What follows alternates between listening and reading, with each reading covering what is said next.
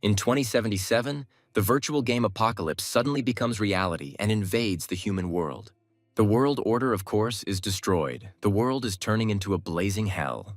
However, as often happens in such situations, superpowers suddenly awaken in people.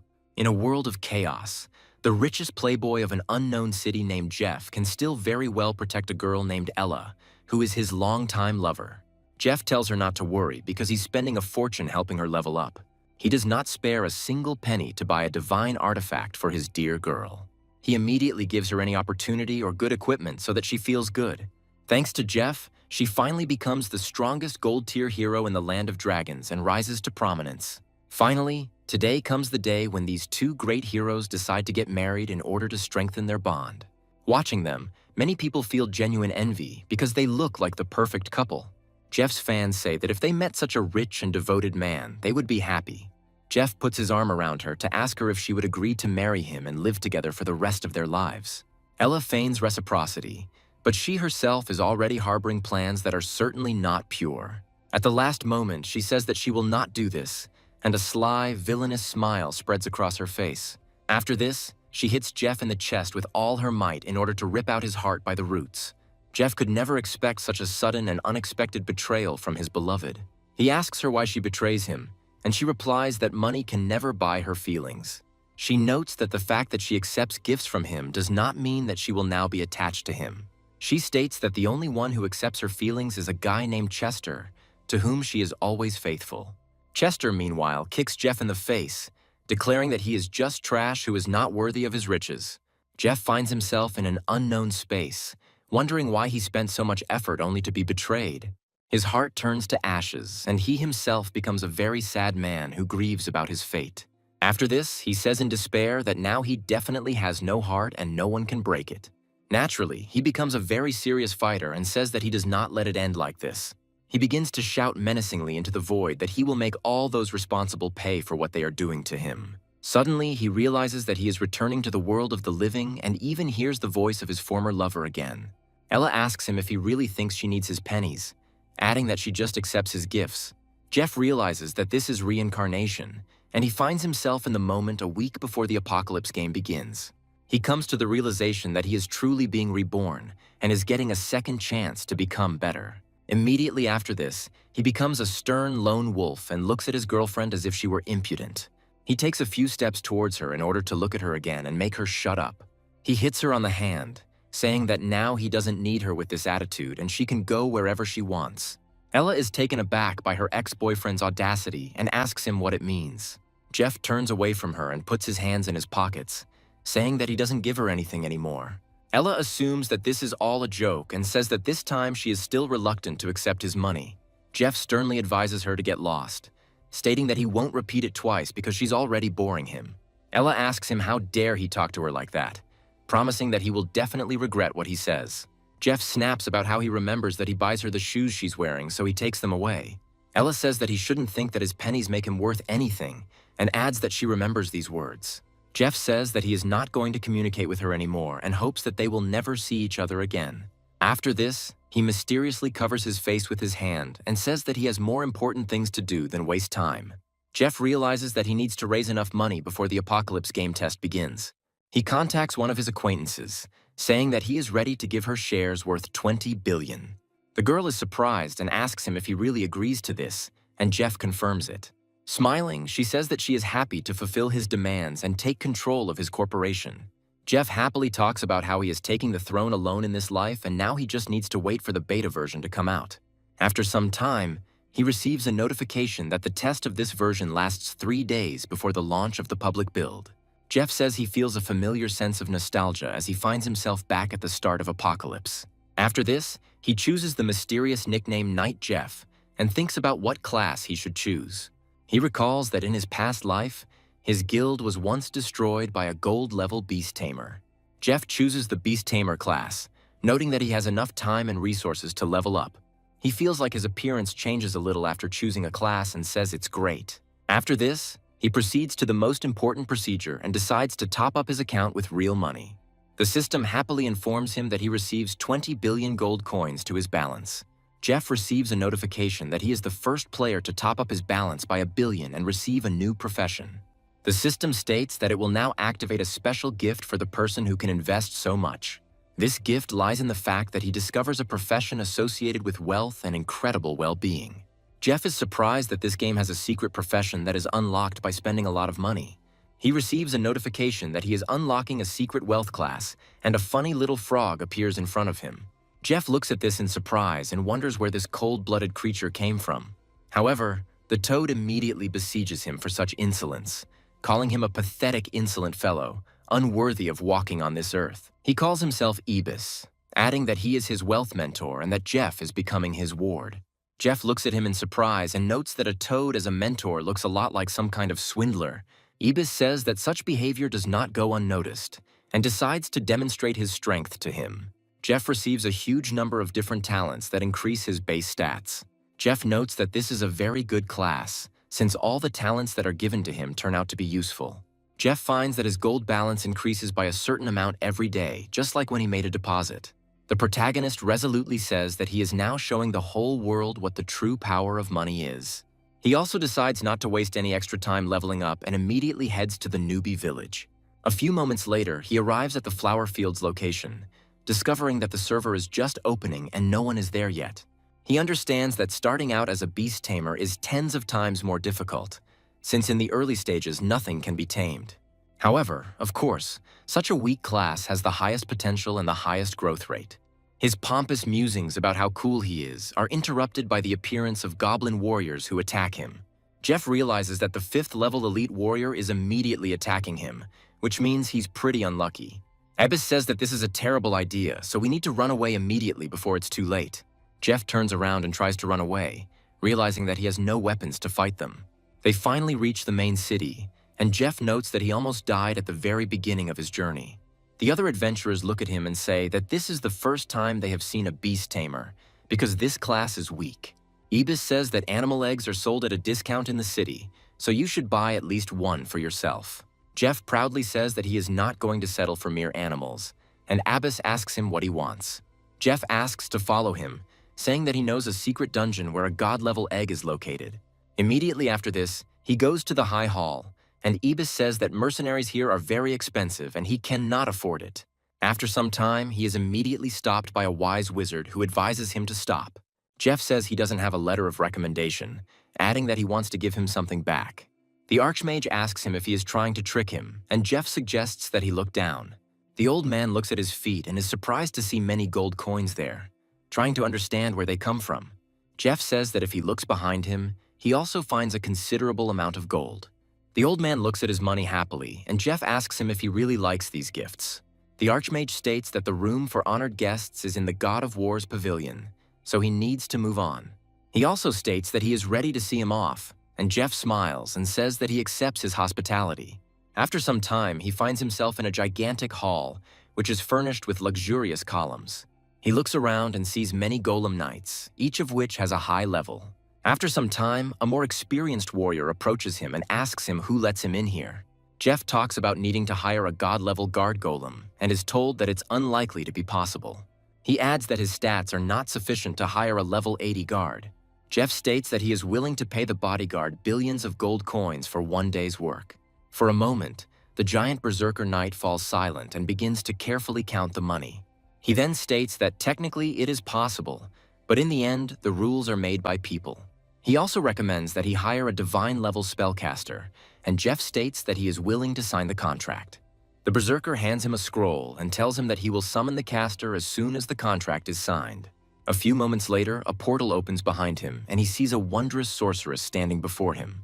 The girl introduces herself as Dolores, adding that according to the contract, she carries out his orders for 24 hours.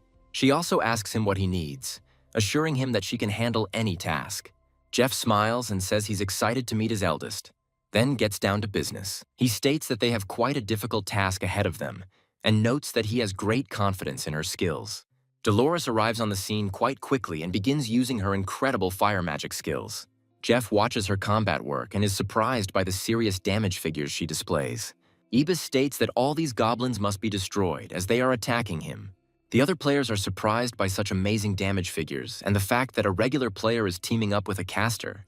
Jeff receives numerous awards for being the first player to reach level 10. Word begins to spread around the world that a player nicknamed Knight Jeff is setting records. Jeff reflects on how once the apocalypse becomes reality, everyone realizes that he is the god of this world.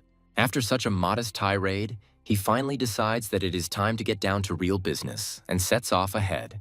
He tells his ally that they are heading to the dragon's lair to find something very important.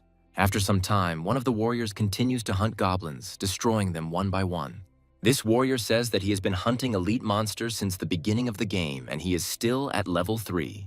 He notes that he hasn't heard of Knight Jeff and decides to find out how he can break through to level 10 so quickly. Meanwhile, the action moves to the depths of the Whispering Valley, where our heroes have been heading for quite some time. Jeff approaches a special stone to activate a seal there, which emits a bright light. After some minor manipulations, a loud roar is heard, signaling that the dungeon is being summoned. The system notifies him that he is entering a hidden area called the Dragon's Lair. Dolores states that she is strong, but she can hardly cope with the dragon alone. But Jeff reassures her. It says that a long time ago, a player of this level accidentally triggers a hidden quest and finds this dungeon. Dolores asks him how he knows this, and Jeff states that he buys a recording of the battle for a large sum of money. Dolores states that if he is going to steal the dragon egg, then he chooses a job not based on rank, because it is even more difficult. Jeff says that it's just a dragon, and if she's a great sorceress, she can take it out in a matter of seconds. The system informs them that in front of them is a 5th-level shining dragon with the ability of Holy Judgment. Dolores is glad that she is taking the teleportation scroll with her and recommends that he go first, while she decides to wait outside. She says that a 3rd-level dragon can destroy an entire guild on its own, and this dragon is even stronger. Jeff asks her to reconsider, but she declares that she is leaving because this is too suicidal a task for such a price. Jeff states that they are not going to fight him and asks to buy her some time, but she refuses. Jeff abruptly says that he is ready to pay her as much as 3 billion gold for this job. Dolores turns around abruptly and says that even if she has to risk her life, she will do it. She proudly says that she will do her best and give him exactly 3 minutes, but she cannot fight longer. Jeff receives a huge amount of buffs and understands that this mage can always be relied upon in the future. She rushes to attack the dragon and says that the buff lasts for 3 minutes, so he must hurry. She states that before she would have been afraid of this monster, but for 3 billion she is ready to make him bow down. She unleashes a massive amount of ice shards on the dragon to slow it down. Meanwhile, Jeff carefully sneaks behind the dragon and gets to the creature's egg. He quietly says that they must not be noticed under any circumstances. Otherwise, their lives will end quickly and ingloriously. Dolores says that there is only a minute and a half left, so she is running out of strength to continue the fight. Jeff says that the egg is much heavier than he thinks and asks the toad to help him. Ebis takes a few careless steps and drops the giant metal helmet, which makes a loud sound.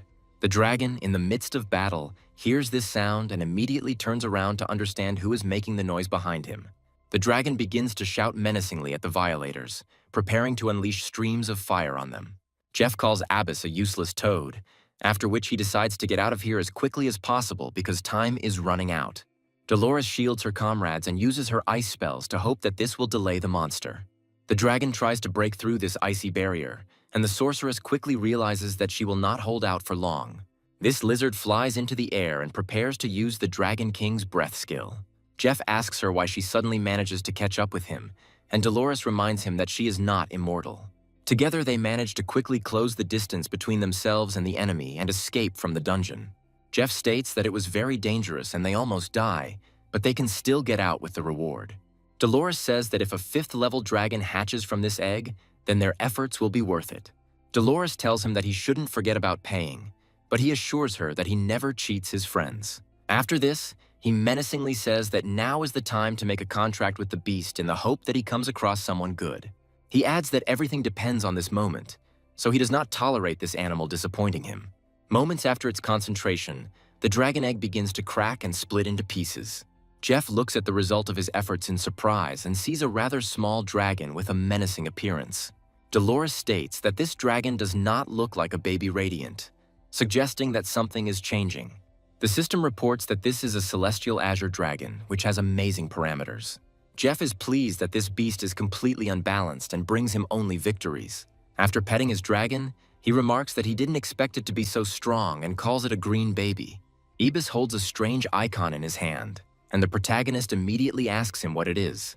Ibis begins to complain that he is being treated inappropriately and with complete disrespect. Jeff learns that this badge is being picked up in the dragon's lair, and Dolores assumes it is the Rage badge. Jeff looks at the stats of this badge and realizes that they grant him new abilities of incredible power. Jeff states that he is taking the badge as compensation for Ibis's carelessness. Ibis demands compensation for the robbery, and Jeff reminds him that they are comrades and therefore should share with each other. Having hung the badge on his vest, he realizes that now farming goblins is going like clockwork. Jeff almost immediately receives a powerful hidden quest that forces him to find the Fang of Fury. Dolores says that this is a divine-level assassin's dagger, which is made from the fangs of an abyssal beast. She also suggests that perhaps there is some connection between this dragon and these fangs. Jeff receives a notification that his time is running out and he will soon be forcibly kicked from the game. Dolores says that she is also running out of time and states that next time he should pay her money. Jeff says that the Doomsday game is still in testing mode and is not fully integrated with reality. After some time, he hears on the news that the game Apocalypse is conquering all the news charts. Jeff discovers that several countries are blocking the game and notes that they will deeply regret this decision later. After a while, his phone starts vibrating loudly because he is receiving messages.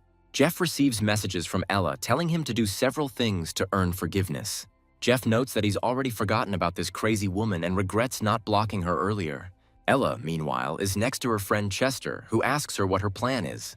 Ella says that Jeff is definitely coming, because he won't dare ignore her requests for help. The doctor comes closer to him and says that it is time to discharge the patient and he must pay the bill. The doctor explains this by saying that they have a lot of patients due to the Apocalypse game who need urgent surgery. Chester says he has no money now, and Ella says she doesn't have a penny either, because Jeff takes everything. Ella immediately declares that this scoundrel thinks that she can be bought with money, but she is sickened by the sight of him. Chester suggests trying to appeal to his pity, and Ella angrily states that she can always manipulate him. Meanwhile, the action moves to the house of our protagonist, where he continues to sleep peacefully and rest after his adventures. His alarm clock is about to wake him up, hinting that it is time to go to the world of the Apocalypse. Jeff realizes that the time is coming, and he needs to dive into the video game world without further ado to gain an advantage. He quickly activates a special system in order to be transported into virtual space. After some time, he finds himself in the newcomer's village, and Ibis accuses him of coming too early. Jeff declares that the early bird always has the best luck and decides to hit the road. He is immediately discovered by other players, who note that he is already leveling up to 10, which means he is a very useful ally. Jeff realizes that this is completely unnecessary attention and tries to run away, but they follow him. Ibis advises him not to stop, as these people are sure to cause him a lot of trouble.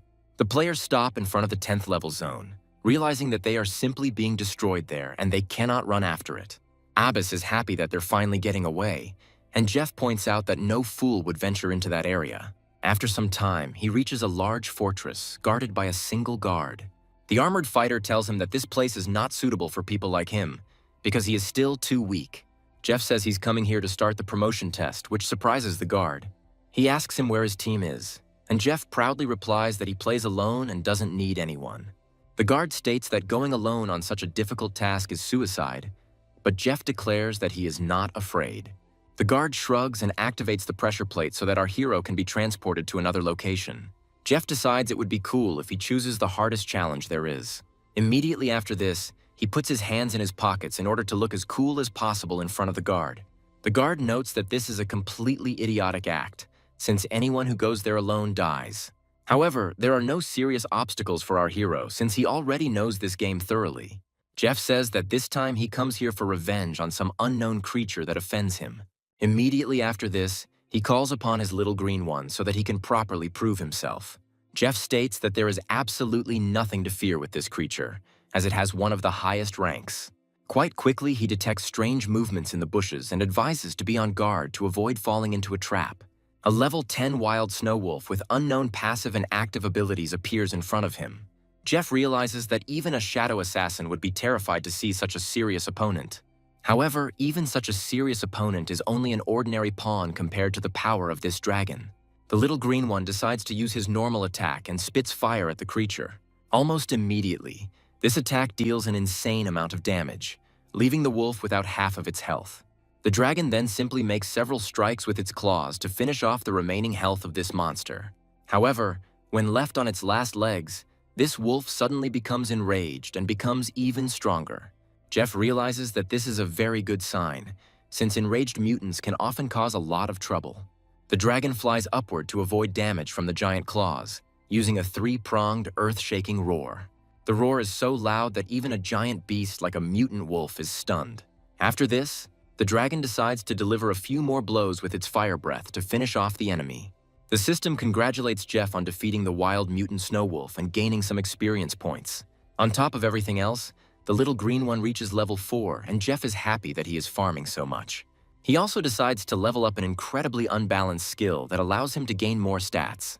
As a reward, several items made from the highest-ranking snow wolf appear in front of him. In the first minutes, Jeff begins to bathe in good loot, which he gets without any difficulties. However, his joy does not last long, because behind them appears some kind of giant shadow belonging to the beast. This shadow belongs to the abyssal demon, who is an even more formidable opponent. Jeff happily orders his pet to attack, as now he is not afraid of any opponents.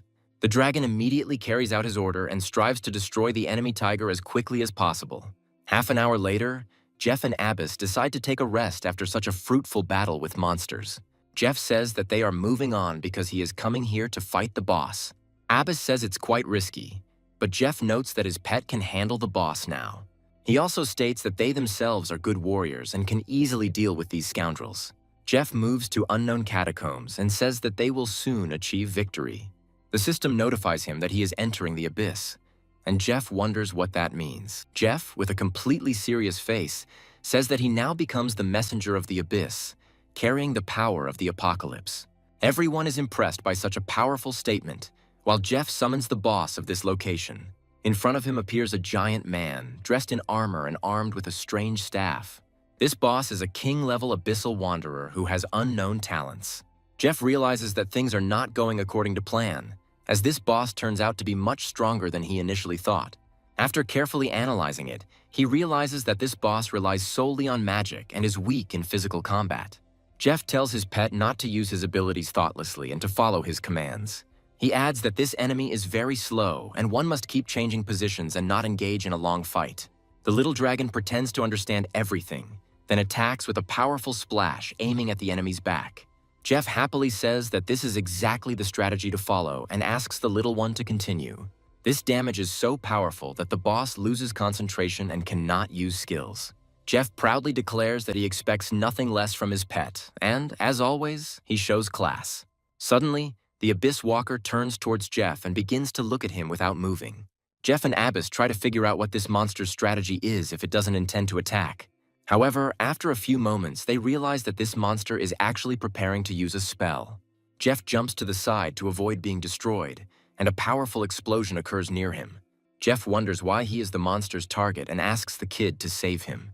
Desperately trying to get out, he says that he won't be able to hold out this way for long. The Azure Baby comes to the aid of its master and again begins to attack the enemy with powerful streams of flame. This blow turns out to be incredibly powerful, causing the monster to freeze in place again and stop attacking. After a few more moments, he falls to the ground as his health suddenly drops to 0. Ibis says that if they are going to end up in such a dangerous place again, it would be better to turn around and leave. Jeff receives a system notification that his beast has reached level 10 and is receiving a large bonus. Jeff calls his comrade a coward, and Abyss reminds him of how quickly he runs away from danger to avoid death. Jeff doesn't respond to this and says that they need to look at what items they get. The system informs everyone that Player Knight Jeff is the first player to complete the Abyss trial. Other players approach the world ranking table to see what kind of player he is and what his strengths are.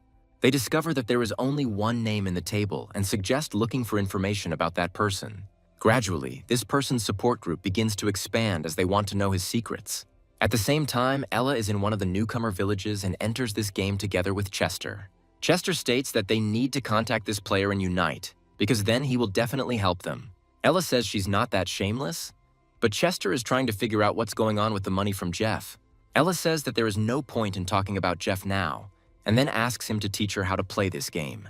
Jeff, meanwhile, says that after such efforts, he expects a much larger reward.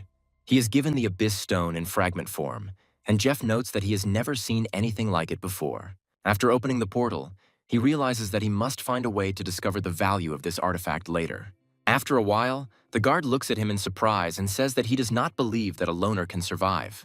Jeff asks him to send him to Central City, and the guard creates a special portal without any problems. He also calls him a respected warrior and congratulates him on successfully passing the test. He also receives a level up in the Abyss, which Jeff notes is a very nice gift. He is given an Epic Valor badge, which further increases all of his attributes. Jeff happily puts on another award and says that it's time to go to a new city. This town is the settlement of Windleaf, which is home to quite a large number of people. Jeff says that in a past life, the area for career change was filled with hundreds of people. The protagonist is emphatic about the need to find the hunter Gutal, stating that he will explain his motives later. He moves calmly through the empty streets, since this city is not yet so densely flooded with players. That is why he quickly finds his target, who has been sitting on a chair all this time and doing nothing. Gutal says that he will not change Jeff's class, but he declares that he wants to become a hidden beast whisperer. Gutal assures that in order to prove his strength, he must bring him 100 eyes of demonic puppies. Jeff says he's not going to waste his time killing hundreds of elite monsters. Gutal states that in this case he can't help him in any way, and Jeff points out that he misunderstands him. After that, he shows him the Epic Valor badge, which immediately makes him very surprised. Gutal says he can't believe someone so young is going through a hell-level ordeal. Jeff starts bragging, saying that he is going through an even harder Abyss-level challenge alone. Gutal says he immediately understands that Jeff is a real dragon among ordinary people. Abyss and Jeff realize that this man changes his mind faster than a normal page can be turned. Gutal says that he would like to know what kind of beast was able to pass the test of the Abyss, and Jeff decides to show him. Chester says he has never seen a god-level beast at such a young age. Immediately after this, he says that this is the beast of his dreams, and Jeff asks him not to worry so much. Gutal says that he will introduce him to the king's chief beast tamer. He hands him a letter of recommendation, saying that this man gives him the answer he is looking for. The system notifies him that he is starting a new quest, which requires him to find a tamer. Jeff notes that the royal beast tamer is in another city and has many other things to do right now. Abyss asks him what he's talking about, and Jeff notes that he has another hidden quest to complete. Abyss becomes suspicious and asks him how he knows about the existence of hidden quests. The action moves to one of the streets, along which a beautiful girl walks, surrounded by two guards. Jeff quickly finds this beautiful girl named Lady Shirelle and carefully approaches her to speak. The guard stops him abruptly and asks him who he is and why he is approaching a royal person. Jeff immediately turns to Lady Shirelle and asks her why she always seems so sad. Lady Shirelle suddenly decides to talk to a stranger and says that she is losing one important thing. Jeff tells her that she doesn't have to worry because he will definitely make sure that her request is fulfilled. Abyss remembers that the flower this lady needs is outside the city, but they walk the streets all the time. Jeff says she doesn't want a regular flower, and Abyss tries to figure out what exactly he's looking for. Jeff goes into a hardware store, and Abyss comments that it's unlikely that you'll find any pretty flowers there.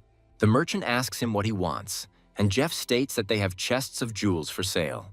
The merchant claims that his chests contain prehistoric dragon bones and other treasures.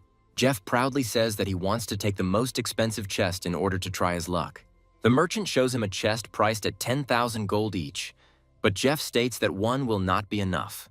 After this, Jeff throws down a wallet with money and says that he is buying all the chests in this store. The merchant looks at him in surprise, after which the spoiled rich man demands that they open the chests faster. His demands are met almost immediately, and at first he comes across less than ideal artifacts. He also comes across large healing potions that can help him in his future travels. By some lucky chance, he also receives a strange expanding bread that satisfies his hunger. After this, it turns out that out of the 100 remaining chests, only one remains, and Jeff demands to open it immediately. Jeff immediately looks inside, thinking that now he has no chance of losing. The system informs him that he has found a beautiful flower, but its use remains unknown. Jeff looks at this crystal rose with joy and understands that his quest will finally be completed. Meanwhile, Lady Shirelle decides to return to her home to take a bath in the company of her maids. She asks one of them if some brave person can really find this flower for her. The maid tells her that with her charm, she will definitely be lucky, and someone will find what she has been looking for so long. Suddenly, another maid bursts into her room and says that the young man wants to meet her alone. Lady Shirelle learns that someone is indeed finding a flower for her, and her cheeks begin to blush. Jeff is waiting for her nearby, and Lady Shirelle asks him in surprise if he has already found the flower. Jeff hands her the chest and says that the charming lady simply has to look at it. Lady Cheryl opens the chest and says that this is the very beautiful flower she is looking for. Lady Cheryl apologizes and asks him what reward he hopes to receive by offering the artifacts. Jeff states that he is not interested in money, and she states that he leaves her no choice but to go another way. Jeff is surprised by this girl's courage and understands that he will not be able to refuse if he does not show firmness now. He immediately says that she doesn't understand him correctly, and in fact, women are not at all what he dreams about. He states that he at least asks her to help him obtain citizenship so that it will be easier for him to move around the cities. Lady Cheryl says that if all he wants is citizenship, then it will be too easy a task. Jeff also says that he would like to buy a home in the city to settle down nearby. Lady Cheryl says that this is a very correct decision, since wandering in different directions is stupid. She also says that she understands him perfectly, but the area he chooses is not the most lively.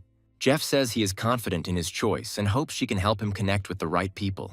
Ibis tells him that this is not a profitable solution, because the area is sparsely populated and there are few useful buildings there.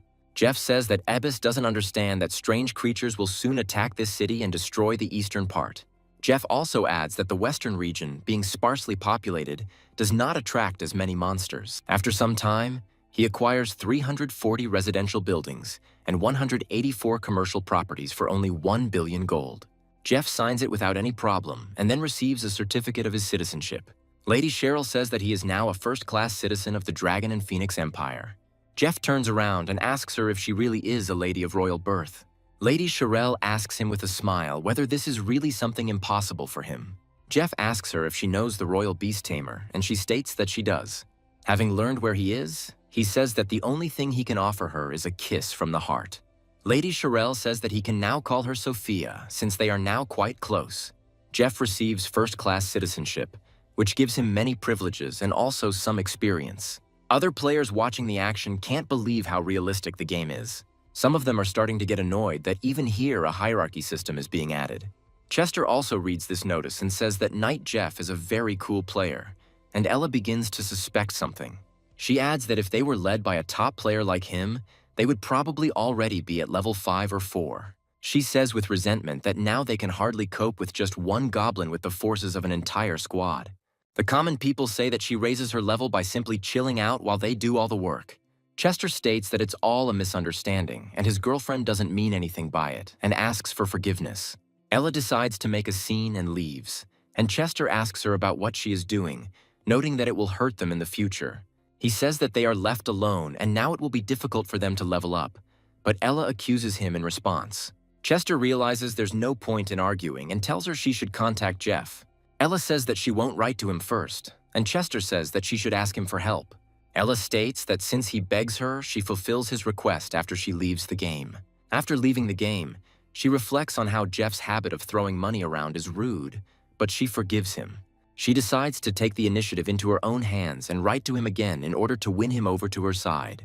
She tells him that she is playing a game called Apocalypse and asks him for help with money and equipment. Smiling, she says that she is incredibly generous, so she decides to forgive him this time and give him a chance.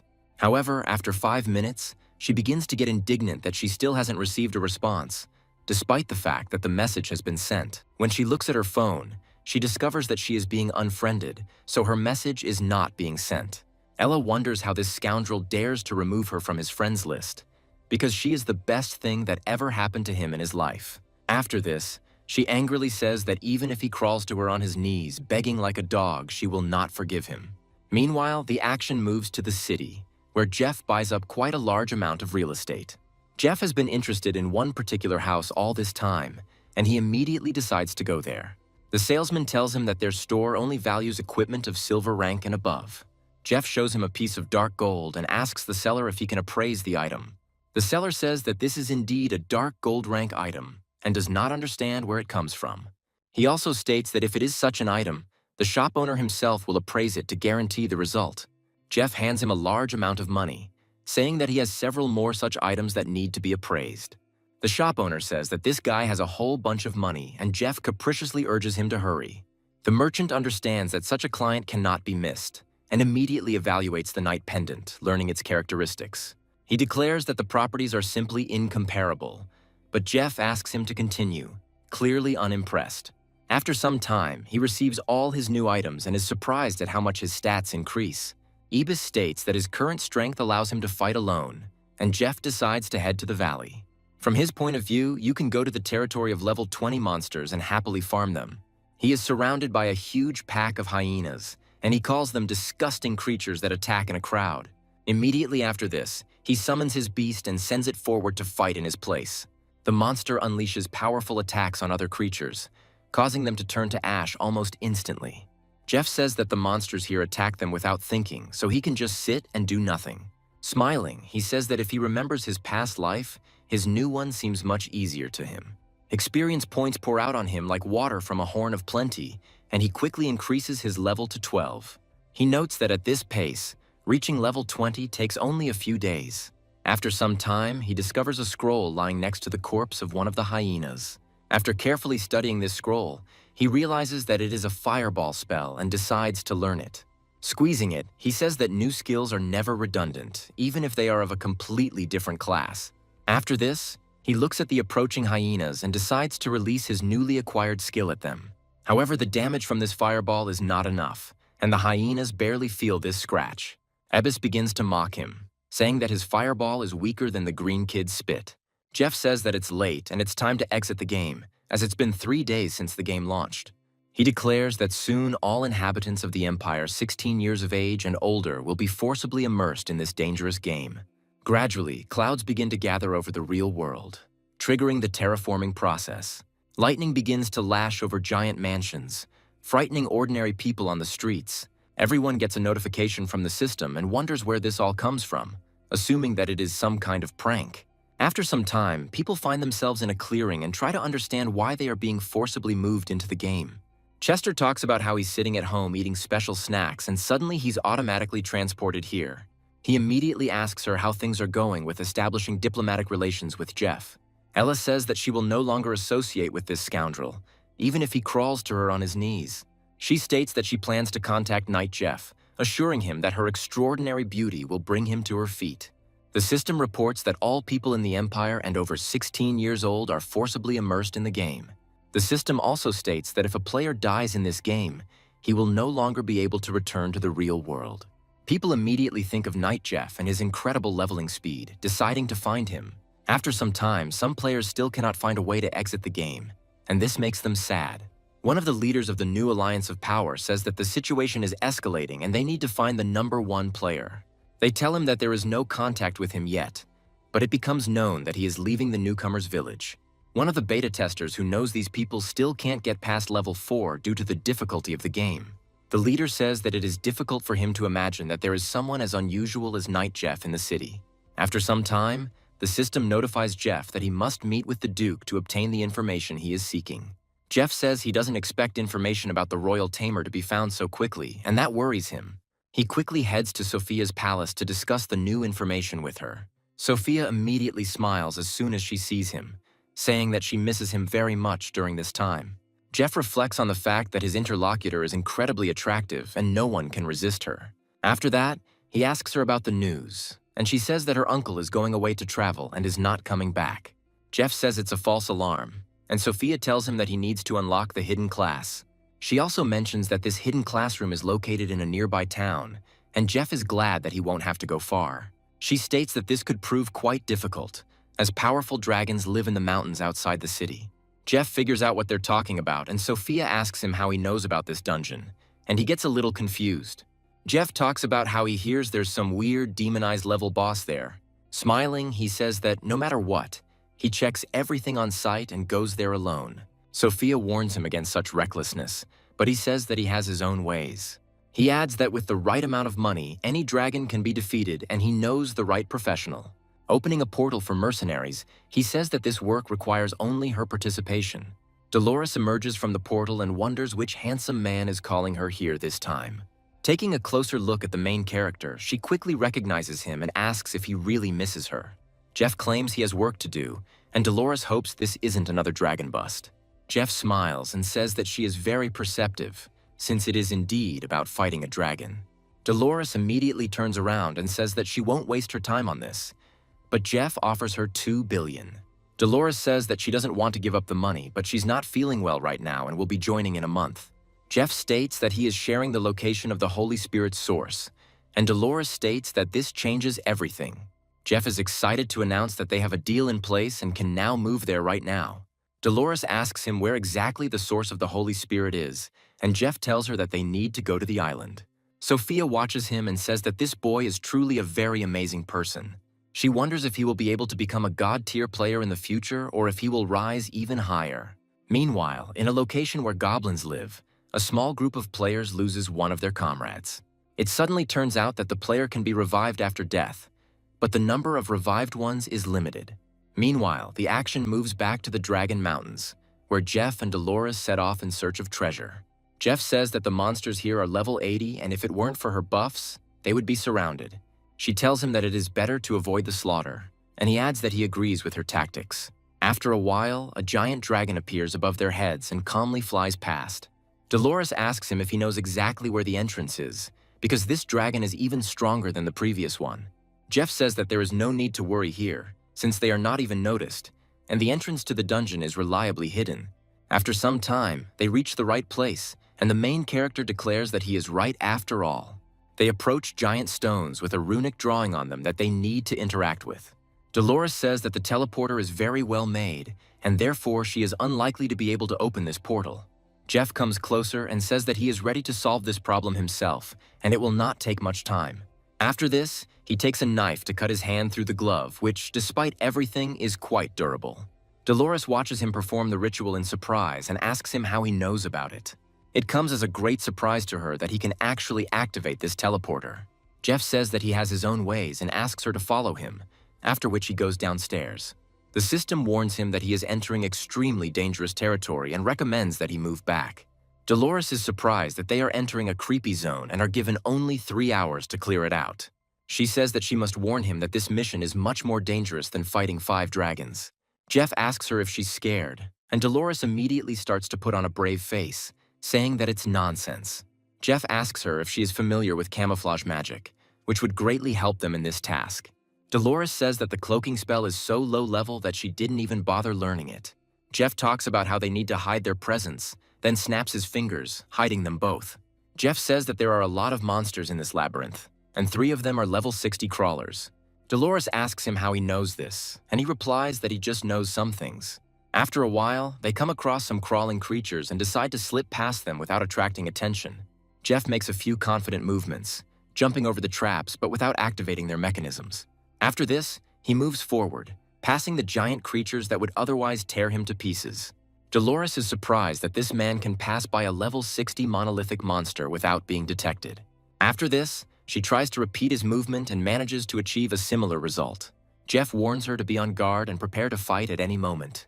They discover a giant monster, and the protagonist says that this monster is different from the previous one. This monster is called the Keeper of the Labyrinth, and Jeff asks Dolores to prepare for a serious fight. Jeff assures her that he is going to open the treasure chest while she picks up the necessary spells. He decides it's better to be on the safe side and asks the toad not to move thoughtlessly, otherwise the beast will wake up. After a while, Jeff finds himself near the chest guarded by this boss, and is happy that he has reached his goal unnoticed. When he opens the chest, he discovers that even the treasures inside are changing, and this upsets him greatly. He expresses his frustration too strongly, causing the boss nearby to immediately wake up. However, moments later, he is covered in a thick layer of ice due to Dolores' powerful attack. She asks him why he is freezing in place and advises him to save his life as quickly as possible. Jeff rushes forward when suddenly the ice tomb in which the beast is trapped collapses. Dolores uses a pentagonal magic spell to further restrain the beast. She uses a powerful thunderclap to freeze the giant creature in place. Jeff carefully examines the gifts he receives and realizes that he is incredibly lucky again. Jeff is happy that he now has a Skybane item that resets his cooldowns. Dolores asks him what they should do with this boss, offering to either fight or leave. Jeff says that they are going to fight, so they need to give it their all. She takes a few more steps towards the monster and prepares to call down powerful lightning strikes on it. The giant pig begins to scream in unprecedented pain, after which it decides to call on an ally for help. Jeff and Abbas don't immediately understand the meaning of such a shout, because bosses don't do that before. However, after a few moments, the stone ceiling of this cave begins to collapse under the onslaught of blows. Quite quickly, a dragon crawls into the resulting hole and tries to incinerate everyone in its path. Jeff and Dolores realize that fighting is now pointless and they need to run away as quickly as possible. Dolores wonders how this is possible, since bosses usually can't summon dragons. Jeff assumes that they are neighbors and have become friends during the time they spend in this place. Dolores warns Jeff to take good care of himself because the beast is running straight towards him. Jeff says that there is no point in this because this monster is going to attack them with full force. He decides to attack first, as this is the perfect moment to test his fireball. After a few moments, he commands the creature to die immediately and uses all his power. After a powerful click, a bolt of energy flies out of his hand, dealing 242 damage. Jeff wonders how unlucky he is if this is all the damage he can do after all the buffs. However, after a few seconds, the monster suddenly stops, sensing that something is wrong with its body. His body suddenly begins to explode, as if a giant projectile were flying through it. Jeff is notified that the enemy's health was low, causing the instant death effect to activate. He is bombarded with notifications that he is gaining experience points and leveling up to 20. Dolores can't believe that a level 12 newbie can defeat a demonized boss. Players in this world are amazed that this person can achieve such heights. They continue to praise Knight Jeff, saying that this man is on a completely different level. Even those who follow the world leaderboards understand that it is impossible to compare with this man. However, they still don't understand how a level 12 newbie can kill a level 100 monster so easily. Jeff says that the boss is dead, the dragon is furious, but he hasn't taken his loot yet. Dolores says that she is opening a portal, and if he doesn't run out now, he will never be able to leave this place. A few moments later, everything collapses, leaving behind only a pile of giant stones. Dolores says she hasn't felt such an adrenaline rush in a long time, and Jeff praises her resourcefulness. After this, he realizes that they are not getting out of this place yet, since there is only one enemy left. This enemy is, of course, the divine heavenly dragon that is still pursuing them. A giant creature lands next to them and prepares to breathe its flames on them. Jeff and Dolores try to pretend that they have enough strength to deal with this creature.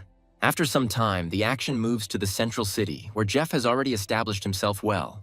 Sophia says that he actually manages to get the items from the labyrinth that she asks for.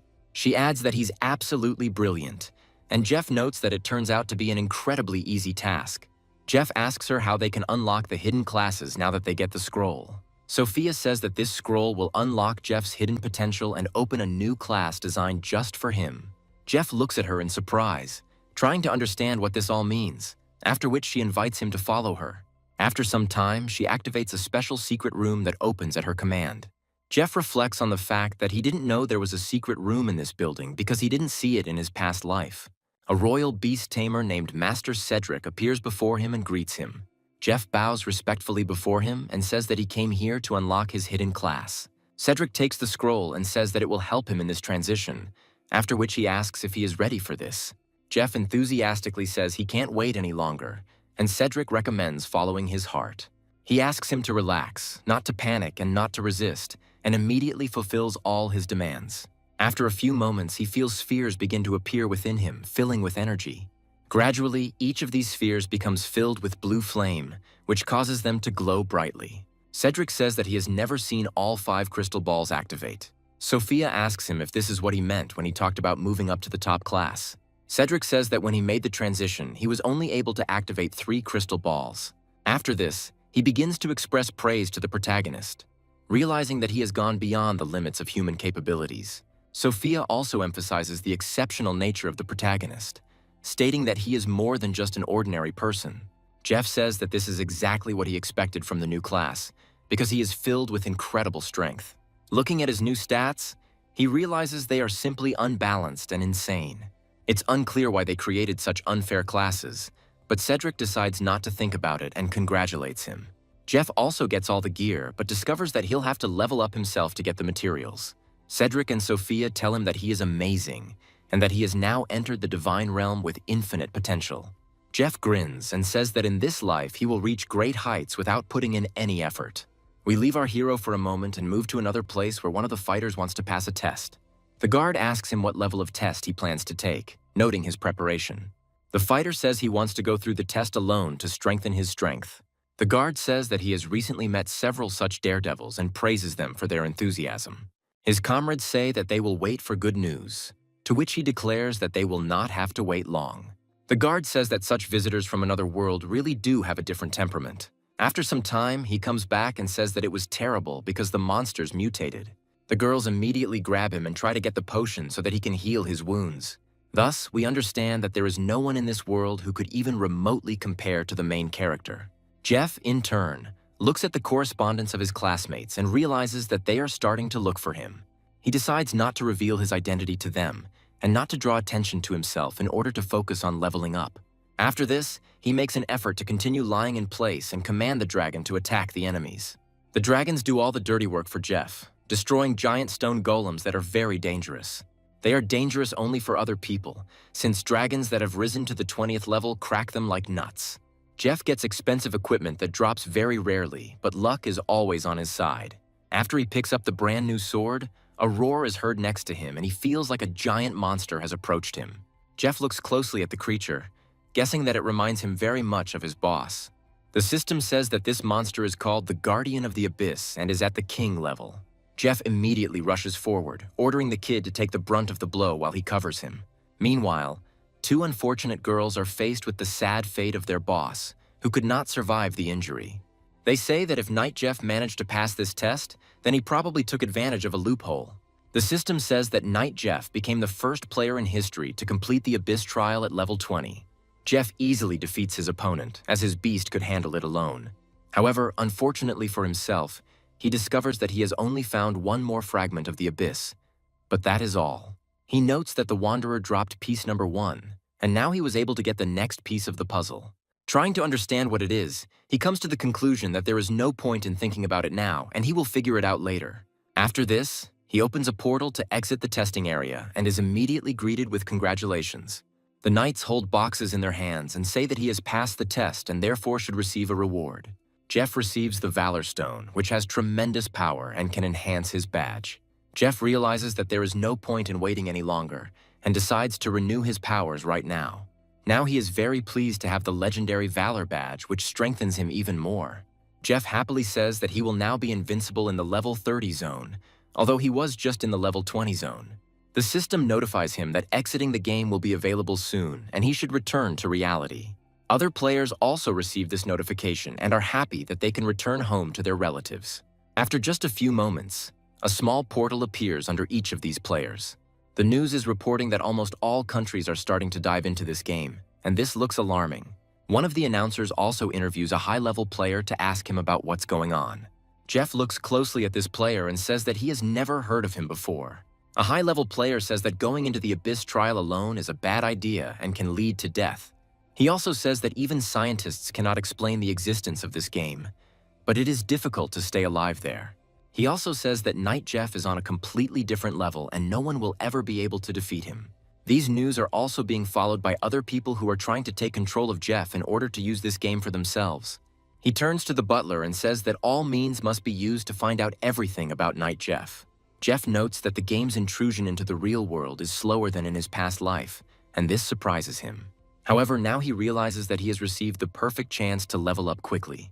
For him, level 30 is a key moment, as he now has the opportunity to get another pet. He goes to the Valley of the Grey Mist to continue farming experience points while no one else is there. His Azure baby charges forward to deafen his opponents with his loud roar. Jeff happily watches his pet's progress, noting that he is becoming stronger and stronger. After he has managed to stun his opponents, the dragon decides that it is time to deliver a fiery strike. Utterly helpless targets have no choice but to take damage and accept their fate of immediate death. Jeff increases his level even more, realizing that he doesn't have much time left to reach the coveted figure. People who have been watching the leaderboard all this time can't believe that someone has leveled up so quickly. A high-level player says that he assumed that leveling would be slower at higher levels. His comrades tell him that there will always be someone better, and second place in the top is not bad either. Meanwhile, we are transported to the dragon's nest, where two lizards are talking about the missing dragon egg. The Heavenly Fire Dragon and the Heavenly Azure Dragon realize that they need to turn to a new legend. The Heavenly Fire Dragon says that it senses the aura of a person who disgusts them. The Azure Dragon declares that the nauseating divinity emanating from this young face is too weak. The prophet of dragons says that he is ready to believe this, and that the future of the people depends on this mortal, even if it is reckless. The second dragon tries to stop him, but after that they take off because they don't have much time left. The dragon speaks of darkness transcending space and time, and this man is their last hope for salvation. The Azure Dragon says that entrusting the fate of their people to a mere mortal is not the best idea. Meanwhile, the second highest ranked fighter named Chum and his friends finally reach the city. He says that besides Knight Jeff, they are the first players to get here. A few moments later, he sees several huge dragons flying in the air. They also see Jeff, who loudly asks for help and says that he was kidnapped by the Dragon of Justice. Observers say they have never seen such a large dragon and speculate that it is holding Jeff in its arms. Chum states that even at level 100, there is no chance of possessing such dragons. News spreads around the world that celebrity Jeff the Knight has been captured by dragons. Meanwhile, Jeff finds himself in an unknown place that is teeming with these giant creatures. Ibis reminds him of his exploits and says that he was completely wrong to decide to contact them. Jeff realizes that he is finished, since he stole an egg from one dragon and robbed the house of the second. The dragon asks him if he isn't afraid of their appearance, and Jeff decides not to answer. The other dragon declares that he has nothing to fear, as the egg he took is the last hope of their people. Jeff assumes it's the green baby, and the other dragon accuses him of giving it a bad name. The fire dragon suggests that they have little time, so it is better to get down to business. They fly up into the sky together and begin to loudly call out to the dragon god with unknown intentions. Jeff immediately begins to cowardly beg for mercy, saying that he doesn't know this dragon well and didn't want to steal his egg. However, the dragons turn their gaze to the majestic statue of another dragon that is nearby. Energy that has two colors at once begins to glow in his eyes and is directed towards Jeff. He receives the gift of heaven and the blessing of the dragon clan, which no one has ever been able to receive. After this, they try to give him the opportunity to take part of the dragon god's power in order for him to become invincible. Meanwhile, the news is spreading news that a new legend has emerged who is trying to get to Jeff. People speculate that Knight Jeff made some kind of deal with the dragons to level up faster. Jeff, meanwhile, comes to and feels how much his head hurts, but receives a notification that he has become stronger. Abus says that the dragons flew away, and he himself found himself in the 40th level zone completely alone. Jeff looks at his stats and finds the dragon god's blessing there. He discovers a new skill that allows him to convert his money into a shield against any damage. He also discovers that this skill has no recovery time, and realizes that this is an incredible stroke of luck. He smiles, happy that the wealth class has new skills, and checks out another subclass. Now he has no limit on the number of animals he can subjugate. Jeff receives powers comparable to a true deity, and now no difficulties are scary to him. He falls to his knees and says that he will light incense for the dragon gods who gave it to him. After some time, he goes to the testing hall of the 30th level and finds a guard there. He is asked if he wants to take on the Abyss level challenge, and Jeff immediately agrees. The knight asks him to wait a bit, after which he opens a portal that draws air inside. The knight offers him to go further to move to the testing area, and Jeff goes forward. Moments later, he finds himself in a gigantic, icy wasteland full of deadly dangers. Jeff says that if he had known in advance what awaited him, he would have probably dressed warmer. A few moments later, he finds himself with a giant snowball flying towards him, which he needs to dodge. At the last second, he jumps to the side to avoid taking too much damage. Abbas asks him why he doesn't turn on his shield, and Jeff honestly admits that he forgot about it. A few moments later, giant monsters that look like Bigfoot start running towards him. Chester calls his faithful pet forward to show this scoundrel what he is capable of. The dragon immediately flies up and unleashes its fiery abilities on this giant, hoping to quickly destroy it. That's exactly what happens, and it's another fight that ends pretty quickly. Jeff is trying to figure out if every enemy will go down from just one hit now. The system reveals new abilities for the green dragon, making it even more overpowered than before. However, after this, he discovers a gigantic number of monsters have appeared and are heading towards him. Jeff asks the Azure Kid to act seriously and destroy all enemies in the area. The baby flies into the sky and unleashes a gigantic amount of fire bursts on his enemies. As a result, he destroys the boss of this location along with all his subordinates without much difficulty. Jeff smiles and says that all these monsters go down in one hit, so it was too easy. The system once again notifies all other players about how cool a player Knight Jeff is. People who want to get him say that this person really lives up to their expectations. They decide to return to the city to meet this interesting guy in person and lure him to their side. Jeff gets another fragment and wonders how many there are to get. Jeff muses that he can now go to the blacksmith to upgrade his badge and ask for a discount. After this, he says goodbye to the guard and says that they will definitely see each other again when he returns. He heads almost immediately to the main city to complete his business and see Sophia. On his return, he finds that there are many more people in the main city and that he has indeed been absent for a week. The first thing he does is decide to assess the equipment and discovers that there are quite a lot of people here. He walks inside without ceremony, skipping the line, and asks the owner to evaluate his equipment. At first, the blacksmith asks him to get out of here and come only in the general queue, but then he recognizes him. He understands that the god of wealth is in front of him and asks him to go inside and not deny himself anything. Other people can't believe that first-class citizens can go anywhere without waiting in line. Jeff hands the blacksmith a hero badge and demands that he upgrade it as quickly as possible.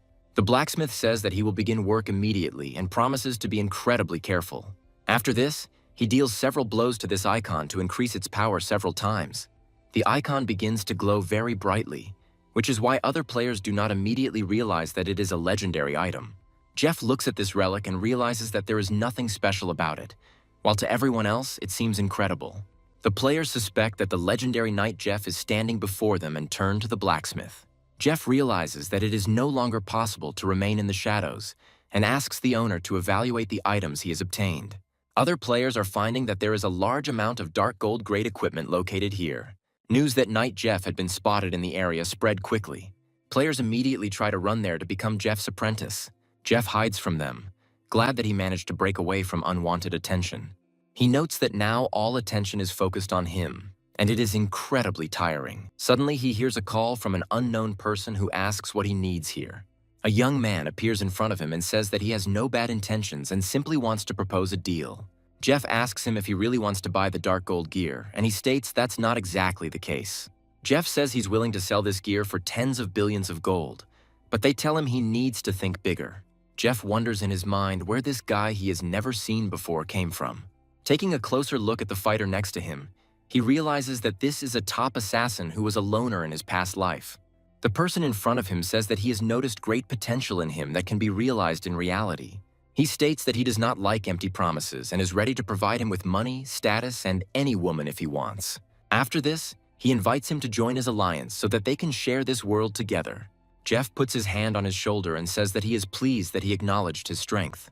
After this, he suddenly says that he doesn't like it when someone shows off, so he will kill him right now. The fighter in front of him says that he will not dare to attack him, because there is no reason to do so. Jeff realizes that he can't tolerate another rich man, because then he won't be exceptional, and kills him. The other fighters try to take up arms, but the assassin stops them, saying that killing is prohibited here. Jeff says the money and equipment he left behind is their severance pay. However, almost immediately after this, they hear an alarm signal from the guards, who are trying to figure out what is going on here. They surround all the players and order them not to move from their place. The captain of the guard asks them who dared to kill in the main city, hinting that it is forbidden. Jeff calmly states that it was he who finished off the villain, and is asked how dare he say so calmly. However, the chief of the guard quickly realizes that he is dealing with a first-class citizen and relents. Jeff lies to him, saying that the man had threatened him, so he decided to teach him a little lesson. The guard tells the protagonist that in this case they will sort it out themselves, and the citizen does not need to get his hands dirty. People watching this are surprised by such impudence and audacity and understand that upper-class citizens can do anything. Meanwhile, the chief of the guard tells his partners to retreat as quickly as possible. The guard asks him why they didn't arrest him, to which he states that there is an important detail in this situation. He notes that the first-class citizen is the guy the Duchess is looking for. Meanwhile, we are transported to the Duchess's residence, where Sophia is spending her time with a bored look. She wonders if the heavens are mocking her and still haven't sent her her beloved Jeff. She wonders why there is still no news from this man because she misses him so much. After a while, the maid runs up to her and says that there is news about Knight Jeff. Sophia happily jumps up from her seat and eagerly asks where he is now, hoping to meet him soon. Meanwhile, we arrive at a respawn point where the young man who was recently killed is just being revived. His subordinates tell him that Knight Jeff is too powerful, and he notes that this is indeed the case. After this, he asks the assassin to stealthily return to the city and pick up the equipment he dropped. Jeff tells them that they don't have to come back because he didn't take his gear. The gang leader asks him what he's up to since you can't fight in the spawn area. Jeff says that if the grass is not cut down to the roots, it will grow back in the spring, and decides to continue the massacre. He uses his black ball skill almost instantly to drain his target's health as quickly as possible. He orders the rest not to move, otherwise they will be the next to die in this massacre. He also proudly states that for him, killing one person or a whole crowd is absolutely the same, because he doesn't care about people. After some time, his victim is reborn again in almost the same place as before. The young man says that the bloodshed must stop, otherwise there will be serious consequences. Jeff continues to kill the man who offered him cooperation and says that these threats do not matter to him. People look at him in surprise and try to understand why he kills a man at the respawn point. His subordinates realize that things are bad because the young master is no longer reborn. After some time, elite guards arrive here and wonder who dared to kill here. The assassin says that no matter how strong Knight Jeff is, it is impossible to escape the court of the Black Inquisitors. Jeff is surprised to discover that killing an innocent person attracts the attention of the guards. After this, he immediately jumps down and surrenders, because these enemies are still too strong for him. The guards immediately take him away in handcuffs, telling him that he will go with them to the courthouse. Meanwhile, we are transported to a rich mansion in which the young gentleman has been staying all this time. One of the butlers, who is constantly near him, says that the young master does not wake up. After some time, an elderly man enters the room and asks what happened to his beloved Brandon. He is told that someone killed his son, and he declares that he will destroy the killer's family for this. After a while, we are transported to the imperial courtroom, where Jeff will now be tried. He is asked why he committed this murder, to which he again replies that he was threatened and was forced to defend himself. The jury says that this is a rather brutal and very senseless display of violence without any reason. The Inquisitor says that taking this story into account, he is banished from the Eastern City for life. Jeff tries to figure out how to get out of this situation, and Sophia comes to his aid and supports him. She says that Jeff only killed a ragamuffin who violated dignity, and therefore he cannot be punished. The Inquisitors greet the respected lady and try to understand why she suddenly sided with the murderer. Sophia says that Jeff is her close friend, and she does not want him to be treated unfairly. The Inquisitor recalls that according to the laws, killing ordinary people if they offend you is considered acceptable. Sophia says that it is now clear that Knight Jeff is not guilty of anything and that he was definitely provoked.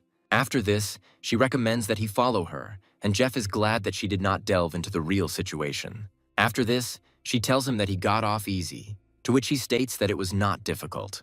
Sophia adds that she heard that he was kidnapped by 2 dragons, and Jeff states that he acquired something very valuable. Sophia says she would love to hear his story, and Jeff says he will go with her.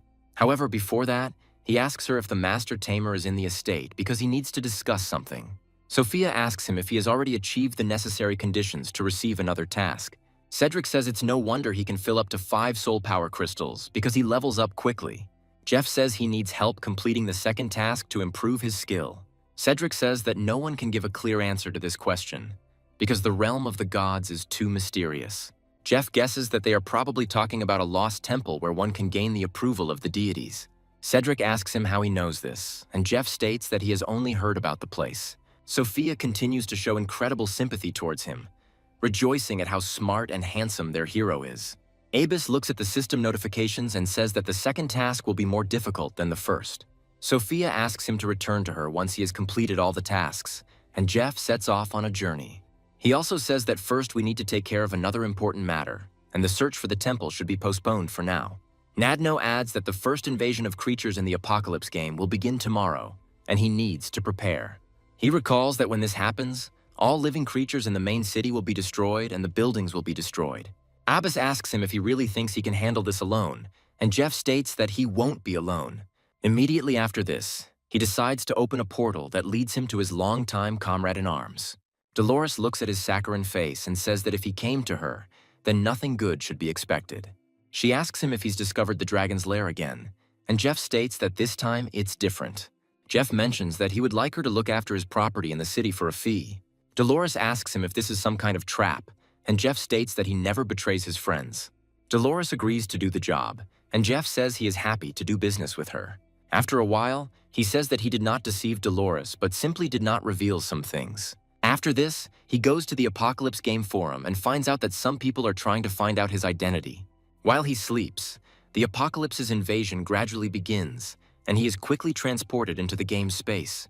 Other people are wondering what they should do now and how they can get rid of this damn game. Meanwhile, Jeff wakes up, manages to change his clothes, and comes to Dolores, who is standing at her post.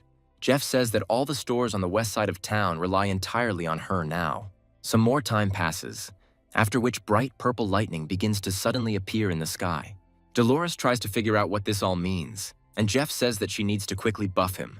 After a while, the lightning transforms into a giant portal, and Dolores realizes that the night will be difficult.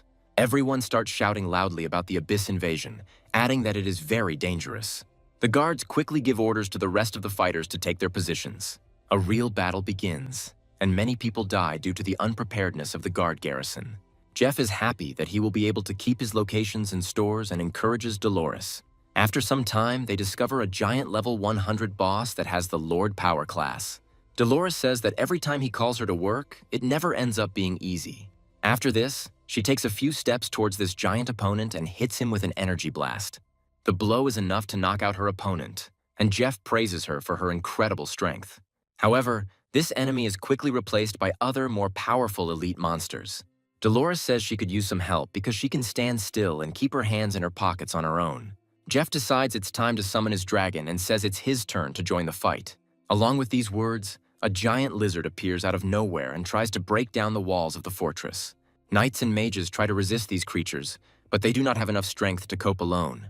After a few moments, the system notifies the protagonist that he has killed an elite anomalous boss. Jeff asks him to be careful because he might break his expensive stores, and for him this is much more important. After this, he shows him the approaching giants on the floor and orders him to deal with them. The Azure Baby immediately carries out his command and rushes forward, hoping to quickly eliminate his opponents. Jeff is happy that the bosses are dying one after another and understands that this is the best way to level up quickly. After this, he says that he is leaving the western regions to her and she should try to hold on to them. He quickly runs up to the defeated boss to collect all the loot from him, while his pet does the main work.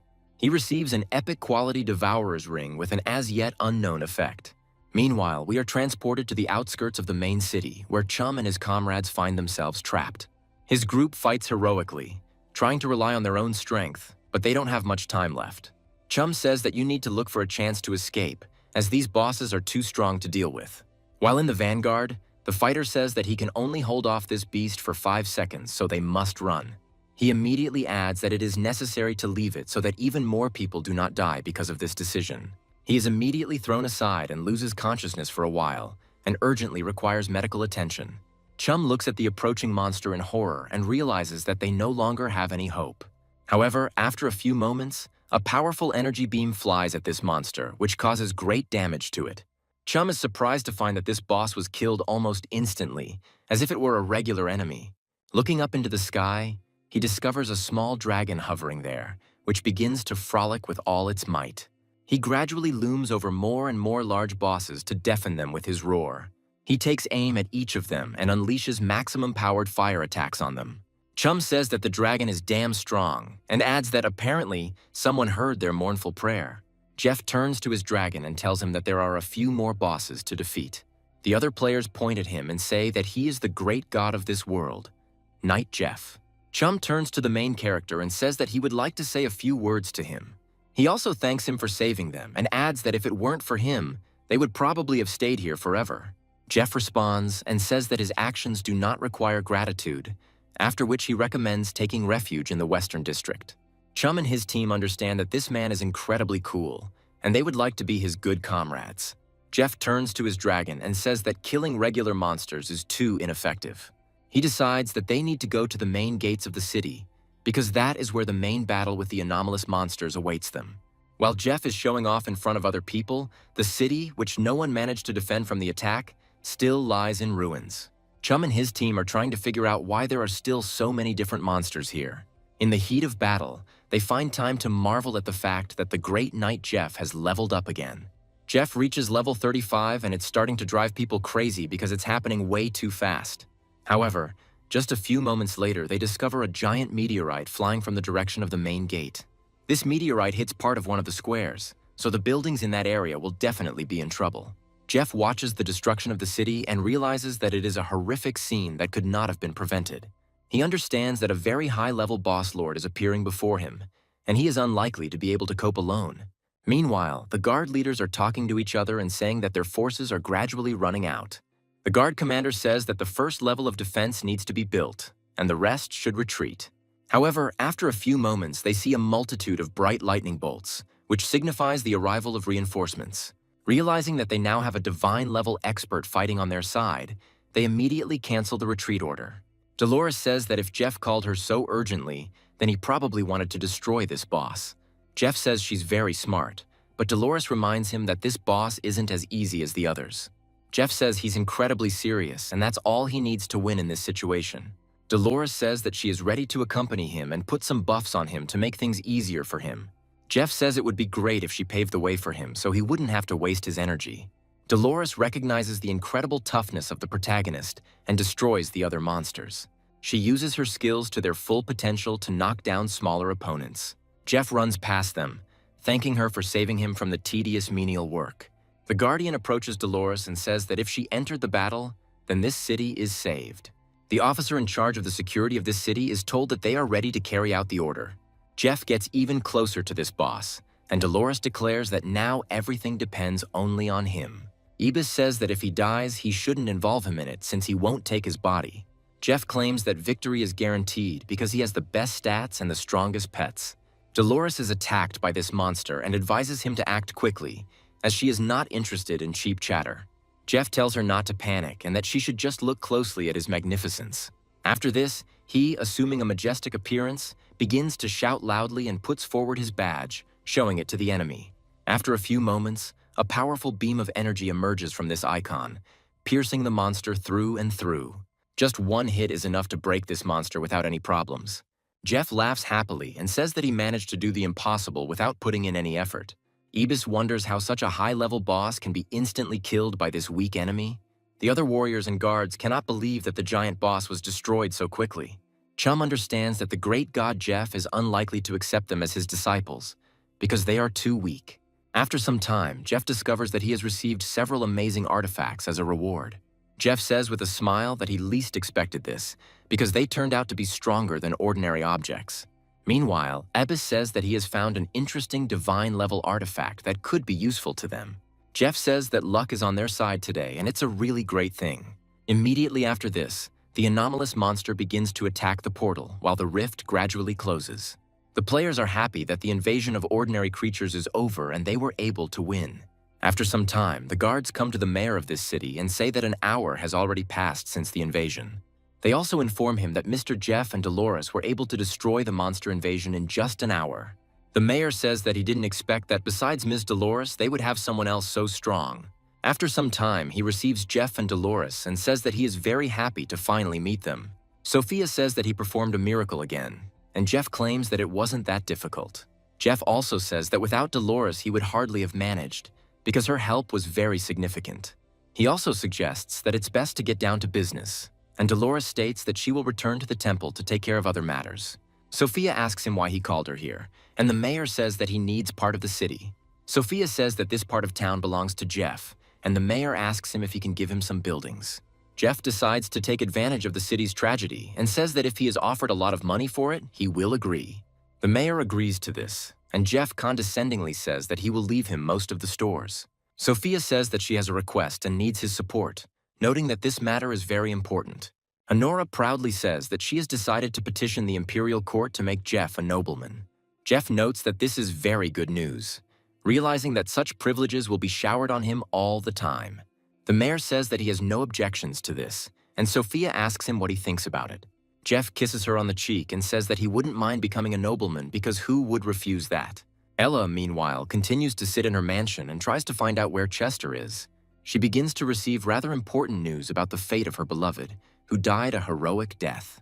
However, Ella calls him a pathetic loser who couldn't even handle a simple abnormal monster. After this, she realizes that she was wrong about him, and that it was his fault that she turned away from Jeff's true genius. She understands that he loved her so much, and that if she sincerely apologizes to him, she will definitely be able to get everything back. After this, she goes outside in the middle of the night and hopes that Jeff will wait for her and take her into his arms. Meanwhile, some players say that they only bought apartments in the area that Jeff bought for himself. Jeff wonders why so many people are rushing to this city and decides to improve his equipment. He heads towards the blacksmith, who tells him that he can't help him because of the monster invasion. He adds that since these monsters attacked suddenly, no one could have known about their appearance, and his store was destroyed. Jeff says he is willing to provide him with a forge and identification equipment. After some time, he finds himself in a surprising place and wonders what it all means. Jeff shows him the high-end forge, noting that he didn't expect there to be such a forge in the area. Jeff states that if the blacksmith wants, he can become the owner of this shop since he doesn't need it anyway. He also decides to show him the equipment he got from these bosses and asks him to identify it.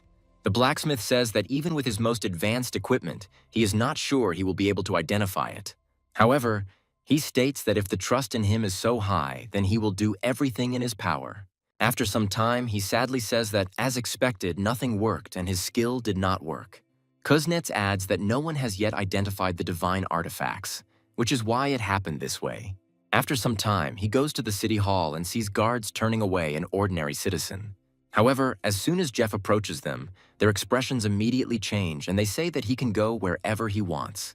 The mayor looks happily at his savior and asks him why he decided to visit him.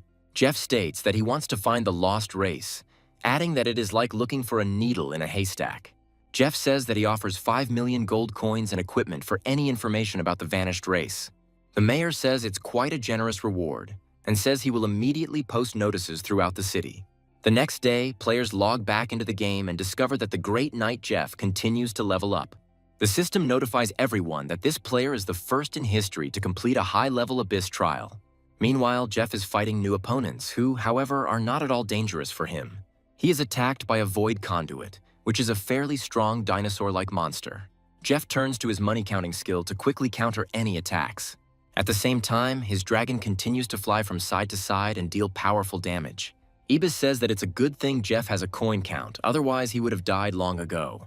He also says that the blessing of the dragon god greatly increases the speed of leveling his pet. He receives another shard and discovers that it is already the 4th shard, wondering how many more there will be.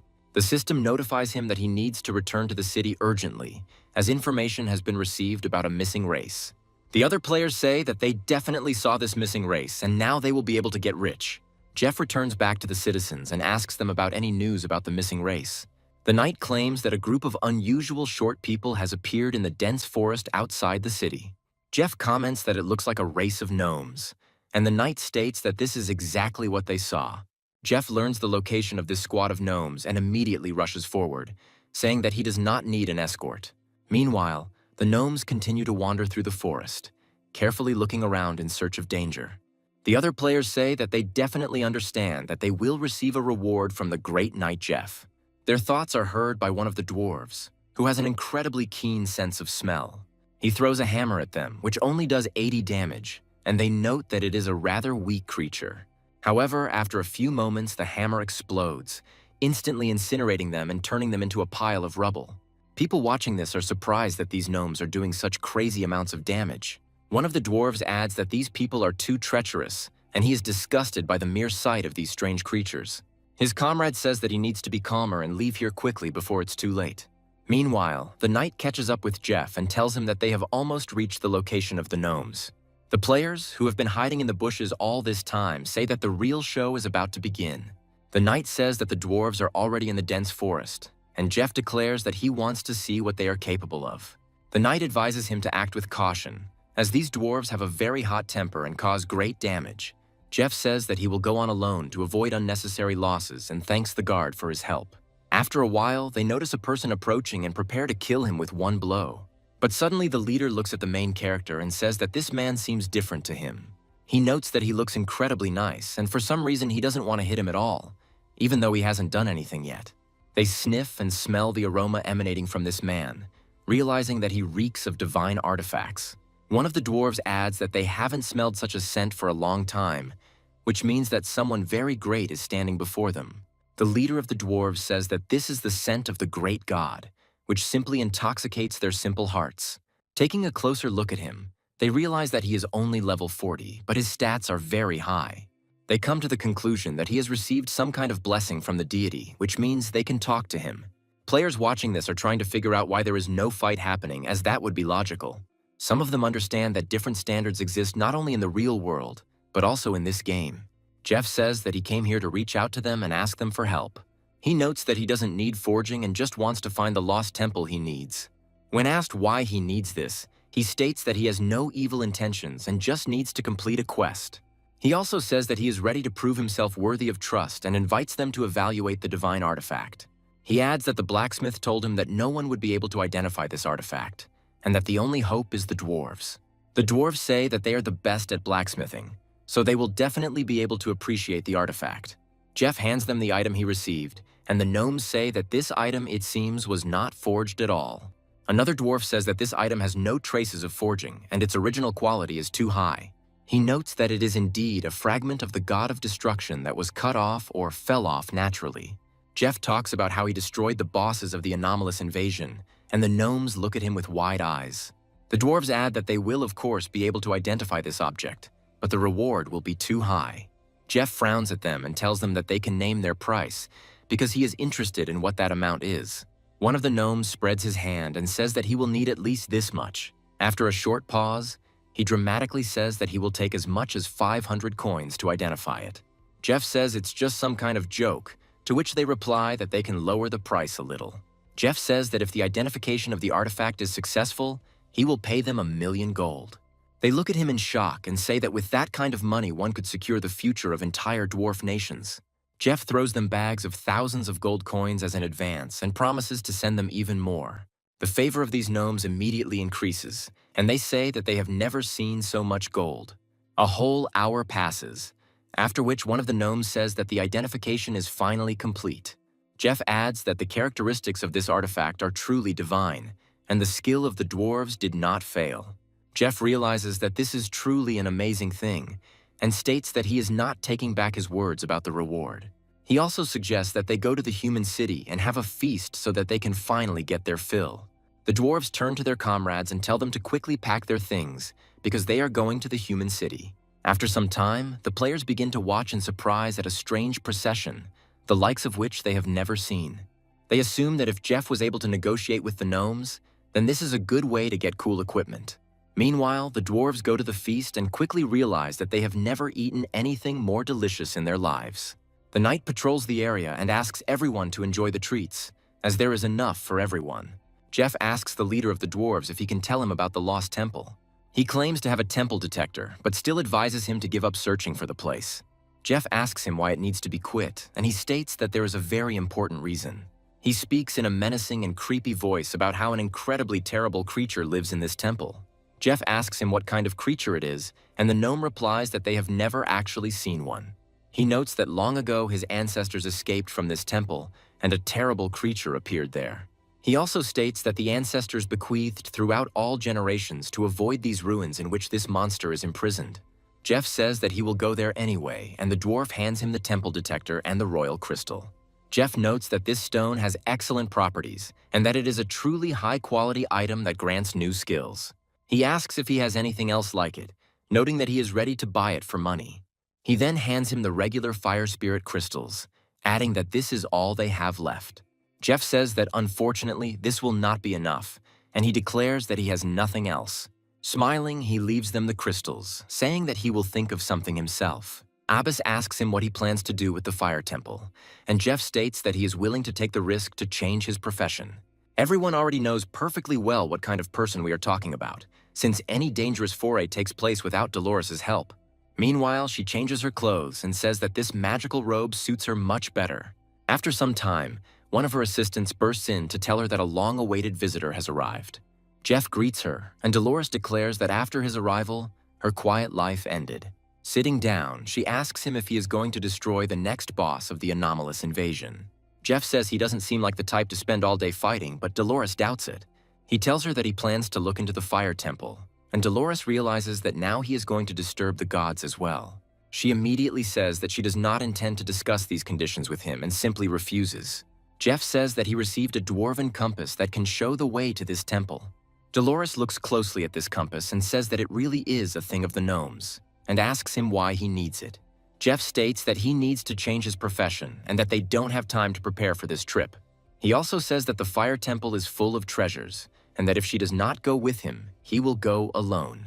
Dolores reminds him that he will not get into the fire temple without her protection, and immediately goes with him. After 2 long days of continuous travel, they finally reach the fiery wasteland where the temple is located. Dolores says that she is terribly hot and that the gnomes probably deceived them when they gave her this compass. Jeff says that this is impossible, reminding them that the compass response is increasing, which means they are already close. After some time, they discover a fire shark, which is an elite monster of this level. Jeff immediately delegates the responsibility of killing this monster to Dolores, and she declares that she does not want to eat this shark. After this, she decides to resort to ice magic to cool the creature down and slow down its heartbeat. However, the shark turns out to be not such easy prey and quickly breaks through its icy prison. After this, she calls for help from her many comrades who gather into a giant flock. Dolores looks at the approaching monsters in horror and wonders why there are so many of them here. Meanwhile, Jeff says that the compass's reaction is only getting stronger, which means they are almost there. A few moments later, a giant gate appears in front of them, containing a portal. A large number of fire sharks immediately stop near this gate and do not try to interfere with it. Jeff realizes that this is the main gate of the fire temple, and Dolores admits that she is seeing it for the first time. After some time, the fire sharks become wild again and begin to approach the heroes in order to destroy them. Dolores continues to fight, using her magical potential to the maximum to hold off these creatures. Jeff also contributes to this battle and instantly creates a shield of money to prevent unnecessary damage. After this, he demands that he be given additional reinforcements and covered while he breaks inside. Dolores says that he should not forget about the reward for such a difficult mission. Jeff reflects on how even with the Fire Spirit Crystal, he still takes such high damage. He only has a few steps left to get to the test room. Jeff proudly declares that even the gods cannot stop him, knowing that the gods hear him. After he makes an inhumanly heavy dash several meters long, he finds himself in the temple.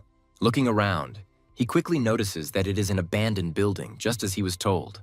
Quite quickly, he discovers a statue that demands to know the reason for his visit to these sacred places. Jeff says that he came here to explore the ruins of this temple and find treasures. The statue suggests that the uninvited guest must receive a blessing to activate his potential. Jeff tries to understand what this all means, and the statue orders him to offer his sincerest praises and wishes. Jeff can't believe that some statue wants to force him to kneel because it destroys his self-esteem. The statue, meanwhile, says that falling on one's knees before the great god of fire, Hephaestus, is the highest honor. Her eyes begin to glow red, and she demands that he show his sincerity to her.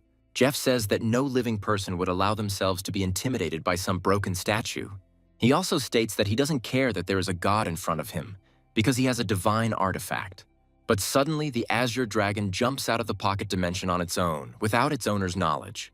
Immediately after this, he attacks the statue of Hephaestus for some completely incomprehensible reason. He hits her with multiple blows, each one incredibly heavy and powerful. Jeff can't believe that hatred for the gods is so deeply rooted in dragons. The destroyed statue, meanwhile, speaks of the insignificant man who condemned himself to suffering. Jeff receives a notification that he needs to leave this place immediately before it is too late. After a few more moments, the floor above him begins to shake, and bursts of fire constantly appear nearby. Jeff realizes that he is indeed being attacked by the fire god, against whom he has no chance despite his audacity. However, to his good fortune, loud screams are suddenly heard, cursing Hephaestus for what he has done.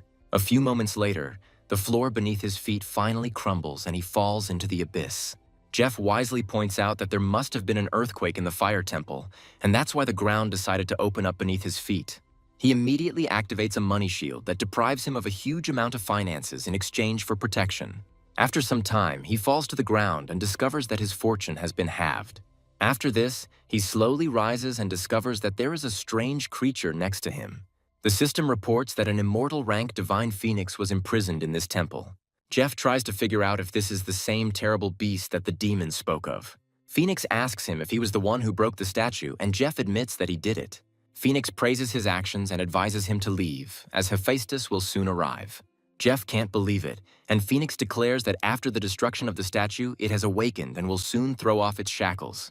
Jeff asks her how she even ended up here if she can throw off the shackles imposed by the gods. Phoenix says that the false god Hephaestus is to blame for everything, who meanly took advantage of her and attacked her. Jeff says that he can save her if Phoenix still has the strength to give her a better life. Phoenix states that her bloodline is too noble for a mere human to control her. Jeff states that he is actually a very cool hero who has very strong beasts and shows off a dragon. Phoenix can't believe that an ordinary person can control such high-ranking beasts. She also doesn't understand how the dragon god could make such a choice and grant a blessing. Jeff decides to put pressure on the captive Phoenix and says that she must quickly tell him where her offspring are. The bird gives him its prophecy and says that it will lead him to where the Phoenix egg is. Jeff greedily extends his hand and says that another pet will soon begin to obey him. Abbas says that he rejoiced too soon because he really will have to step into a sea of fire.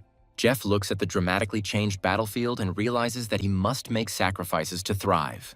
He proudly declares that he would even jump into a sea of fire for the sake of a mythical pet, because it makes his life even easier. Luckily, the royal fire spirit crystals give him 95% fire resistance. Otherwise, he would have simply died.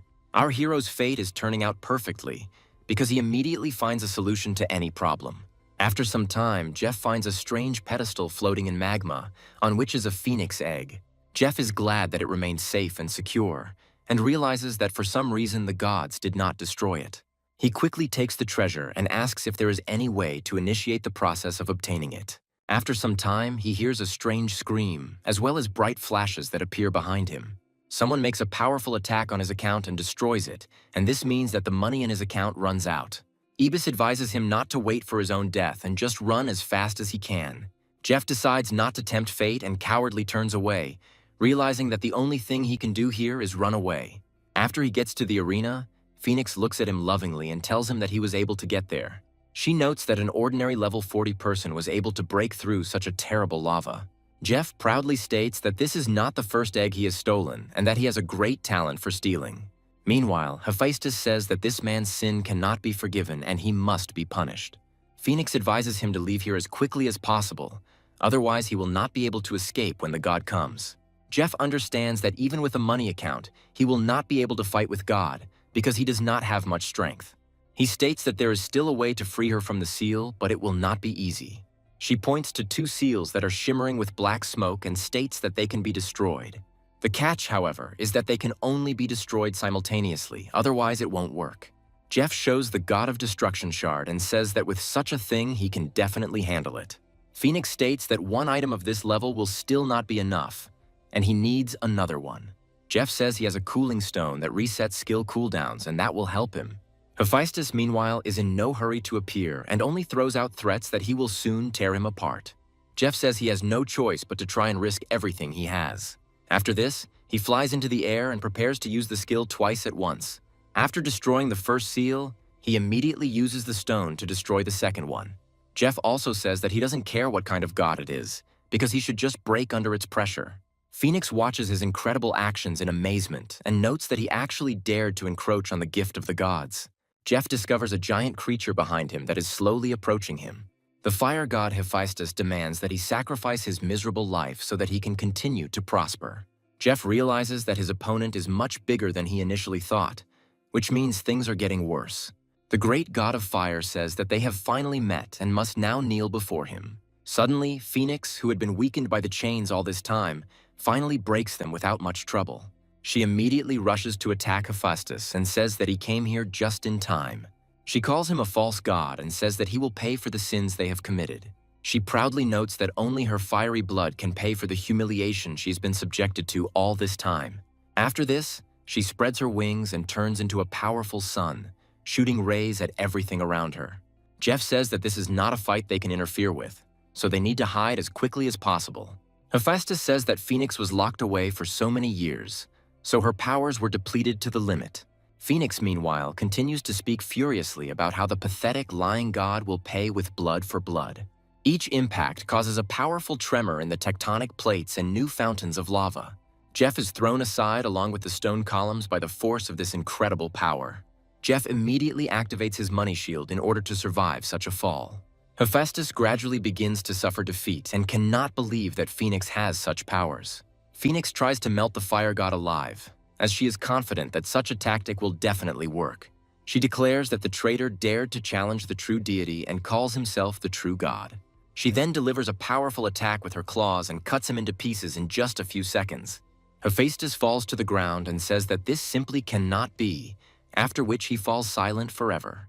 Jeff is surprised that the god in this game can actually die, and quite quickly. Phoenix, meanwhile, says that the blood of the god will allow him to be reborn in flames and regain his strength. Ibis proudly says that after such a procedure, no divine being can fail to be healed. Jeff decides that he needs to get out of here, when suddenly Phoenix tells him to come closer. Jeff cowardly says that this is all a misunderstanding and he will return this egg, although just recently he loudly shouted at her. Phoenix nevertheless states that she would like to thank him for what he did. Jeff doesn't quite understand what his help is, although it is obvious that he freed her from this dungeon. However, as a reward, he receives 2 drops of the deity's blood, which will surely be able to strengthen him or his comrades. Jeff says that he even feels a little awkward, but Abyss says that he looks completely different. Phoenix states that this divine blood will greatly assist him in hatching the cub. Jeff says he doesn't know how to hatch eggs like that, but Phoenix says he now has to find a way. She also says that news of Hephaestus's fall will soon spread, so his offspring rely on him. Jeff notes that he hasn't picked up any loot from Hephaestus yet, but she states that it's just trash. Jeff counters this by saying that the loot from the fire god is probably very valuable and gets several items. He gets his hands on the staff of Hephaestus, which even in this state is a powerful weapon. Phoenix says that everything is about to collapse, so it's time to leave, and Jeff still agrees with her. After this, he flies into the air with her and takes cover behind her powerful energy shield. Meanwhile, we are transported to the world of gods, inhabited by a huge number of different entities. In a small clearing, there is a huge number of different statues, above which lightning flashes. Hephaestus says that he lost one of his incarnations, and it hit him very hard. One of his allies says that this is just one incarnation, so there is no point in raising a panic. Hephaestus states that the immortal divine phoenix is the key to their plan and has just been released. The other gods call Hephaestus a useless fool who could not keep such a valuable object in his hands. The leader of these gods says that they should all remain silent because he has something to say. He states that after so many years of absorbing the essence, it should be enough, and now the problem needs to be found. While these gods are looking for a problem, we are transported to the gates that open the passage into this fire temple. Dolores says that this temple is about to collapse and assumes that this boy died there. A few moments later, she turns around to find him and Phoenix coming from the other side. She looks at him with a smile and says that the little rascal is still alive after all.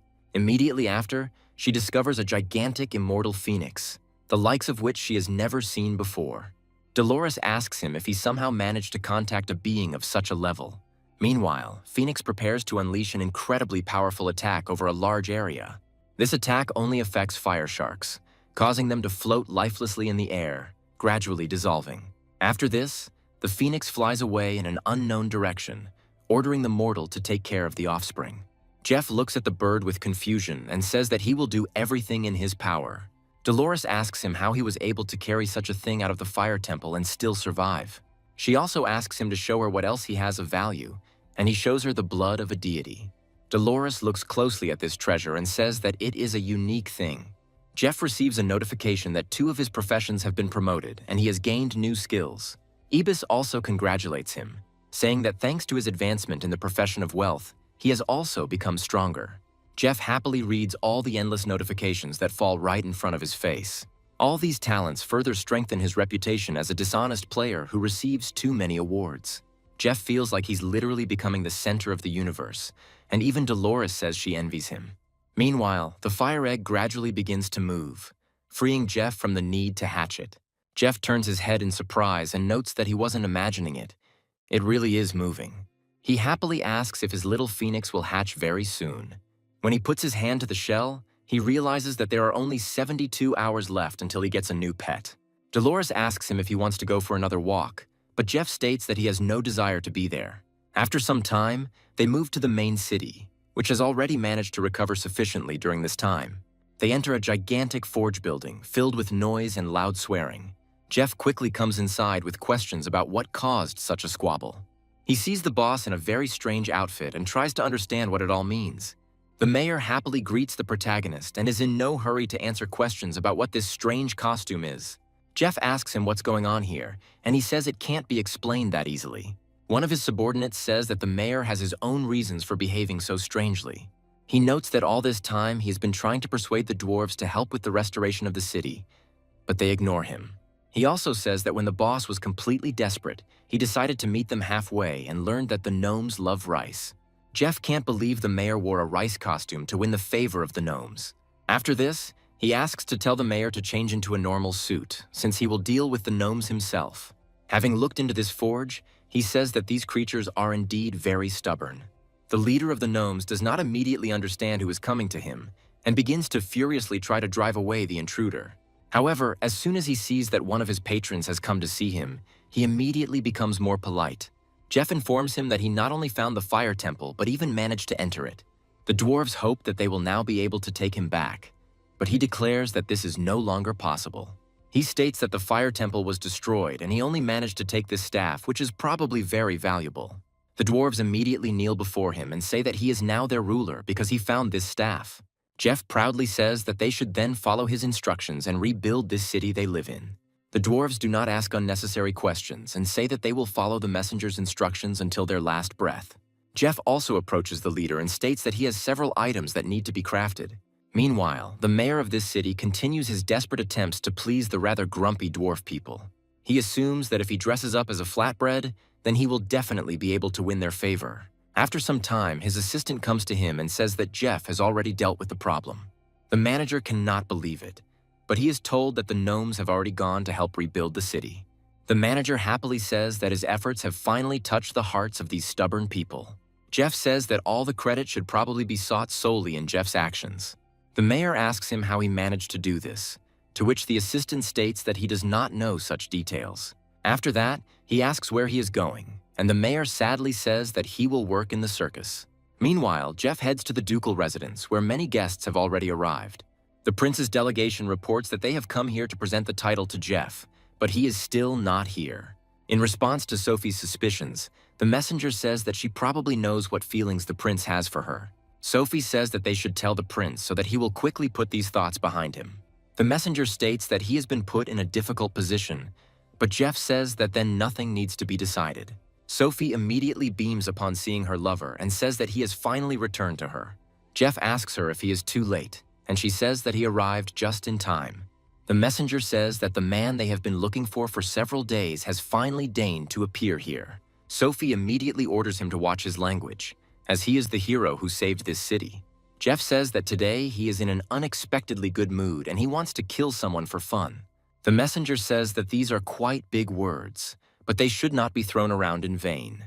In order to satisfy his rage, he actually decides to kill a man in cold blood. Afterwards, he smiles and says that he went a little overboard with the force of his overly cool punch. He asks the frightened people if they have any objections, and they say that everything was logical. He asks them who will be able to make a decision about his title, and one of them says that he is the deputy. Jeff smiles as he says that words are unnecessary when you can settle the matter with your fists, and he should have rushed into battle right away. The system notifies all players that the great diplomat Jeff has received the title of Viscount of the Empire. Some players realize that this person is at God level and will now most likely be recruiting a team. Many heroes realize that they need to train more to get noticed by Knight Jeff. Sophie says that he has convinced the dwarves to settle in the city, and now many are offering high prices for his shops. Jeff decides to go to a meeting with businessmen to get good money for his property. They bring him huge bags of money for him to consider as buyers. Jeff says that they don't have to worry because he doesn't mind selling his stores to them. After this, he states that they will have to pay him even more, since his thirst for money knows no bounds. The townspeople calmly accept these conditions and ask him how much money he wants to receive. Each of them hands him their money so that he will look at it and accept this generous gift. Jeff activates a special skill that increases any financial inflows and happily accepts them. After some time, he receives many messages that many people have appeared in his city. Jeff realizes that this is all about high-quality gear and is trying to figure out where it comes from. He notes that these announcements have spread throughout the world, and several foreigners have already headed here. He assumes that these people have probably come to gain his favor or get to know him. Jeff's expression makes it clear that they probably don't know that something big is going to happen tonight. Gradually, changes begin to emanate from there, and a threat of unprecedented proportions looms over the world. People who have been in the game all this time suddenly find themselves on the streets because they are thrown out of it. Jeff watches this and says that the time has come when the game absorbs reality and begins to duplicate it. He is asked to choose a skill to extract, and he immediately says that he wants to extract money. Jeff is happy to announce that players above level 10 can now extract skills.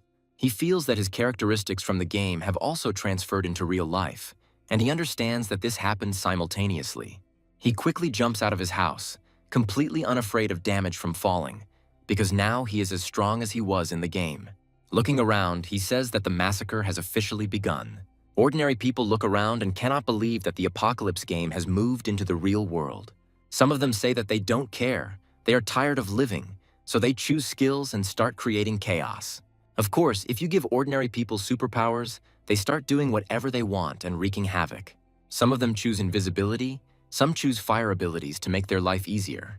Meanwhile, we find ourselves at the villa of one of the corporations where Jeff arrives, realizing that this is exactly what he was looking for. He looks closely at this building and understands that he has scores to settle with these people, about which nothing is known yet. Suddenly, out of nowhere, several people appear in front of him and tell him that they will get rich today. One of them orders him to give up everything valuable he has on him, otherwise they will break his legs. Another man states that his brother has reached level 11 in the apocalypse and it is better not to resist him.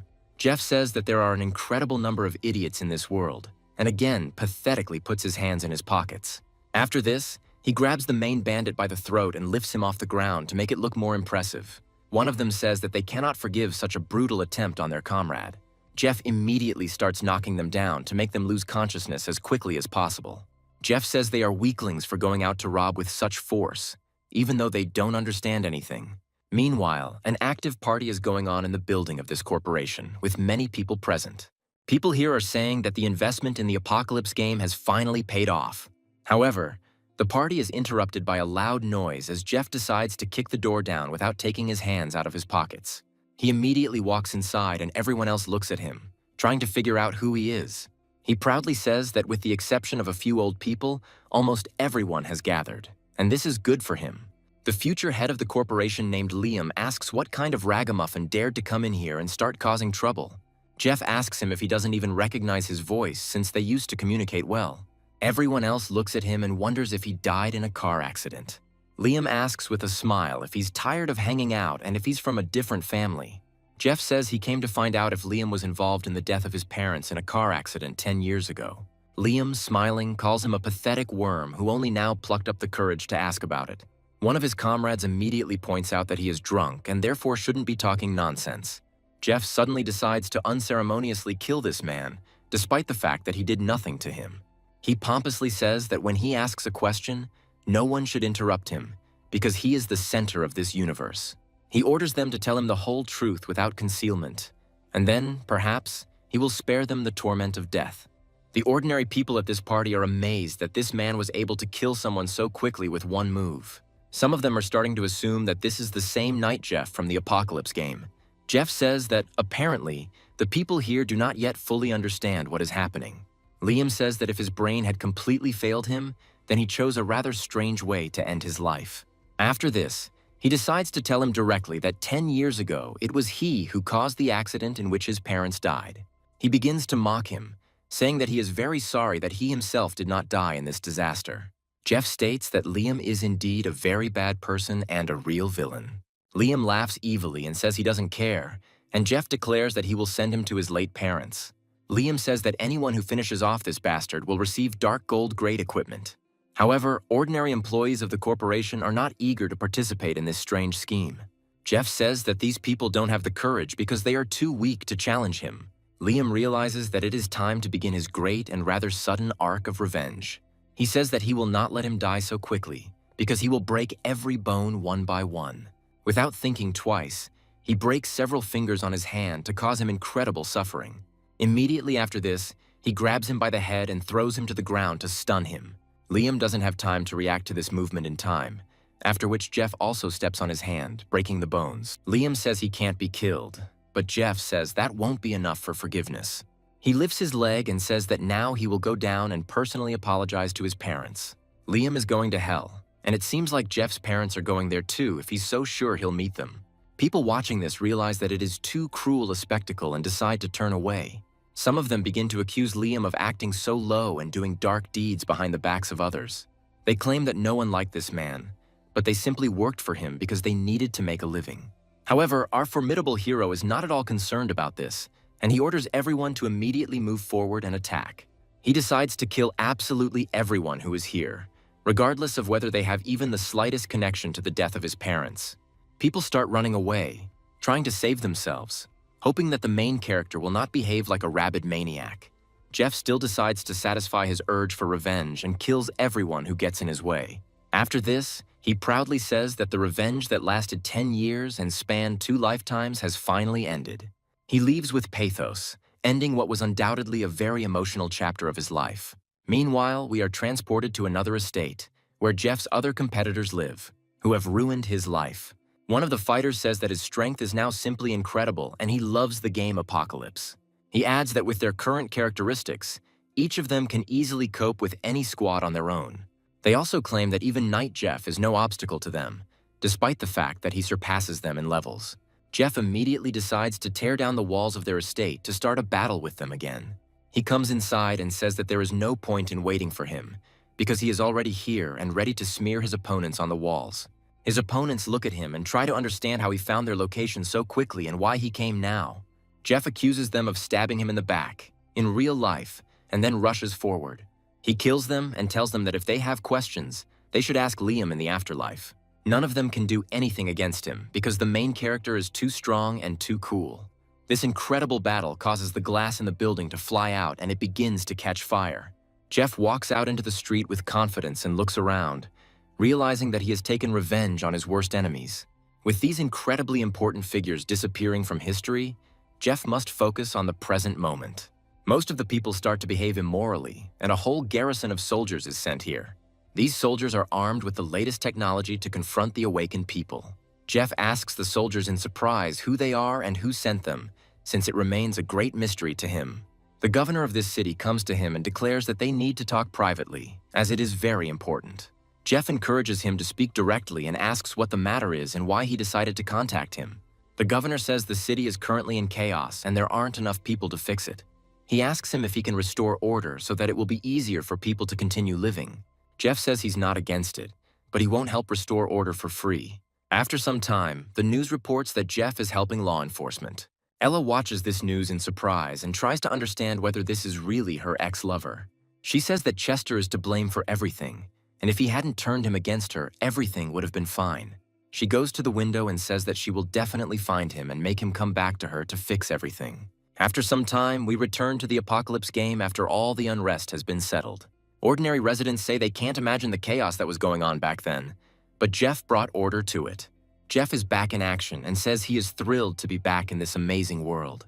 He proudly declares that he doesn't want unnecessary attention because fame and honor are not for him.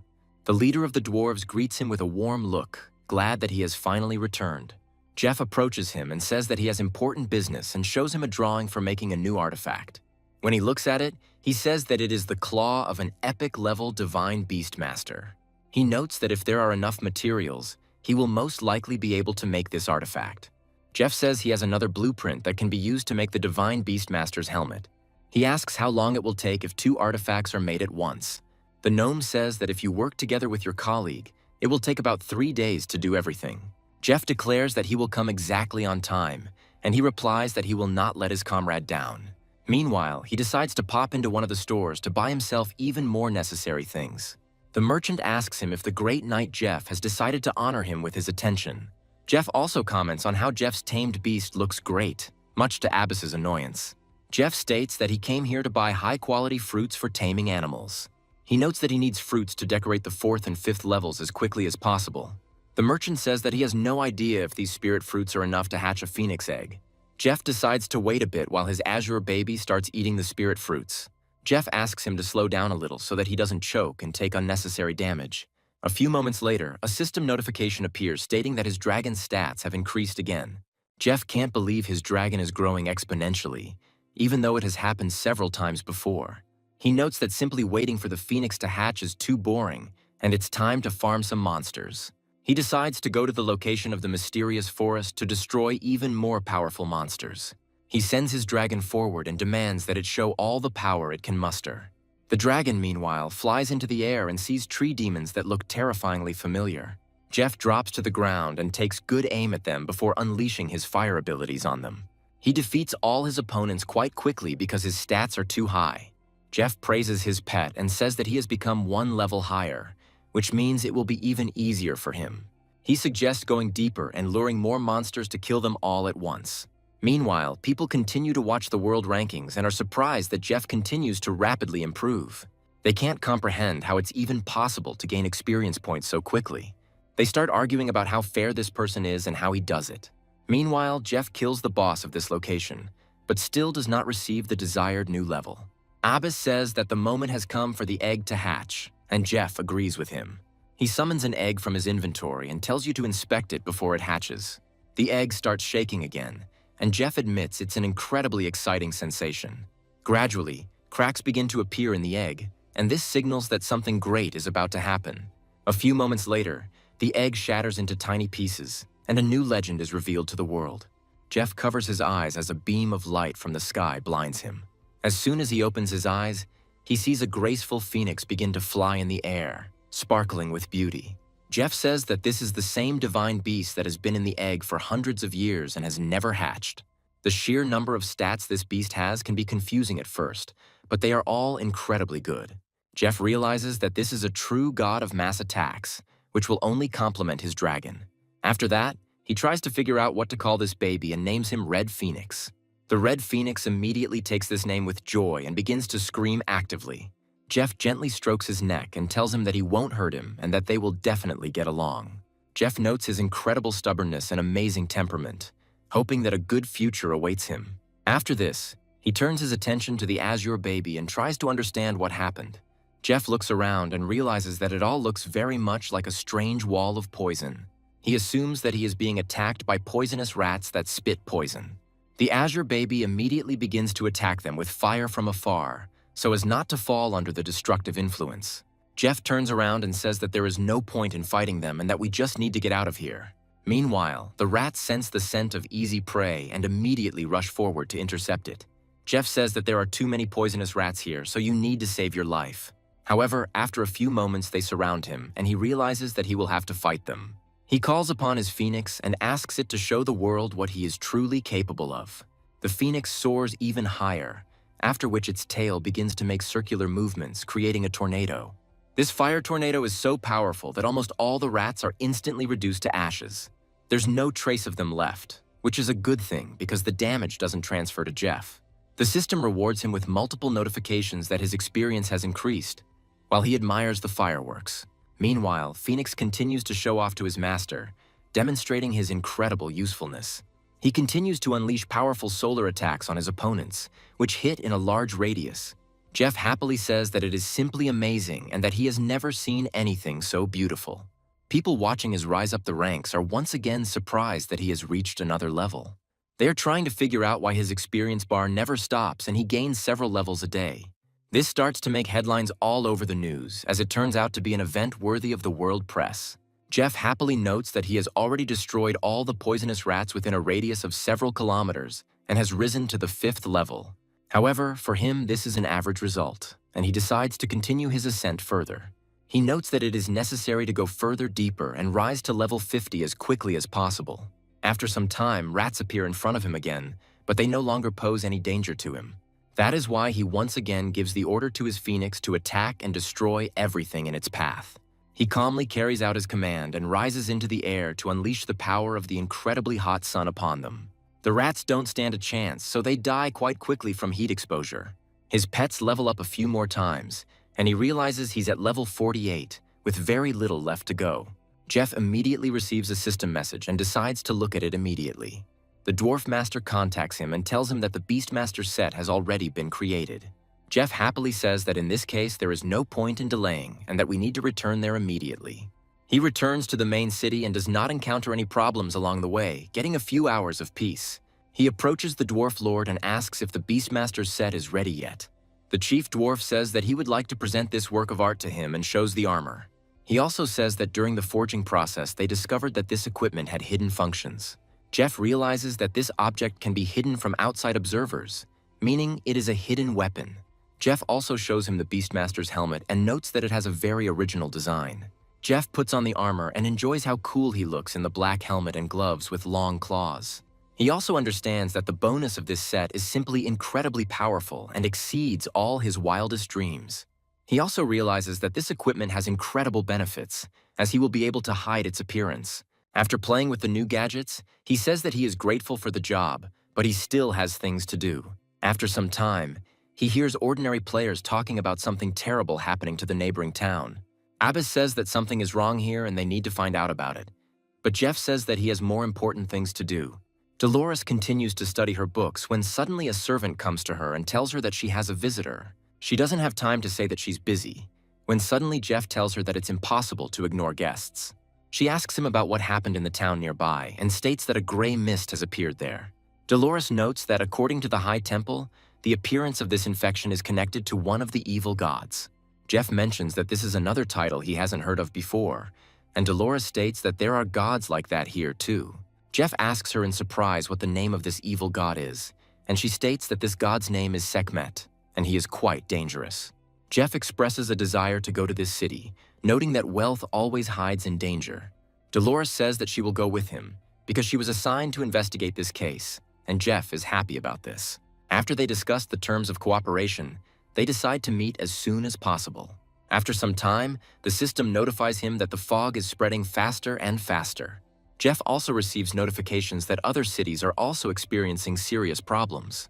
He becomes very interested in what this evil god is actually trying to achieve with his behavior. Jeff and Dolores team up near the main city where the problems are occurring. She opens a portal left by the Supreme Temple to immediately move to the desired point in the area. Jeff says that traveling with her is incredibly convenient, since she has mastered portal magic. After this, he takes the first steps to go there on his own and scout out the situation. Dolores decides to follow him, saying that she will not leave him without her supervision. After exiting the portal, they find themselves in a rather pleasant area that looks like a piece of paradise. After taking a good look around, they come to the conclusion that everything here is covered in greenery and there are no dangerous traces. Dolores immediately pulls the protagonist up and recommends that he look the other way to see everything.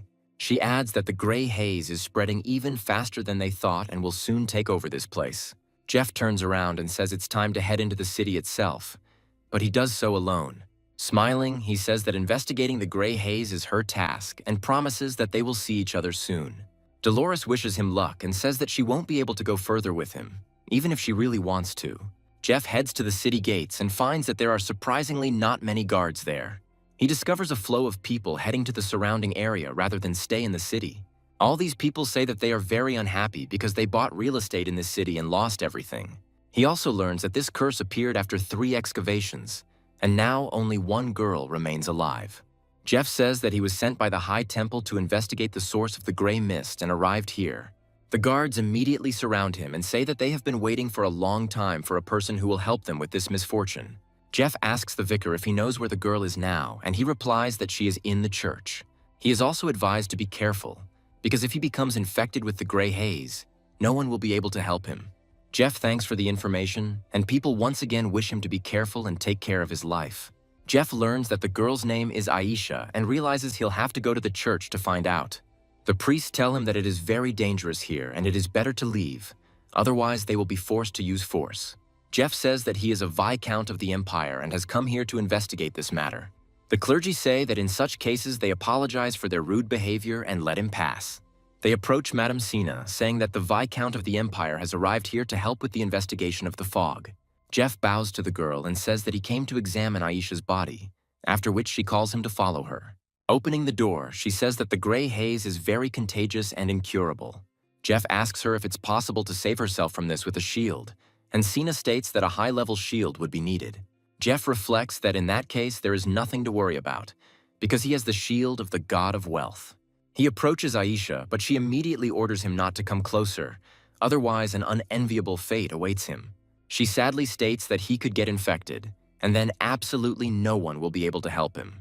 Jeff activates a special shield and says that there is nothing to be afraid of. He really cannot get infected. Jeff asks her if he can look at the vial she is holding, and she hands him the artifact. Jeff examines the bottle closely and realizes that there is something cursed inside that is damaging him. He adds that it is indeed a rare item, but it is harmless to Aisha and asks where she found it. The girl briefly immerses herself in memories, after which she says that she got it at the Lake of Griffins. Jeff says that she helped him a lot and notes that he had already encountered this in a past life. Aisha hands him the ball and says that in gratitude for his coming, she wants to give him this. Jeff looks at this glass ball and understands that this thing will certainly be useful to him in the future. Jeff thanks her for such a generous gift and says that as soon as he deals with the fog, he will come to her. Sina asks him if he has any leads, and Jeff notes that he is heading to Griffin Lake. Sina states that the lake has been swallowed by the gray mist, but Jeff notes that he is heading there to deal with it. Sina admires him and says that he is truly an outstanding person for taking such a risk. After some time, Jeff goes deeper into the Griffin Lake and realizes that the damage is getting worse. He remembers that the lake should be directly north, less than 5 kilometers away, and realizes that he will be there soon. After some time, he discovers that there are other people in this darkness who were able to survive. He tries to understand who they are and assumes that they are people from the High Temple who came here. Dolores says it's not worth the risk, but adds that none of them will likely be able to get any further. They come to the conclusion that this mission is probably doomed to failure and they might be better off retreating. Jeff says they were only gone for a couple of hours, but she didn't waste any time and already brought reinforcements. Dolores looks at him and asks how he got here, ignoring her surprised allies. Jeff says that during his investigation, he came across a trail and decided to check out the Griffin Lake. Jeff happily says that they can stay here while he moves on. Dolores' comrades ask her if the boy is really that confident, and she declares that he is. They turn to her, saying that she can give them the order to move on because they cannot stand here. Dolores says it's still too risky, as the fog is getting stronger and doing more damage. She says that if they want to go there themselves, they can do whatever they want, and she will only visit them at the funeral. Jeff, meanwhile, continues to walk forward, feeling that it is becoming more difficult for him to breathe and the damage is increasing. This means that he has almost reached his goal, since the fog is strongest near its source. It only takes a few minutes before he reaches the Griffin Lake. Looking around, he discovers a huge number of feathers and griffin corpses. Jeff assumes that he has indeed found the source of the infection that has destroyed the entire area. He also discovers a strange cave entrance that looks very much like some kind of creature's nest. Having gone down, he says that this is exactly the cave that he had been thinking about all the time. He discovers a large number of purple crystal vials that may come in handy. After this, he notices a strange red glow somewhere in the depths and realizes that something is wrong. He discovers an underground room here and realizes that he has never found one in this cave before. His gaze catches the silhouette of a statue of a deity, and he realizes that he has come to the right place and address. He says loudly that it looks rather gloomy, and Ibis notes the dirty air. Jeff turns his attention to the altar and discovers a turquoise glass disc of unknown purpose. Taking it in his hands, he realizes that it is an artifact that needs to be identified and then sold for a lot of money. However, as soon as he takes this turquoise disc for himself, he begins to feel a powerful earthquake. The statue asks whether he has decided to accept the test of the Holy Spirit or not. Jeff looks at the statue in surprise and wonders if this is really a test. A portal opens in front of him and he begins to be pulled inside, but he does not have time to resist. Moments later, he falls into an unknown arena, resembling a massive ancient coliseum. Jeff realizes that this looks a lot like the gladiator arena he once read about in history books. Abbas realizes where this is going and notes that it's best to stay back while Jeff fights. A voice is heard in the air, telling you that this test will only end in death or victory. This voice also loudly announces that the first to enter the arena is a giant fighter named Abacus. Jeff receives a notification that this demon is Lord level and has impressive skills. Jeff still can't believe what's happening, since such powerful enemies are being sent against him. In fact, he has nothing to fear, since he has pets that crack such opponents like nuts. He notes that this test is harder than the rank-up tests and immediately summons a dragon. The dragon immediately begins to pour fire on the enemy, which melts everything in its path. He also begins to maneuver so that the giant creature cannot hit him with its hammer. Jeff happily says that his pet has already learned to use the simplest basic techniques. Thanks to these techniques, he manages to attack from different sides to avoid being hit. After receiving a certain amount of damage, the giant monster becomes enraged and casts a spell. Jeff notes that the creature's defenses have been significantly strengthened, making it harder to penetrate. He then summons the Red Phoenix to complement his comrades on the battlefield. Phoenix immediately begins to circle above its target and also unleashes fiery attacks on it. This attack deals an incredible amount of damage and almost completely depletes Abacus's health bar. Unable to cope with such damage, he falls to the ground and does not move anymore. Jeff receives a system notification that the Red Phoenix has increased its stats. There are also several pieces of good equipment found nearby that can be claimed. The statue congratulates the earthly warrior and says that he managed to defeat the invincible Abak, but it is too early to rejoice.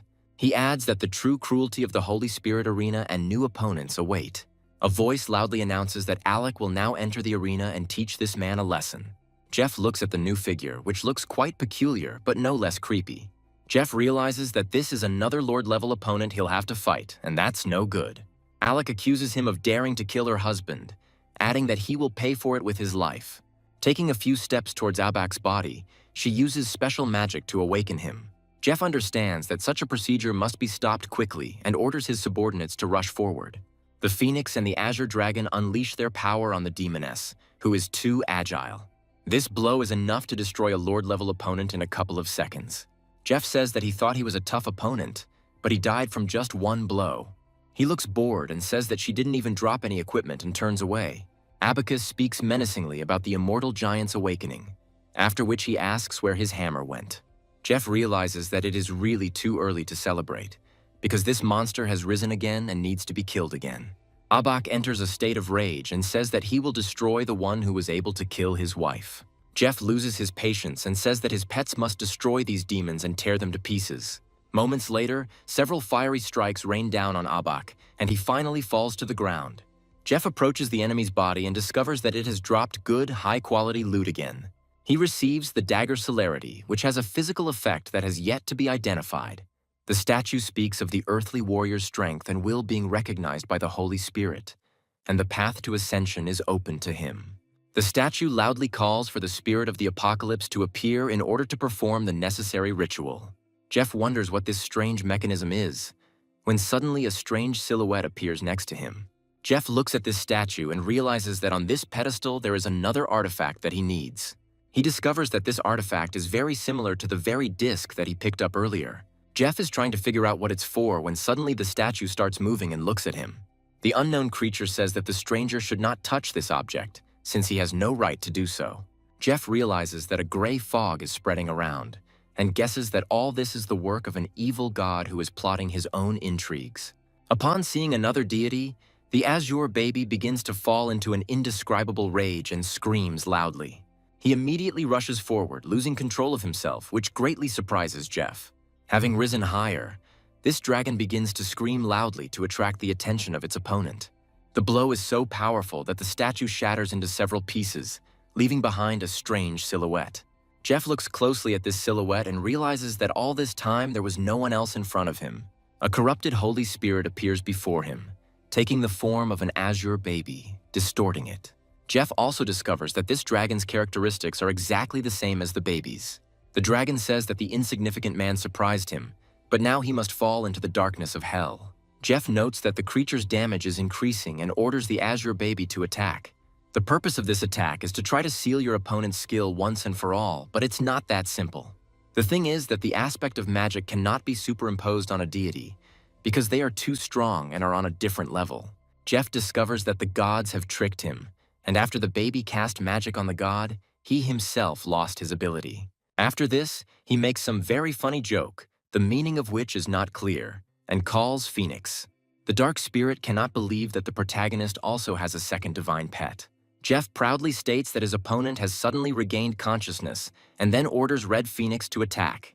The Red Phoenix obeys its master's command and rises into the air, preparing a powerful fiery strike. The evil god is unable to dodge this swift attack and is almost instantly engulfed in flames. The Azure baby is also not far behind and is preparing to complement his comrade on the battlefield. He rushes next to his opponent and delivers powerful blows with his claws, cutting him in half. The deity, who was somehow destroyed in 2 hits, begins to blame Jeff. He breaks down and says that he will definitely come back to take revenge. The Holy Spirit says that brave warriors from another world have driven out Sekhmet and liberated the Holy Arena. The Holy Spirit also says that if they ever meet, he will come to enter the path of ascension. Jeff gets another divine artifact for his collection and happily announces it. After this, the system reports that he has completed the Holy Arena test and initiates the teleportation process. Dolores, meanwhile, says that the fog's density has noticeably increased and that it has something to do with Jeff. Her comrade suggests that perhaps he went to his death and poisoned himself, but she expresses doubt about it. After a few moments, the fog begins to thin sharply, and they immediately notice that it has become easier to breathe. Jeff appears nearby and loudly greets his ally, saying that he has returned. Dolores says that she knew he didn't die and was probably incredibly successful in his endeavors. She asks him what happened, and he explains that he destroyed the statue of the deity, after which the fog cleared. Dolores says that if he dared to destroy the statue of a deity, then he would certainly bring the danger of death upon himself. Jeff says that he found the source of power, which means he helped her report to her superiors. Dolores reproaches him for once again trying to profit from someone else's misfortune, but Jeff only laughs. She says that she needs to go now and that she will return to the main city, after which they part. After some time, they are transported to a city that was constantly suffering from gray fog and powerful monsters.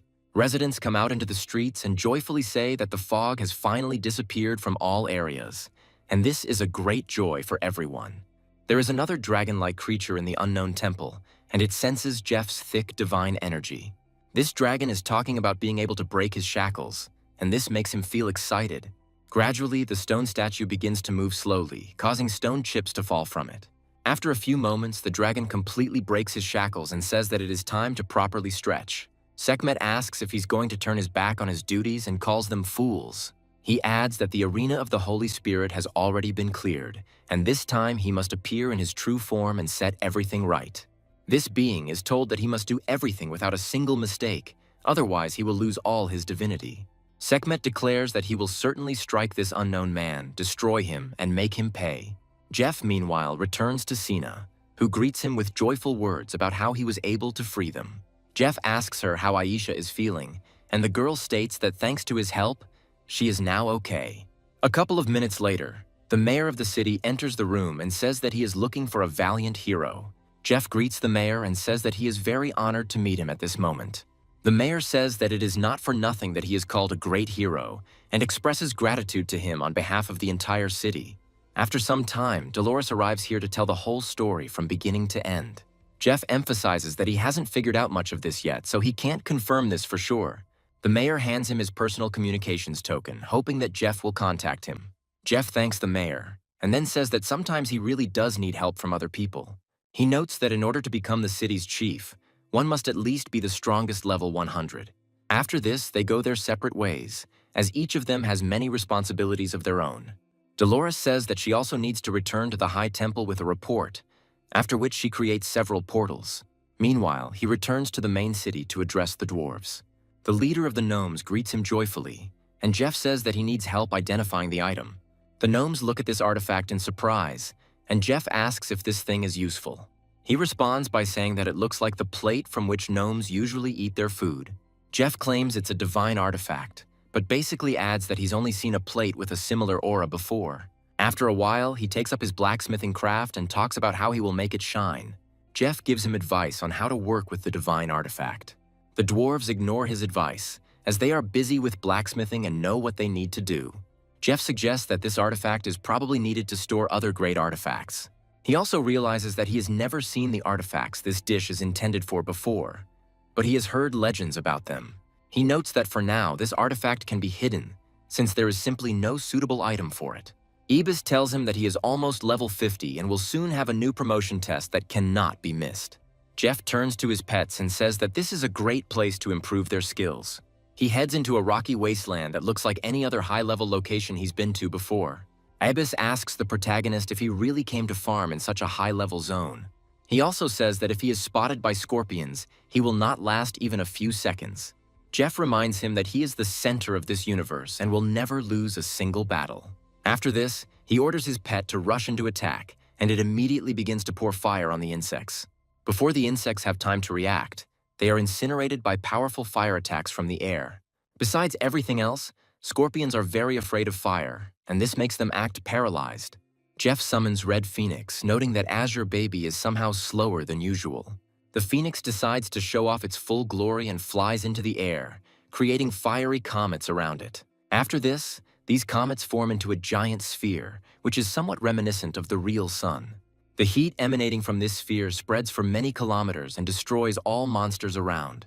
This Phoenix is a true weapon of mass destruction, destroying entire armies with a single flap of its wings. Jeff watches the action with glee and realizes that these mass attacks are simply amazing.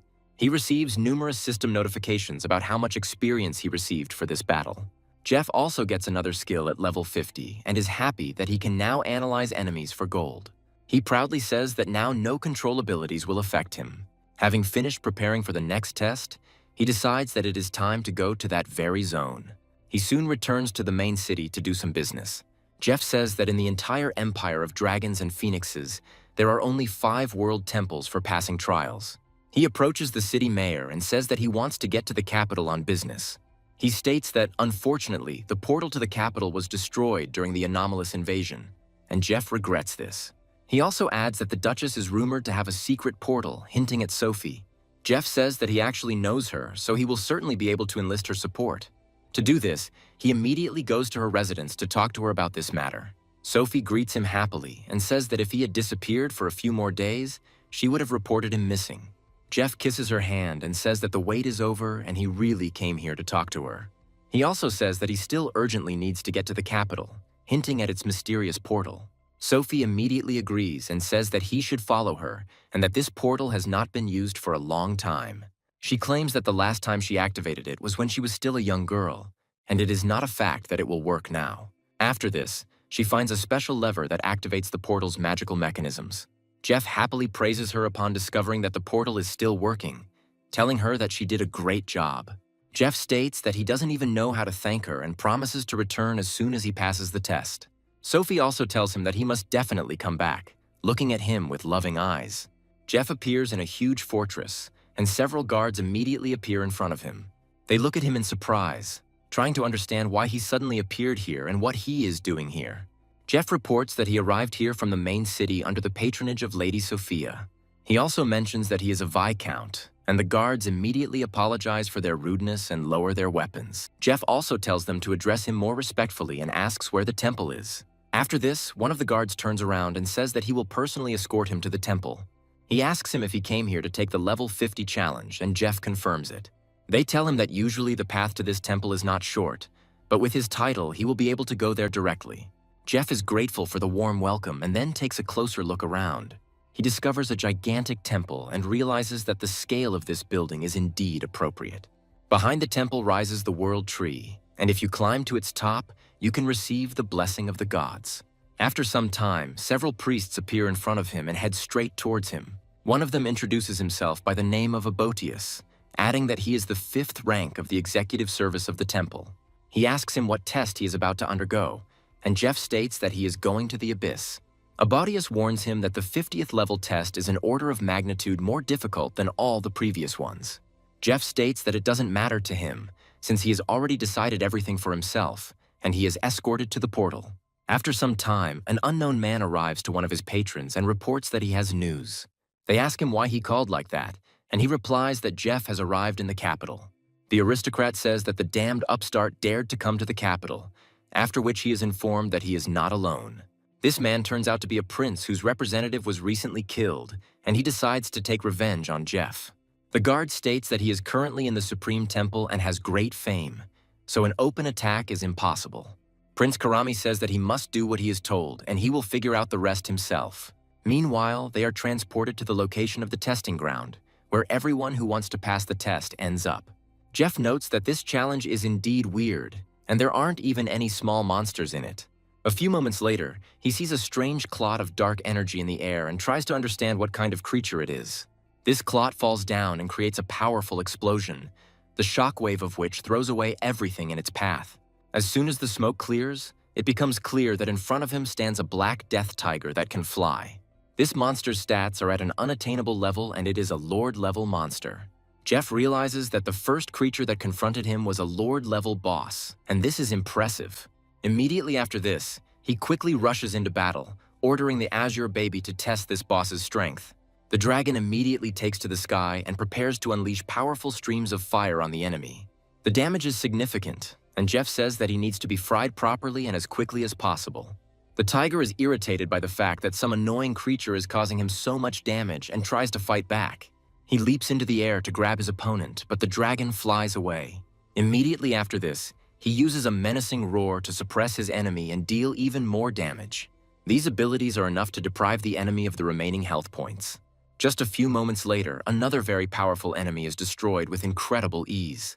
Jeff comes closer and decides to see what the monster dropped and sees a sword floating in the air. He gets a black darkness sword, as well as a special high-ranking ring, and he decides that this will be useful to him. He adds that one must delve deeper into the depths of this challenge to earn even more rewards. The people from the temple are watching this test closely and see Jeff's incredible progress. They can't believe their eyes that he was able to destroy the abnormal type Lord Boss so quickly. One of them says that we need to continue to watch this calmly because this is a very interesting candidate. He notes that the level 50 challenge is not just another prank. Meanwhile, another creature appears in front of Jeff, but he fearlessly goes to fight it. The elders look at this in surprise and understand that this boy is going through the test at some kind of crazy speed. They take a closer look at the creatures that come out to fight and try to understand what these strange monsters are. After a few more moments, the image from the crystal ball disappears completely, and they lose the ability to observe. They speculate that the force was too strong and their surveillance system simply couldn't handle it and broke down. The screen suddenly goes dark, and the elders are left wondering what to do now. Meanwhile, Jeff says that the Abyss's trial is truly meant for weaklings, and Ibis advises him to retreat. Jeff states that the previous two bosses were at the Monarch level, and the final one will most likely be immortal. Ibis states that in that case it would be better to lock him in his beast space, since he does not want to die. Jeff heads towards the giant castle and says that there is no time to waste, he needs to move on. Upon opening the door, he receives a notification that he has entered a deadly threat zone and must leave it immediately. Jeff looks fearlessly into the darkness to finally find out what kind of creature lives there. As he approaches the giant silhouette, he realizes that it is truly an immortal-level being. This creature looks quite impressive and has a strange mask, which is a reference to the great villain. Before him stands an abyssal invader possessing a monstrous level of physical and spiritual strength. Jeff continues to analyze his enemy and feels his gold disappearing at an incredible speed. However, this allows him to learn about all of his opponent's talents and passive skills. Even though he knows that this opponent's skills are truly impressive, he still believes that he must fall. The monster speaks gloomily that anyone who sets foot on the Forbidden Lands will turn to ashes. Jeff realizes there is no time to waste and orders his pet to rush into battle immediately. He also summons the Red Phoenix, as the level 50 trial can never be failed. However, once the attacks hit their target, they suddenly begin to dissolve without causing damage. Jeff tries to figure out if this was an evasion, although even that seems highly unlikely to him. The monster decides to attack again, using a ranged attack to strike from a distance. Jeff realizes that this blow must be aimed at his beloved pet and asks him to quickly dodge. However, his pet turns out to be not so agile and fast, and receives significant damage in the back. After this, he immediately launches a counterattack, using a loud roar to stun the enemy. Teaming up with the giant Red Phoenix, they combine their attacks, preventing the enemy from moving. This damage is enough to impose a magic ban on the enemy and deprive them of the ability to cast spells. The boss of this trial says that he will turn any pathetic mortal into worthless goo. His mask gradually begins to lift, and a powerful stream of bright energy begins to flow out of it. This energy seems so powerful from the outside that it is capable of breaking through the stone ceiling of the cave. Jeff realizes that the boss is trying to use his ultimate ability, so he needs to act quickly. The problem, however, is that his pets are trapped under a dome that was just created and has locked them in there. Jeff notes that if this bastard uses his ability, he will deal 100% pure damage. He decides to go on the attack and uses the golden money shield in conjunction with the horn of the god of destruction to break through. He rushes forward, hoping that if he breaks the barrier, his pets will be able to escape. However, the armor proves too strong and throws him back, but he still has time to think. Jeff realizes he needs to act quickly or his valuable pets will simply disappear. Meanwhile, the abyssal invader removes the dome and creates a powerful tornado to pull the pets in. He begins to speak loudly and furiously about how he will swallow up the pathetic bugs and send them into oblivion. Jeff decides that he needs to activate the Recharge Stone's effect and try again. This time, his powerful blow is enough to create a crack in the giant dome. The dome crumbles again, and the creature wastes its energy in vain, constantly creating and removing it. The protagonist's pets are freed and now have a chance to avoid death. All three turn around and start running in the opposite direction at incredible speed. Jeff realizes that this test actually seems more difficult to him than the others. He encounters a problem in another room and simply meets a man, but understands that they won't help him here. Looking at his condition, He realizes that this blow cost him more than 10 million gold.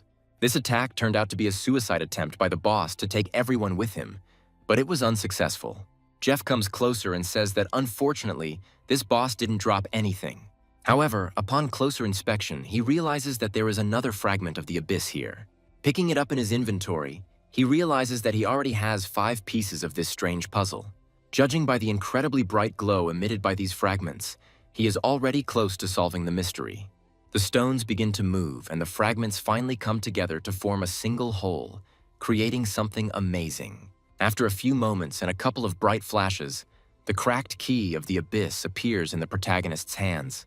Jeff wonders what could possibly be discovered with such a curiosity, as he is seeing it for the first time. The system notifies all players that Jeff has passed the test and opens special system battle zones. This system is designed to provide high-level players above level 50 with valuable items. They decide that they need to urgently level up to become stronger and get into these combat zones. Jeff returns to the High Temple and wonders why no one is there when he suddenly hears a strange noise. He hears the test observers trying to fix the surveillance equipment and decides to approach. Temple officials say they always thought there would be a good signal there, but they were wrong. Jeff asks them what they are doing there, and they reply that they are watching Jeff's test. Jeff tells them that, unfortunately, there is nothing left to see here since he has passed the test. Everyone gathered here turns around in surprise towards the stranger, trying to understand who he is. Quite quickly, they recognize the main character, who was able to pass such a difficult test. Jeff states that he still hasn't received his award and demands that it be issued to him as soon as possible. Most people look at Ibis and ask him how he managed to pass the test with that frog. He is also asked what the final boss looks like, and he states that the boss is of immortal level. Observers say it's simply incredible and are in awe of the incredible strength Jeff has shown. The chief minister cautiously addresses the protagonist and asks him to follow him. Jeff reminds him of the reward for the test, but the great elder asks him to forget about it for a while. He says that they will take him to the tree of the world so that he can receive the blessing of this tree. Jeff reaches his destination and looks at the tree in surprise, wondering if it is God. The great elder states that this is not a god at all, but merely the will of the divine tree projected into reality. After this, he advises him not to resist and to accept the blessing of the tree that he is to receive. He notes that during the blessing one only needs to wait and promises that they will not disturb with their presence. Jeff looks closely at the great plant and wonders what is happening to it. After a few moments, reality begins to change, and Jeff feels as if the tree has grown even larger. A bright flash forms in the room, and he immediately closes his eyes to avoid losing his sight. However, when he comes to, he realizes that the tree has broken through the roof of the great temple. He understands that this is the manifestation of the will of the divine tree, which has fully opened up. He discovers that the branches of this tree are sprouting with many sacred seeds that nourish living beings. Long ago, these seeds fell down to give rise to the many different species that now live here. Dwarves and giants, dragons and goblins appeared, and these peoples began to multiply at an incredible rate. Dragons in the skies, dwarves who wield artificial mechanisms, and elves who command the forces of nature coexist here. However, one day aliens appeared on the continent, calling themselves gods and demanding submission. Because of these false gods, many races bowed their heads, but the dragons did not submit. This bloody massacre continued for a long time, until one day the outskirts of the continent were covered by darkness. Jeff realizes that these visions mean that the anomalous invasion is somehow connected to evil gods. The tree addresses him and demands that he search for traces of sacred intelligence in order to stop this onslaught of darkness. Jeff looks at the strange plant in surprise and asks what it all means, after which he receives a gift. The system informs him that he has received a celestial oracle, which will allow him to find the things he needs. The tree then begins to slowly shrink, hinting that its manifestation will soon end. Jeff receives multiple blessings, each of which further increases his stats. Jeff once again says that these boosts seem like real cheating to him, but for him, this is already the standard. And there has not yet been a single enhancement whose characteristics did not exceed all reasonable limits. Jeff notes that he already has a golden shield, and now also the ability to reincarnate in the same place. After he leaves the room, he is asked how it went, and he states that everything was great. The High Elder declares that if the tree has acknowledged him, then he is now a friend of their shrine. He also states that if he ever wants to join them, they will always be happy to, and gives him a reward for completing it. Jeff receives the Divine Stone of Valor to upgrade his badge and gain even more skills. After this, he waves his hand at them and says that if they have no more business with him, then he will go. Meanwhile, they leave the temple for a short time and are transported to the city of the Dragon and Phoenix, where he is located.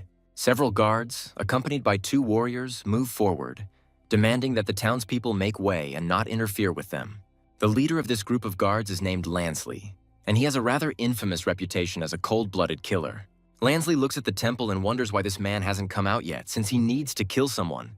They tell him that he needs to control himself, because if they ruin the prince's deal, they won't be able to pay. Lansley states that he must deal with this scoundrel, and everything else will be decided after his capture. He notes that there is nothing to fear here, since this person is only level 50 and does not pose a threat. After some time of careful observation, they finally notice a man who looks very much like Jeff. Lansley talks about moving forward because he can't wait to deal with this guy. Jeff asks them who they are, and Lansley replies that he finds it strange that he doesn't recognize them. After this, he says that he is the executor of the tribunal, and that they found out about Jeff's illegal entry here. The Great Elder says that they demand to leave immediately, despite the fact that they do not have such a right. The High Elder also says that Mr. Jeff has passed the 50th level test and has now become a friend of the shrine. Lansley is stunned, trying to understand how such a boy could have earned such incredible power. The knight also says that they came here on the orders of Prince Karami to convey congratulations to the hero of the empire. The knight says that to pass a test of this level is an incredible power, worthy of admiration. Jeff decides to make fun of his interlocutors and says that they should dance in front of him. Lansley looks at him in shock and says that this is too serious a demand, but the elder supports him. The knight suggests that it would be better to avoid such displays of admiration. Jeff complains to the Great Elder, who begins to put pressure on these people, claiming that this is blasphemy. Lansley realizes that he will get into too much trouble if he refuses to comply with the elder's demands. He quickly approaches the knight and says that he will nevertheless satisfy the request of the hero of the empire and dance. Jeff stops them, and at first these guys think that he is showing them mercy after all. However, they don't know the main character well, since he really likes to torture his victims for a long time. He orders them to go to the main square so that all the people will look at them and laugh. After a while, many onlookers are surprised to notice 2 aristocrats performing a strange dance. They immediately start laughing at Lansley, wondering who could have taught this scoundrel such a lesson. They also add that apparently even the heavens punish the wicked, and note that they dance well. Lansley, meanwhile, is burning with rage at the humiliating punishment he has suffered at the hands of the scoundrel. He vows to himself that he will definitely return this incredible insult to this scoundrel and destroy him. Meanwhile, Jeff decides that he needs to return to the battlefield to continue leveling up. Abbas says that the battlefield is too dangerous a place, but Jeff says that they can definitely handle it. He reminds him that together they have already gone through many obstacles and have never been hurt. He immediately rushes into the portal and looks around to understand what place he has ended up in and what he should do. What appears before him is a veritable wasteland, strewn with traces of a serious battle and lifeless bodies. Jeff finds himself in the City of Limits and realizes that this is exactly the place he needs to improve his skills. A giant knight approaches him and asks if he has decided which corps he will join. Jeff states that he hasn't made a decision yet, and the City Guard Corps is recommended to him because it's safe there. He also points to his armor, saying that it is level 50 gold equipment. Jeff asks him if it's really safe, and he states that he's been able to live here for a year now. Jeff says that overly secure enclosures don't suit him, so he'll make do with one. The guard asks him in surprise if he is going to act as a lone wolf, and he replies that he is. After this, Jeff asks if he knows where the nearest forge is. The knight says that from the city gates you need to go west, and there is an old forge there that works quickly. Jeff thanks him for the information, and one of the guards states that this boy definitely has no head on his shoulders. Another guard says that this guy seems smart and hopes that he will not perish on this battlefield. After some time, the story moves to the forge, where a huge crowd of people has already gathered. Jeff is happy that he found this place, but he is immediately disappointed by the long line of people who have come here. He is nevertheless happy that, thanks to his status, he will be able to skip the line simply by showing his badge. At first, they don't understand him and ask who he is and why he thinks he's going to skip the line. A few moments later, local residents advise everyone to keep quiet, as Jeff has a badge. The blacksmith turns towards the approaching hero and asks if this is really the sign of valor. He guesses that before him is a hero who has passed a hellish level test, and that he is and therefore deserves respect. Jeff says that this is indeed the case and is surprised that the blind blacksmith was able to recognize the symbol. The blacksmith states that he senses the power of this badge, and Jeff asks him to improve it. The blacksmith states that if he is heading to the battlefield, he has a small request, and Jeff generously listens to him. The blacksmith claims that his son John went into the Lord's forest a few days ago and never returned. He promises a reward for finding his son and the liver rank artifacts, and Jeff is excited about the new hidden quest.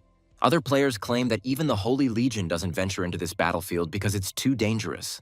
Jeff says that he will take this task, after which he orders the blacksmith to hurry and he fulfills the request. The rest of the residents look at the glowing icons in surprise and cannot believe their eyes.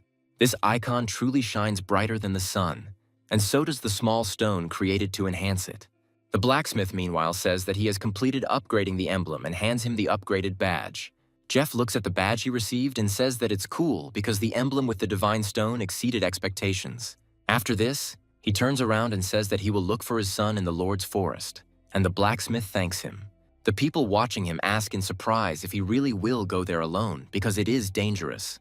Jeff discovers an unusual clue about an artifact from the Sacred Rift and realizes he needs to move on.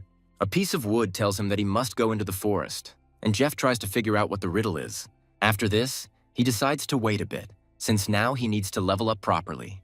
After some time, he reaches the entrance to a giant wasteland where the combat zone is located. The guards tell him that he must register to enter, and he gives his name. They tell him that registration is complete and hand him a token, recommending that he keep it with him at all times.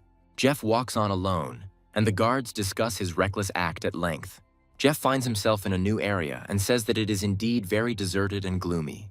However, after a few moments, a multitude of monsters appear in front of him and head towards him. Jeff understands that this place is definitely not for weaklings, since all these creatures are much higher than level 50. Jeff orders his Phoenix to appear immediately to deal with a large group of enemies at once. Phoenix obeys his master's command and begins to incinerate his opponents one by one. Combat achievements begin to pour out upon our hero like water from a cornucopia, and he quickly increases his strength. Jeff says that the Fire Phoenix did a great job and now everything will only go uphill. He also receives a system notification that he has received more merits, but this does not seem to be enough for him. After this, he sees an elite boss and hopes that he will now be rewarded big for this victory. Meanwhile, in an unknown location, another player is undergoing trials by destroying large monsters. This player's name is Torvin, and he is proud of the fact that he was able to destroy an elite boss in one hit. He's happy that with this kind of farm, he'll definitely break into the top 1,000 players worldwide by gaming achievements today. However, as soon as he opens the list, he finds that he has once again been surpassed by Knight Jeff, who even ended up first here. After a while, his name disappears, and he assumes that there is some kind of malfunction in the system. Jeff wonders if his rivals are also unusual people who know something. Meanwhile, the enraged Phoenix continues to attack his opponents one after another. He focuses all his power on a giant boss that is a hybrid of a spider and a human. After this boss is destroyed, Jeff receives a notification that his level has been increased. He notes that once the damage reaches 100,000, it will mean that he has passed the first stage of warming up. After this, he joyfully orders his beast to continue moving forward and destroy all enemies. All players are informed of how great Jeff is and that he has once again entered the top of the rankings. This should no longer surprise other people, and he does not understand why it is perceived as something unusual. Meanwhile, they also understand what the Warzone points are for and they become eager to get there. Some of them understand that he has just entered the capital and is already breaking out in the rankings of this place. Meanwhile, Jeff reaches an area called the Lord's Forest, where the blacksmith's son has disappeared. Abbas says that he feels very uncomfortable being in this forest, but Jeff reassures him. He states that this forest is supposed to be full of different bosses, so it would be great if they could destroy them. Meanwhile, the story moves to a small camp located somewhere in this forest. The garrison commander receives an urgent message and immediately orders a report of everything that is known. He is informed that intelligence has confirmed that the Lord is moving straight towards the camp and is leading an army behind him. The proud fighter says this is excellent news and orders everyone to prepare for the assault. He notes that the anomalies want to capture their outposts, and they must not allow this to happen, defending the honor of the Third Corps. The soldiers shout loudly that they will never allow their military valor to be desecrated by these vile creatures. Gradually, numerous glowing creatures appear in the forest. and the commander is informed that the boss has launched an offensive. The warrior says the scale of this offensive is simply unimaginable and he cannot believe his eyes. After some time, a multitude of deer run out of the forest, pointing their pointed antlers at the soldiers. The ice deer prove to be quite formidable opponents and take out several soldiers. The strongest warriors immediately try to stand up for their comrades who have been incapacitated. The commander talks about the need to manage human resources more wisely and coordinates his fighters. He orders the archers to move back into range to fire a powerful volley at the ice deer. His comrades obey the order and then decide to open fire on the advancing monsters. Within moments, a good dozen of these creatures are riddled with arrows and fall to the ground. The captain says that this is a good dynamic, but the pace cannot be reduced, because they are already retreating. After some time, they see the Ice Deer King, who is the boss of the anomaly level. The captain says that everyone needs to prepare for battle and go into full combat readiness. The soldiers feel fear permeate their souls and say that they have never seen anything like it. However, after just a few moments, a powerful fire projectile flies at this boss, stunning him. Other creatures are much less lucky and are instantly reduced to a pile of ash under this onslaught. The soldiers look at this sight in surprise and discover that the boss also did not survive the attack and fell to the ground. The captain wonders if the boss is really dead and suggests that they have most likely gone mad. However, a few moments later, the commander is informed that a young man is nearby who killed him with one blow. The captain orders that they find out about this man, and the soldiers declare that he himself is interested in meeting him. Along with him, many other warriors also come out, trying to find out more about this mysterious hero. Jeff looks up in surprise to find himself surrounded by a crowd of people. They immediately tell him not to worry and ask what he is doing here. After this, he turns away and decides to leave, thinking that he needs to do some pumping. When asked who he is, he decides not to answer in order to appear more mysterious. However, the garrison commander continues to ask him to stop despite the lack of results. He is asked what needs to be done next, after which he is told that he should stay and watch what happens. He tries to understand who this strange warrior is and what insane powers he possesses if he was able to kill everyone with one blow. Jeff, meanwhile, tries to compensate for his lack of social skills by quickly leveling up. Phoenix continues to destroy opponents, leveling up at an incredible rate. No monster can offer him any reasonable resistance due to his incredible power. Jeff happily watches his pet's adventures and says that he will soon reach level 50. Looking at his new talents, he realizes that they are simply insanely powerful and must be used to the fullest. He continues to hurry his pet, saying that he can't slow down and needs to go deeper. Meanwhile, the other players watch his adventures and say that he is an incredible player. Each of them says that absolutely no one could cope with such speed.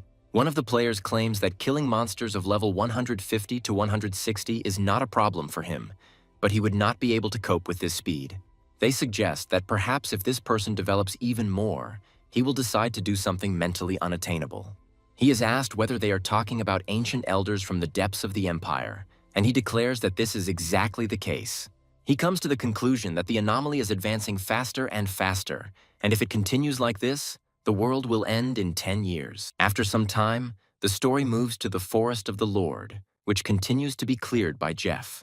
The soldiers of the 3rd Garrison are wondering what is happening in this forest and what kind of massacre is taking place there.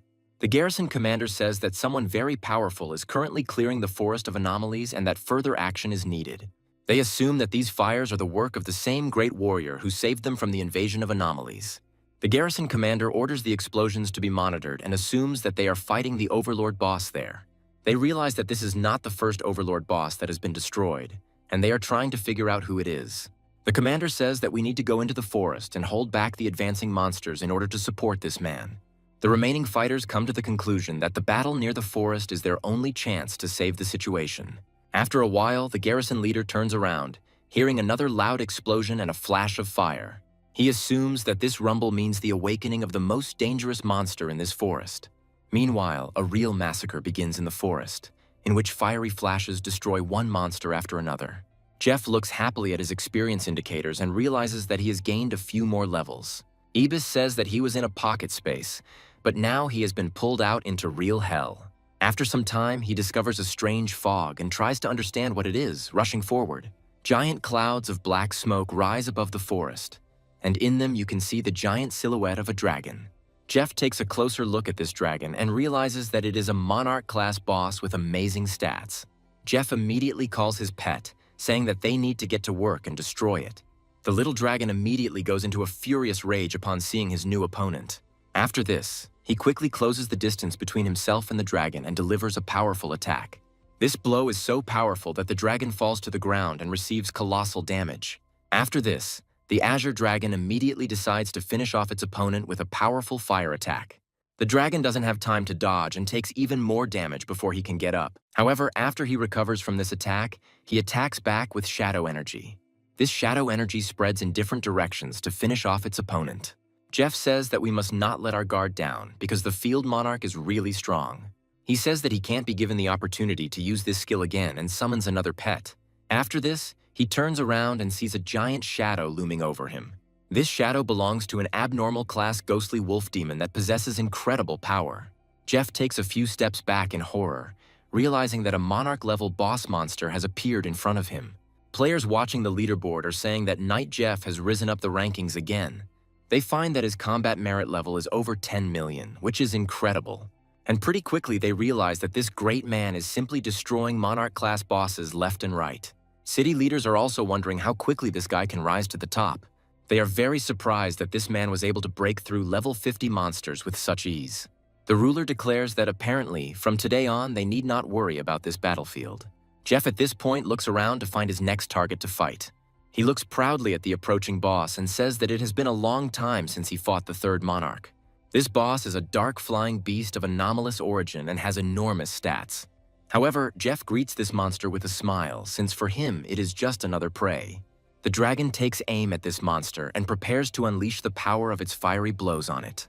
Almost no boss has a chance to survive this attack, and the bat falls to the ground. After this, she suddenly rises into the air and uses a loud sonar to stun enemies. Jeff, Abyss, and the Azure Dragon try to cover their ears, realizing that otherwise they will simply burst. After this, he assumes a pompous pose and orders the Phoenix to get to work and destroy the enemy. The next moment, the Phoenix instantly flies into the air and unleashes a scorching beam on the enemy. This scorching beam hits the monster directly in the mouth, causing its belly to swell and turn red. Jeff watches this with joy and says that this is a brilliant display of incredible power. However, after a few more moments, the monster begins to swell, and this does not bode well. Ibis says that if they stay here, they will certainly be caught in the shockwave.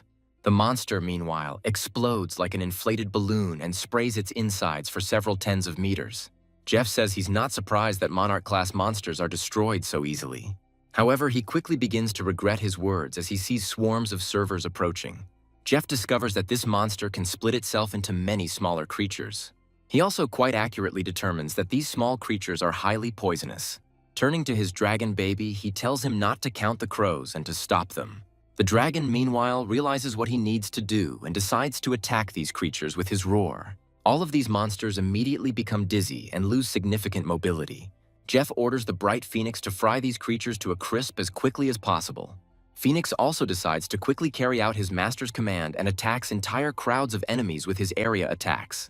Everything around turns into pure chaos as the flying monsters begin to burn like embers. Jeff receives a lot of notifications that he is gaining a lot of experience and leveling up.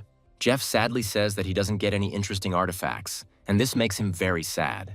After this, he comes to the conclusion that he has cleared the place out quite quickly, having dealt with the 4 monarch bosses. After some time, a whole garrison of soldiers appears on his path, and he looks at them in surprise, trying to understand who they are. The leader of these soldiers stops abruptly and calls him by name to get his attention. He looks at him carefully, then asks if it is really Knight Jeff in front of him. Jeff asks him who he is, and the young man introduces himself as the commander of the 5th Sacred Legion, Agreus. Jeff asks him if this is really the case, and the knight states that the entire legion obeys his orders. Jeff says that he needs them to pull all the abnormal creatures in the forest to one point. Upon hearing this request, the knight falls into a stupor for a while, since this is a rather complex order. He adds that if they try to do something like that, the entire army will die in a couple of minutes.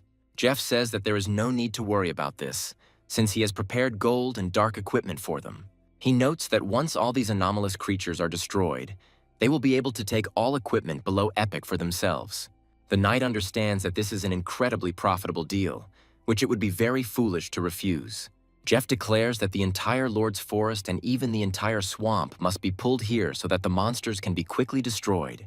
The knight understands that in such a case, it is necessary to go all in and use the fastest fighters. Jeff asks him if he has any doubts, and the knight states that they don't have enough men to hold them all. Jeff realizes that this is indeed his fault, and then asks to collect as many monsters as possible. The knight makes a military salute and declares that he guarantees the completion of the task. Jeff lands on the ground so he can finally rest and catch his breath. After some time, the story moves to a small camp that the 5th Legion had created. The knight captain outlines the situation, saying that they were given a rather good job. His colleagues say that his legion would be better off going and farming these monsters themselves, because it's too dangerous. The knight states that there is really nothing to be afraid of, since it was Mr. Knight Jeff himself who gave them the job. They don't believe him at first, but he says that later they won't be able to complain that he didn't share his resources with them. He is asked if they should lure the monsters, and he states that it is not even up for discussion. He orders the order to be transmitted to the entire legion, so that they go out and lure the monsters strictly to the marked points. He says that this time he will make everyone who looked down on him pay dearly for it. His fighters move forward to use archers to provoke powerful monsters. These monsters get very annoyed if they take minor damage and immediately rush forward. The same tactics are used by mounted fighters, who are distinguished by increased mobility and speed. One of the fighters transmits to all squads that they should control the aggression of the anomalous creatures. Meanwhile, colleagues contact the knight and demand that he give them the coordinates of this place.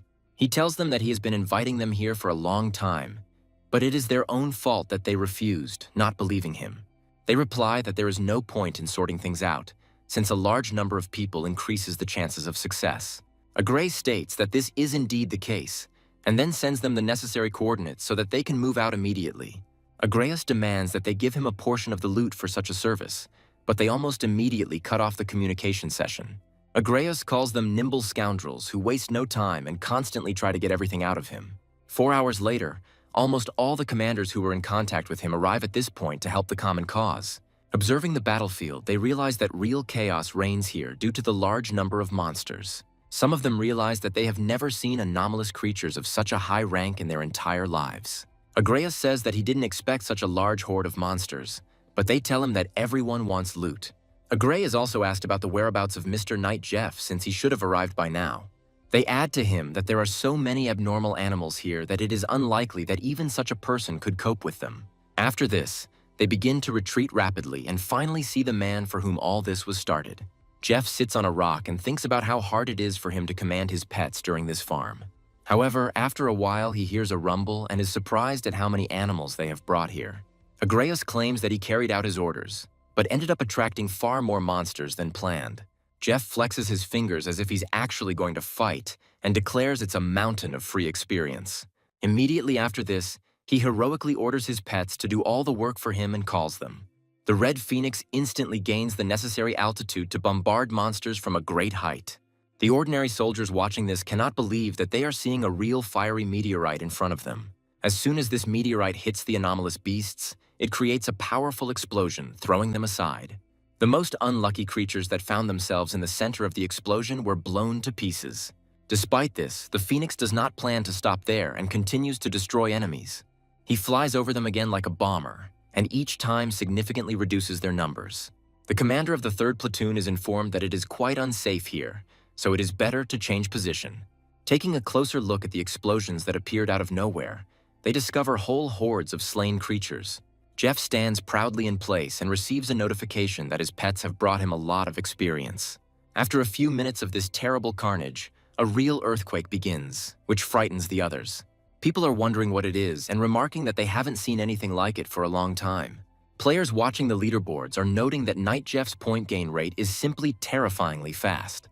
Some of them claim that it is unscientific and that it is impossible to destroy heaven and earth at level 50. However, after the next rating update, they realize that Jeff has already reached level 60, which is simply unthinkable. After some time, they get the feeling that the aura of the anomaly on the battlefield has suddenly changed, and this is a bad sign. The fact is that the earthquake that appeared on this battlefield did not just happen. Jeff himself feels powerful tremors and wonders what it all means and where he should go. The 3rd platoon commander quickly jumps off the tower to avoid being buried under the rubble and looks around. He senses the approaching aura of an incredible anomaly that he will have to deal with himself. Suddenly, the ground begins to explode, as if something large is being ripped out from underneath it, and the earth is heaped upward. The creature that appeared was truly gigantic, and from a distance looked like a large ogre dressed in armor. This creature looks around and lets out a loud roar to announce its appearance to the whole world. The third platoon commander realizes that this is an immortal-level boss and that it is impossible to fight him. The soldiers wonder how this is even possible and how such a colossus got into these lands unnoticed. They turn sharply to Jeff, stating that they urgently need to retreat, but Jeff says that he is not as strong as he looks. He reflects on the fact that he has destroyed similar creatures in droves, so he will kill this boss too. A few moments later, he summons the Azure Dragon again and orders it to deal with this problem. He advises him to vent all his anger, and the Azure baby, who has already grown considerably, rushes into battle. Charged with fiery energy, he quickly breaks the distance between himself and the enemy. Jeff, meanwhile, decides it's time to turn things up a notch and tries to observe his enemy's behavior. The Azure baby delivers a powerful claw attack, which has no noticeable effect due to its armor. A monster called the Beast of Rage tries to attack him by creating an energy sphere of its scream. However, the dragon responds to this with a powerful roar, which should stun the enemy and create a protective barrier.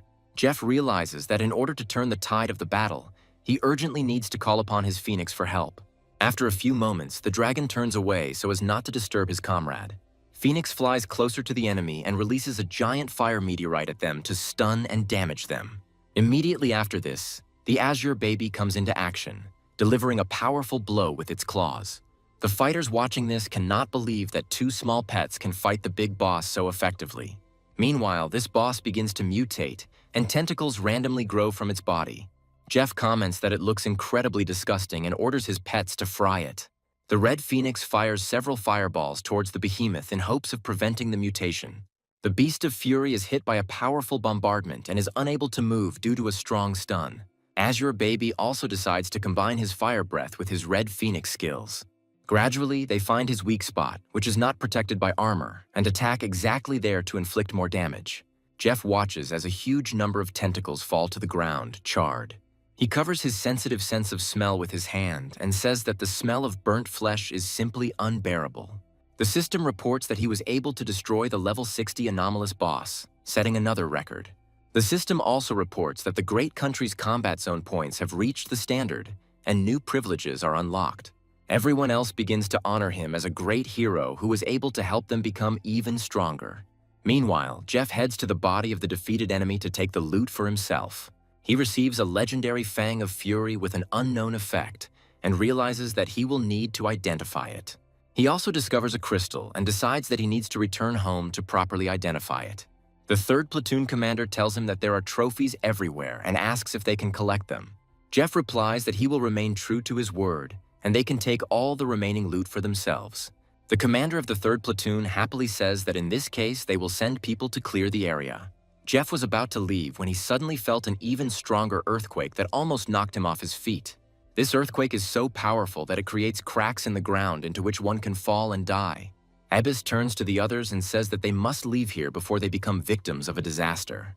Almost everyone decides to retreat to save their lives and find out what is behind this. Jeff looks around carefully and encourages people to follow him as he has found a safe place. The commander of the third platoon immediately declares that it is necessary to unconditionally obey the orders of Mr. Knight Jeff. Luckily, they all manage to reach the safety island, which allows them to save their lives. The soldiers watching this say that they do not believe what is happening here and wonder how such horrific events are possible.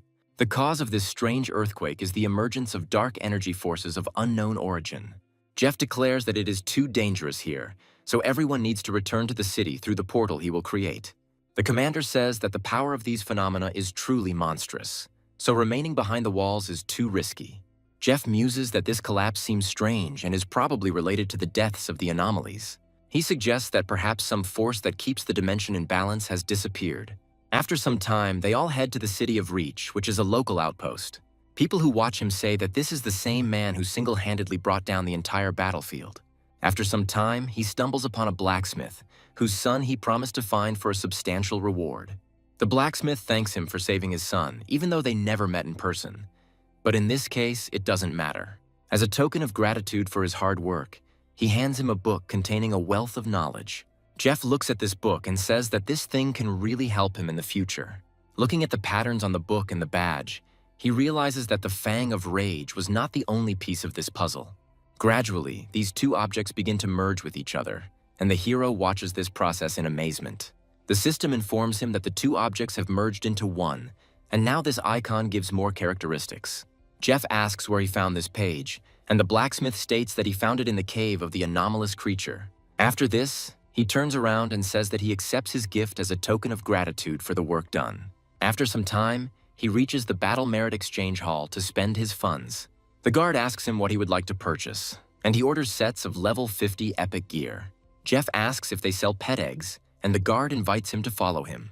After some time, the girl asks him how many pet eggs he is interested in. Knight Jeff says he's going to buy absolutely everything there is. The girl looks at him in surprise and asks if he really means all the eggs. Jeff says he wants to buy absolutely everything that is here, of any quality and in any quantity. Noticing doubt in the girl's gaze, he asks her if she really thinks he doesn't have enough money. The girl states that they have limits on buying eggs, and Jeff says that he will buy everything that is possible given the limits. The girl tells him about the purchase restrictions, and he angrily orders her to call the manager. The manager says that there is no need to call anyone since he has already arrived. Jeff turns his head towards the man who has appeared and asks if he is really the manager. A man named Harlan says that he is the one who decides everything here, emphasizing that he is ready to compromise. Jeff states that he would like to buy some pet eggs, and Harlan asks if he has enough money. Jeff says he is willing to show the rest of his gold coins, wondering what kind of wealth it would take. Harlan looks at the incredible gold reserves in amazement and says that a real magnate has come to visit them. After this, he turns to the employee and says that she should bring all the pets from the warehouse here. She asks if he needs to bring a supernatural ranked egg, and he states that he needs to bring everything. Jeff is happy that with a lot of money you can get around any restrictions if you really want to. The girl brings out a chest and says that it contains absolutely everything you asked for, as well as several more sets of equipment. Jeff talks about how he has a spacious pocket dimension so he can carry everything at once. Without thinking twice, he opens a small portal to a bottomless spatial storage and pulls the chest in. After this, he transfers money to them and says that he is grateful for their incredible service. After some time, he heads to the city of the Dragon and Phoenix to inspect this settlement. Teleporting to one of the streets, he says that it is quite nice here and the houses are of very high quality. He chuckled and declared that the imperial capital was indeed in constant prosperity. He immediately attracts the attention of people who recognize him as the great warrior Knight Jeff. After some time, he reaches the World Sanctuary since he has unfinished business here. The guards standing near the entrance ask him what brought him here. One of the guards introduces himself as Lucas, and Jeff states that he wants to complete the level 60 challenge. Lucas looks at Jeff's level in surprise and remembers that just a couple of days ago he was 50. Jeff asks if there is any problem with that, and he immediately states that there is no problem. He turns around and says in a frightened voice that the procedure for Mr. Jeff needs to be started immediately. A few moments later, he runs up to the Elder and declares that another important event has occurred. The Elder says that this is a sacred place, so fuss here is extremely inappropriate. Lucas reports that the great Mr. Knight Jeff has entered here to take the level 60 challenge. The Elder says that this is incredible, because in just a couple of days this man leveled up 10 levels.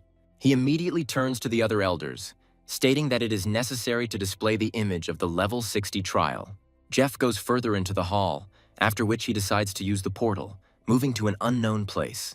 He sees a strange monster in front of him with an expression on his face as if he is wondering what such weaklings are doing here. He summons his dragon and tries to figure out where the boss he has to deal with is hiding. After some time, he becomes alert, hearing strange sounds of another giant approaching. A new Void Defiler appears before him, looking even more sinister than the previous one. Jeff declares that he has finally found himself another punching bag and sends his dragon forward. This battle doesn't take long, as Jeff and his pets are too strong to be challenged in any way. All the opponents quickly fall to the ground, and Jeff rubs his hands together in glee, hoping to get some equipment. However, the bosses only drop one shard as a reward, which is part of another puzzle. This time, the stone is called the Stone of Annihilation, and Jeff decides he'll deal with it a little later. He calls his pets, saying that they have finished the test and they need to leave here. Players are once again receiving another notification about how strong Jeff is and how he passed the latest test. The Elders watch the results of the test in horror and realize that the man has passed it. Jeff wonders where so many people came from since it was deserted just recently. The Elders surround him and say that he is apparently heading to the battlefields of collapse. The Great Elder says that he has obtained for him the Shining Stone of Valor and found the best blacksmith. Jeff wonders if the service is really that good and heads to a better blacksmith.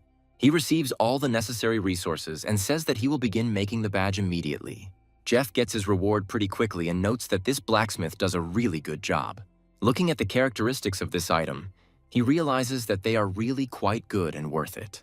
The elder immediately grabs his hand and says that he will personally lead him to the battlefield. Jeff tries to break free and says that if others see him like this, it will damage his public image. Realizing that he won't look cool enough if he's accompanied, he decides to go to the battlefield on his own. People watching him say that these are great rich people who have now reached level 60. His support group states that they are expecting good news from the great god knight Jeff, and he thanks them. After some time, he passes through the portal and looks in surprise at what opens before his eyes. He sees a real crowd of people who have been waiting for him all this time and have finally begun to approach him. These people introduce themselves as the Legion of Slaughter and say that they are ready to help him in any tasks. Jeff snaps his fingers and says that since everyone has decided to come here, it is necessary to take action. People immediately run away and say that they will bring all the monsters that are here. The enthusiasm of these people deserves respect, as they are willing to risk their lives for Jeff. Jeff lazily sprawls on the ground and talks about needing a little rest after the ordeal. After some time, one of the fighters approaches him and says that they have serious problems. After a short pause, he sadly says that perhaps the goal they were given is unattainable. Jeff asks him if top players can't accomplish such a simple task. The fighter tells him that the behavior of the anomalous monsters has changed greatly and they no longer pursue anyone. Jeff realizes that the rules of the game have apparently changed, and in that case, he will have to see for himself. Stepping aside his followers, he decides to explore the area alone for changes. He says that while he was exploring this area, he really did not encounter a single group of monsters. After some time, he discovers another lonely monster, which looks like a huge eagle. Jeff immediately orders his laser baby to destroy this creature, and it does as he orders. A powerful explosion and a fiery flash are heard in the air, knocking the flying creature to the ground. Jeff realizes that the monsters are not only disparate, but they are not anomalous bosses either. Jeff comes to the conclusion that there is nothing to be gained on this battlefield, and he will have to come up with another way. After this, he opens a portal and says that first they need to return to the city and discuss some things. He is immediately met by a large crowd of people who ask him about news from the battlefield. Jeff tells them that the monsters have decided to hide and that it is quite difficult to find them, which is surprising. He tells them that they can go their separate ways because he is tired and will figure out how to deal with it later. Meanwhile, the prince says that in a couple of days he rose to level 60, meaning Jeff. He is told that, fortunately, the anomalies on the battlefield have changed their behavior and his growth rate has slowed. Because if he had reached level 100 now, he would have been feared. But now there is definitely nothing to fear. He orders that the route of this man who dared to leave the imperial capital be found out and that he must be killed. Meanwhile, Jeff returns to the Duchess's residence to meet his beloved Sophie. She, of course, becomes genuinely delighted when she sees a person she likes so much. Jeff bows down to her again and tells her that they really haven't seen each other for a very long time. He states that he is genuinely surprised that she waited for him here all this time and apologizes for the trouble he caused her. Sophie says that wherever he goes, he raises a storm, hinting that news from the Empire has already reached her. She asks him why he came back here this time, and Jeff states that he needs a favor from her. He notes that he would like her to help him contact pet dealers to purchase materials for development. He states that he needs materials for 3 supernatural rank pets and over 1,000 for lords. Sophie asks him in surprise if he really needs that much and adds that she will arrange it all. Jeff waves goodbye to her and tells her that she helped him out a lot, but he has to go. After some time, he decides to visit the gnomes, who have been working on their projects for a long time. The leader of the gnomes greets him joyfully, and Jeff declares from the doorway that he has personal business with him. Without thinking twice, he dumps several powerful artifacts in front of him, which belong to the Epic set. Jeff adds that these artifacts need to be strengthened and asks if he can handle it. The gnome says it won't take him long, and Jeff shows him the gem. He tries to analyze it and says that it is a material for writing scrolls of forbidden spells. Jeff asks him what it is, and he explains that forbidden spells are ultimate skills. He also says that if his eyes do not deceive him, this stone is a source of great magic. He also says that in addition to the ink used to make the scroll, there are requirements for the strength of the paper itself. In his opinion, the skin of a rare creature is needed, and the one who will write the scroll must have the power of a great magician. Jeff notes that in this case, he needs to turn to someone who is well versed in magic. Of course, he means Dolores, who chooses a new robe for herself, changing the color of her outfit. Jeff opens a portal and says that he is glad to see her after such a long separation. Dolores says that if this boy came to her, then trouble should be expected. Jeff says he came to her for advice, and she encourages him to quickly state what he needs. Jeff asks her if she has heard about the source of magic, and Dolores states that she knows all about it. Jeff hands her the magical artifact, and her eyes immediately widen in surprise. She asks him where he got the thing from, and Jeff states that he got it from the Immortal's boss. He also suggests that she hasn't left the house lately, and Dolores admits that she has been very busy. She explains that not every divine-level mage is capable of writing a forbidden spell. She smiles and says that she has enough skills. After this, she states that to create the scroll she needs the skin of the Spirit King, and adds that she knows where to get it. Jeff asks her to tell him the location of this boss quickly. Dolores declares that on the entire continent, she is the only one who can find the skin of the Spirit King, but she has conditions. She explains that this source of magic should be enough for not just one scroll, but several, which she will take for herself. Jeff states that he is happy with the terms of the deal, and she creates a portal to bring him the good news. Jeff decides it's time to check on the pet eggs he bought to raise better animals. Meanwhile, Ibis asks the others to act as carefully as possible and not to break the shell. Numerous maids dressed in market costumes say that they will try not to scratch a single egg. Jeff says that Ibis is doing a good job, and Ibis immediately complains that he was forced to work. Jeff says he had no experience with pets, so the task was handed over to him. He notes that everything is more or less settled, and it is time to go to the island of Divine Grace. After some time, he heads to the port where you can rent floating equipment. He says that this island is located on the edge of the Sea of Despair, so the best way to get there is by ship. A few moments later, he sees a giant ship called Poseidon in front of him and is impressed by it. The manager wishes him a pleasant journey and he climbs on board. After some time, the captain says that it is necessary to raise the sails and give the command to sail. Jeff looks at the people here and realizes that most of them are wearing level 80 gear. Suddenly, one of the fighters comes closer to him and asks if he came here alone. He immediately offers to join their team, saying that they are in fact lacking an experienced magician. Jeff asks them if they are mercenaries, and the fighter admits that they are collecting tree spirit crystals. Jeff tells them that he's not interested, so they should look for someone else. They ask him if he has joined any other groups, to which he states that he is a lone wolf. The mercenaries are very surprised by his incredible coolness and loneliness, realizing that this is real madness. They ask him if he boarded this ship right after reaching level 60, and Jeff states that he did. The mercenary advises him to be very careful and not to leave the ship after arrival. He adds that the island is very unsettled, and Jeff asks them what happened there. Mercenaries claim that in recent days, unrest has been breaking out on the island of Divine Grace. Jeff suggests that if these are normal monster riots, then that's just great, because that's exactly what he needs.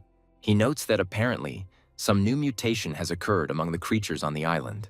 He asks the mercenary how long ago this started, and he replies that it happened a couple of weeks ago. Jeff remembers that it was during this period of time that he fought a gray clone that appeared out of nowhere. The mercenary still advises him to go back because he only has one life, and Jeff thanks him. After this, he says goodbye to him and says that they will see each other again if fate brings them together, after which the mercenary asks his name. Jeff turns around, puts his hands in his pockets for a more confident stance, and announces that his name is Knight Jeff. The mercenary is immediately surprised, realizing that in front of him stands the legendary Viscount from numerous rumors. They try to stay close to him and say that they feel much calmer around him. After some time, one of the captains says that the ship has entered the waters of the Sea of Despair. Jeff looks out of his cabin to see what's going on and how big the sea is. Looking around, he realizes that the Sea of Despair really does look quite threatening. The soldiers on this ship begin to pray, hoping that a cruel fate will not befall them.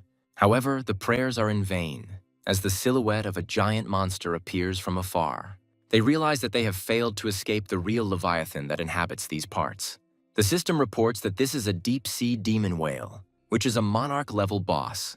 Jeff, realizing that a creature of this level is definitely at the top of the food chain, decides that he is not to be trifled with. The soldiers understand that this is a real revelation, because such creatures are extremely rare in human history. Meanwhile, the creature continues to circle around the ship, preparing to pierce it through. The ship's captain claims that they are strong enough to deal with this monster. The mercenary says that if a divine-level expert enters the battle, then they are definitely saved. The mage creates a powerful protective magical barrier that should hold back the boss's attack. Keith tries to attack this magical bubble, but he can't break through it, only damaging its surface. The magician says that we need to prepare to launch the weapon of the apocalypse in order to fight back against this creature. Jeff watches this process closely, trying to understand what this weapon is and how it works. The ship's crew cannot believe that they are activating the apocalypse weapon, which is guaranteed to destroy its target. They add that it was thanks to this weapon that they had already managed to injure a deep-sea whale twice. However, suddenly the whale, having learned about the ship's crew's plans, decides to use echolocation. Echolocation is so powerful that it can spread over many kilometers. This sound deafens all the ship's members, severely affecting their hearing. The captain says that the weapon of the apocalypse needs to be prepared and approaches the cannon. He uses his magic staff to charge the weapon with additional power. Jeff, meanwhile, realizes that he can't let the whale complete the spell that should stun everyone. He quickly sends his dragon forward, ordering it to stop casting that spell. The soldiers watching the scene see the summoned creature and try to figure out what it is. The dragon, meanwhile, quickly reaches its target, since it is too gigantic. Immediately after this, he takes in as much air as possible and prepares to use the skill. His strategy proves effective, and he manages to stun the giant monster within a second. The ship's captain cannot believe that the deep-sea whale's forbidden spell has actually been broken. After this, the dragon begins to attack the whale, causing it even more damage. The ship's captain says in shock that this dragon is clearly someone's tamed beast. Jeff praises his pet and says that he did an absolutely amazing job. The mercenaries who observe him say that this tamed beast causes real terror. Meanwhile, the ship's captain loads the apocalypse cannon and orders it to open fire. There is a loud roar, and the projectile flies along a parabolic trajectory towards the whale. After some time, it hits him right in the head, causing a powerful explosion. The whale turns over on its belly and becomes immobile for a while, as if it had died. The mercenaries sailing on the ship wonder if this whale was really dealt with so easily. For a long time, they still can't believe that they were able to survive this crisis without significant losses. The mercenaries run up to the main character and say that they must kneel before him. They start praising him and talking about how brave and cool he is for being able to save them. Everyone understands that taming animals is an amazing profession, and thanks to the fact that he was on the ship, they were able to survive. The ship's captain also turns his attention to the main character, closely watching his movements. He states that heroes are truly born among the youth, and perhaps he can change the world by solving this crisis.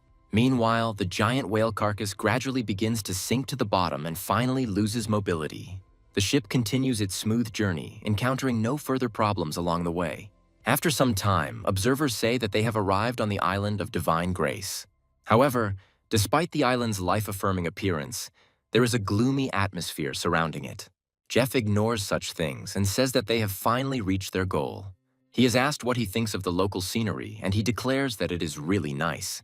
He is told that this island was once a rotten place, filled with evil and decay. The mercenary also states that after some time a miracle happened, and the weather here became much better than before. Jeff says it sounds a lot like a divine blessing and adds that that's exactly what they say about it. The mercenary also takes him to a special house, stating that any information can be bought here for a high price. Jeff realizes that price doesn't matter to him because he needs to get as much information as possible. The building turns out to be a not-so-poorly furnished bar where you can find interesting informants. Looking around, he says that the atmosphere here is indeed quite exotic. A mercenary approaches an employee of the establishment and says that he needs 1 glass of strong drink. He is asked how strong the drink should be and is informed that an honored guest has arrived today. Jeff says he's just buying information, so there was no need to use that code. The mercenary states that the master may not be aware, but it is important to maintain secrecy since there are many spies here. The thing is that this island has many resources that are being laid claim to, including by local authorities. After some time, a plump man enters the tavern and asks who ordered the strong drink. Jeff replies that it is him, and is informed that apparently he already knows the rules. The young man introduces himself as Joffrey and says that he is the king of underground information, but sells it at a high price. Jeff waves his arms casually, releasing a huge stream of coins. He asks if this money is enough for him, and Joffrey replies that he has never seen such a large sum. After this, he adds that he is ready to tell absolutely all the information that is required of him. Jeff says he needs to find out where the darkest forest is on this island, adding that he needs a map. Joffrey says that's too vague, as the description could apply to any forest of any size. After some thought, Joffrey suggests that he is probably looking for a specific item, and Jeff asks how he knows that. Joffrey says people have come here before and asked him the same question. Jeff is trying to figure out if someone else, like him, has received instructions from the divine tree. Joffrey turns and walks into another room, stating that he must wait here.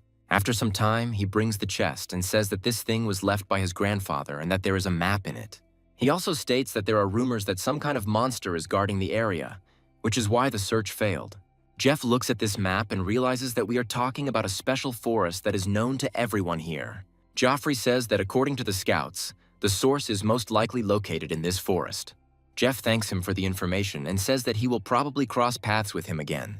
Joffrey asks if the master is really going to go to that very forest from which no one has ever emerged. The mercenary states that he himself wanted to go there, but now, apparently, he is not destined to be there. Joffrey asks why he abandoned this idea, to which he replies that he wants to live a little longer. Jeff quickly takes the map and heads straight there so as not to waste time. He says that he has already reached the marked area and notes that he did not meet a single living soul along the way, and this is not normal. Gradually, the atmosphere becomes more and more eerie, and the hero even feels as if he is being watched. After some time, a giant shadow appears out of nowhere and rapidly approaches the main character. This shadow belongs to a bloodthirsty beast, which is a giant walking anomaly. Jeff claims that it is just a pathetic pawn, as he has much more serious reasons to worry. He summons his pet to attack the enemy with a powerful fire whirlwind. Several blows fall on the monster at once, and it loses its balance, receiving fatal damage. Jeff gains a lot of experience, and this is enough to level up.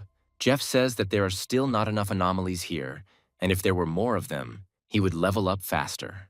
However, after a while, he hears a strange sound, similar to the playing of bagpipes. He wonders who would dare to play music in such a dangerous place and moves on. He sees that there is a giant well nearby from which this sound is coming. He decides that he needs to jump down, since he has a shield worth hundreds of millions and he has nothing to fear. Immediately after this, he dives down, realizing that being immortal, he can do whatever he wants. However, after landing, he suddenly finds himself in a forest, as if there was a whole world hidden inside the well.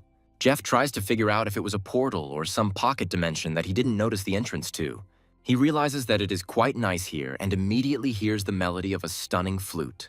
He then discovers a hapless girl who plays the flute to freeze monsters. Looking at it, he realizes that this is an interesting method of protection, but it will not last long. Jeff summons a small dragon to help the unfortunate elf. The giant dragon unleashes powerful fire attacks on the monsters that decided to attack the girl. The elf thanks him for defeating this anomaly and saving her life, realizing that she could not have done it on her own. Jeff asks her if she belongs to the elf race, and the girl becomes frightened, realizing that she is a human.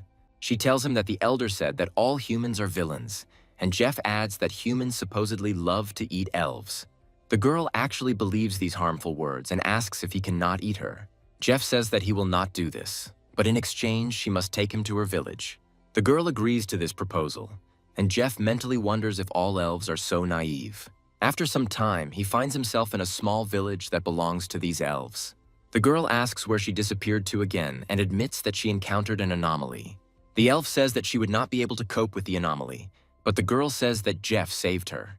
The elf looks at the approaching man with fear and says that the girl has brought trouble upon them. She immediately starts screaming loudly, announcing that a human has invaded their property, and everyone immediately comes running. They grab improvised weapons and declare that the man has no place here and must leave. An elder also comes out to him and recommends that he go back to where he came from. Jeff says that this elf has at least 80-level magic, which is very impressive. He immediately asks them to calm down a little and says that he has no bad intentions and that he is looking for an item. They don't really believe him, but Jeff states that he saved one of them and that the elves shouldn't treat their savior that way. The girl confirms that this is indeed true, and doubts appear in the elder's eyes. Jeff says that he really doesn't intend to attack them because he doesn't need the elves. The elder states that even given his current merits, he cannot accept him into this village. Jeff asks him what he must do to be accepted and is told that he must show purity of soul. Jeff says he has a suitable item that can demonstrate his intentions. He shows him Aisha's glass ball and asks if it is really suitable evidence. Jeff says he's never seen anything so clean and asks where he got it. Jeff claims that he cleared the gray fog in one town and a little girl gave him the ball. Jeff is asked if he can actually dispel the gray fog, and he states that he can. The elder says that he invites him to the elven settlement and asks him to follow him. Jeff reflects on how celebrity is still very useful and opens up new places. After some time, he becomes acquainted with a fountain, which is a unique source of elves. Jeff asks if he can take some water from the fountain after learning that it removes debuffs. The elder states that he is not against this, but would like to ask him for one favor, to which Jeff agrees. He says that apparently Jeff came here for a lead on the Holy Break item. He states that this clue is located in a space that is covered in a high-level gray fog. Jeff asks if they want him to dispel it, and the elder states that only he can do that. Jeff says that it won't be easy, because the concentration of fog is very high, and the elder promises to help him. Jeff says that if they can confirm that the item is there, he's willing to try. The elder declares that there can be no mistake, and Jeff decides that in that case, it is time to move on. He collects a small portion of this water to use it in the future to remove debuffs. Besides, he decides to try a little now to test the drink in advance. The system notifies him that the speed of experience gain has now increased by as much as 5%. The elder offers him the best warriors of the clan, saying that they are ready to move forward with him. Jeff says he would enjoy traveling in such company and recommends not wasting time. After some time, they reach the foot of the great mountain, which looks rather deserted. The elder says that one must be careful, as many anomalous monsters live here. One of them appears on their way, and Jeff notes that it was very timely because he was already getting bored. He immediately summons his dragon, which has grown in size by several more meters. The dragon takes off and uses standard attacks to destroy the creature as quickly as possible. The elves are very impressed by the protagonist's unprecedented strength and cannot believe that such a legend is before them. Meanwhile, another monster falls to the ground and goes limp under the force of the dragon's blows. After some time, they reach a ruined cave, furnished with peculiar columns. The elder says that they have reached the right place, and Jeff notes that he will go first. He asks everyone to stay close to him and focus on protecting him in case of any unexpected danger. However, after some time, they step on a strange trap that collapses the floor under their feet. Landing down, he advises everyone to activate their defenses as a gray mist spreads around. One of the elves decides to use the spring water, and Jeff learns that it counteracts the gray fog. The elder asks him if he plans to use the water himself, to which he states that he does not need it. He moves forward, saying that it is pitch dark here, so it is better to beware of serious ambushes. He advises them to keep their eyes open, as otherwise they might run into some nasty creatures. Noticing the flying eyes above them, the elves immediately become combat ready and begin to attack them. Jeff notes that these elven warriors are quite good and can stand up for themselves even in such a situation. He turns to the elder, saying that the gray fog is getting thicker and that there is definitely something ahead. After some time, they discover a large silhouette in the darkness approaching them. Jeff realizes that this is a level 100 Lord rank boss that needs to be destroyed quickly to prevent it from killing anyone. Along with this boss, terrifying monsters that resemble human-animal hybrids also join the battle. Jeff warns his comrades to be careful, as these creatures are definitely not to be trifled with. The elves retreat and create powerful magical barriers to protect themselves from the attacks of these creatures. One of these monsters attacks the barrier, but it fails to even scratch it. Jeff reflects on the fact that elves are indeed a superior race. Their fighting power is clearly an order of magnitude higher than that of the dwarves. He is already thinking about how profitable it would be to lure them to his city, while the elves tie up the monster. This tactic is needed to weaken his powers. However, one of the anomalous bosses does not respond to weakening. The boss runs away, and Jeff states that there is no point in pursuing him. It is noted that if this boss suddenly fled, then he probably went to pass on information to his allies.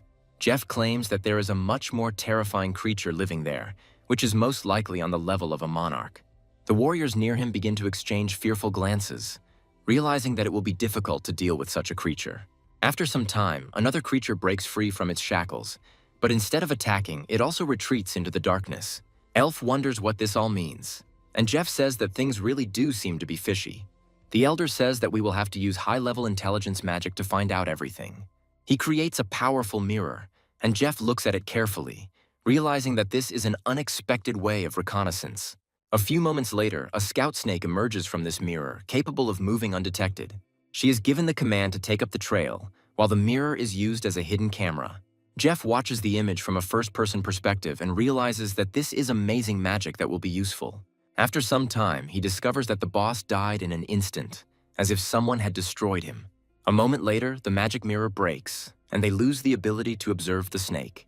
Jeff says that this is definitely a monarch rank boss who has evolved to the sacred level and acquired new skills. The elders say that they have no chance of defeating a monster of this level and they need to retreat. However, quite quickly they hear the eerie sounds of an approaching monster, which will not let them leave. This monster is a dragon that has been imprisoned here for a long time and has now broken free. The system reports that this is a dragon of darkness, doomed to immortality unless killed with one's own hands. The elves talk about leaving here, and the elder is preparing to delay him with the help of his tricks.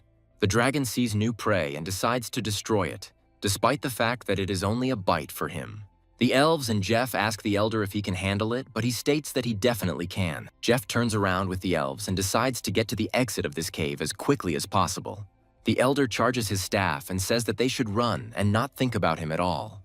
The dragon, meanwhile, tries to use its withering breath to destroy the target as quickly as possible. However, the elder uses the defensive barrier skill to prevent the harmful miasma from affecting him. The force of this breath is still strong enough to destroy the protective barrier in a few seconds. The elder jumps back from the shockwave and realizes that this boss is too strong. The dragon, meanwhile, tries to finish him off in close combat, swinging its giant paw. However, the elder still has a few techniques that can be used at the last moment. One such technique is a teleportation skill that allows him to disappear a second before his death. He appears right in front of our fugitives, who have almost reached the exit of the cave. Meanwhile, the dragon takes off and tries to catch up with its victim as quickly as possible, but the elder is not ready to give up yet. He takes out a small rock and takes careful aim to throw it straight at the giant creature. After a short pause, he throws the stone, leaving the dragon no chance of escape. When in contact with the dragon scale, this stone explodes, leaving behind a giant cloud of strange vapors. Jeff realizes that it is a forbidden spell crystal and asks what material it is made of. The elder advises him not to think about such things, because he would not have become the head of the tribe just like that. After a while, they reach the end of the cave, and Jeff declares that he no longer has to worry about them. He tells them that he can now deal with this dragon himself, and the elves look at him as if he were crazy. However, they really have no choice, since the protective spell was destroyed too quickly. The elder offers to let him run away with him, but Jeff ignores him and calls on his pet.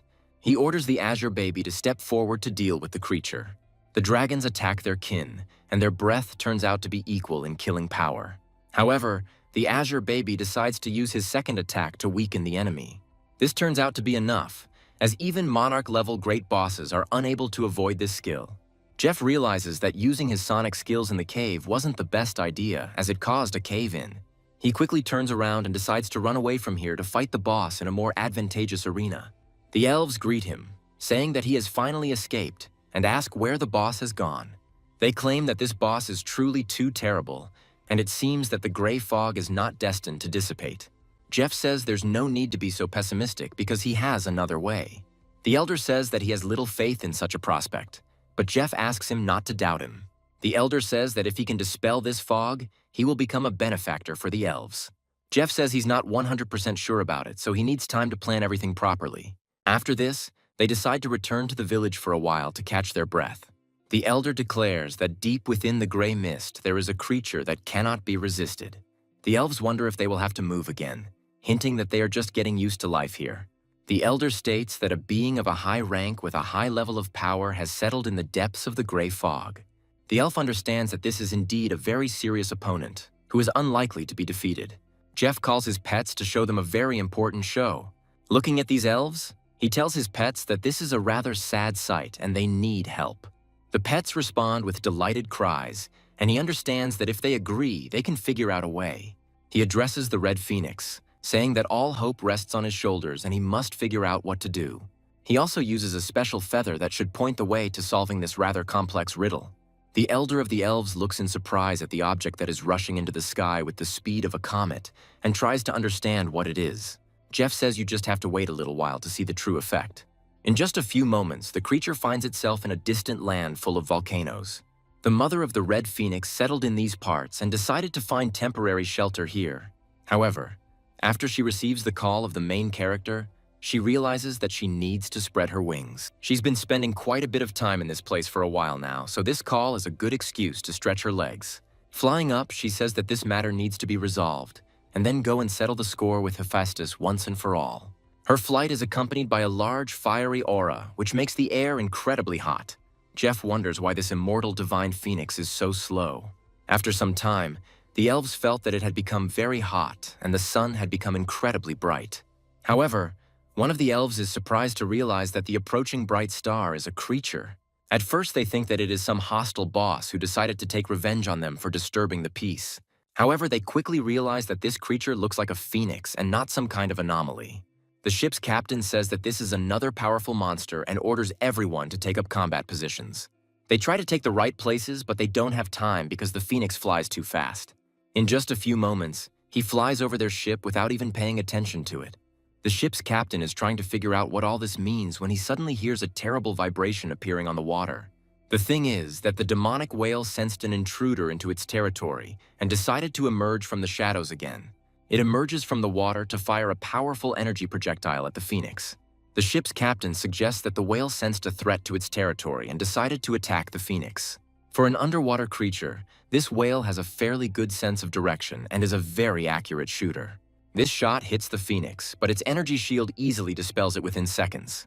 The ship's captain, who is watching this fight with incredible attention, cannot believe that it was so easy. Phoenix, meanwhile, calls the demonic whale an insignificant creature that doesn't know its place.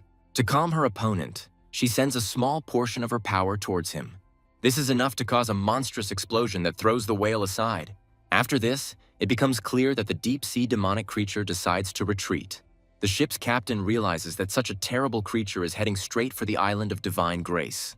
Meanwhile, Phoenix obeys her instincts and realizes that she doesn't have much time left to fly.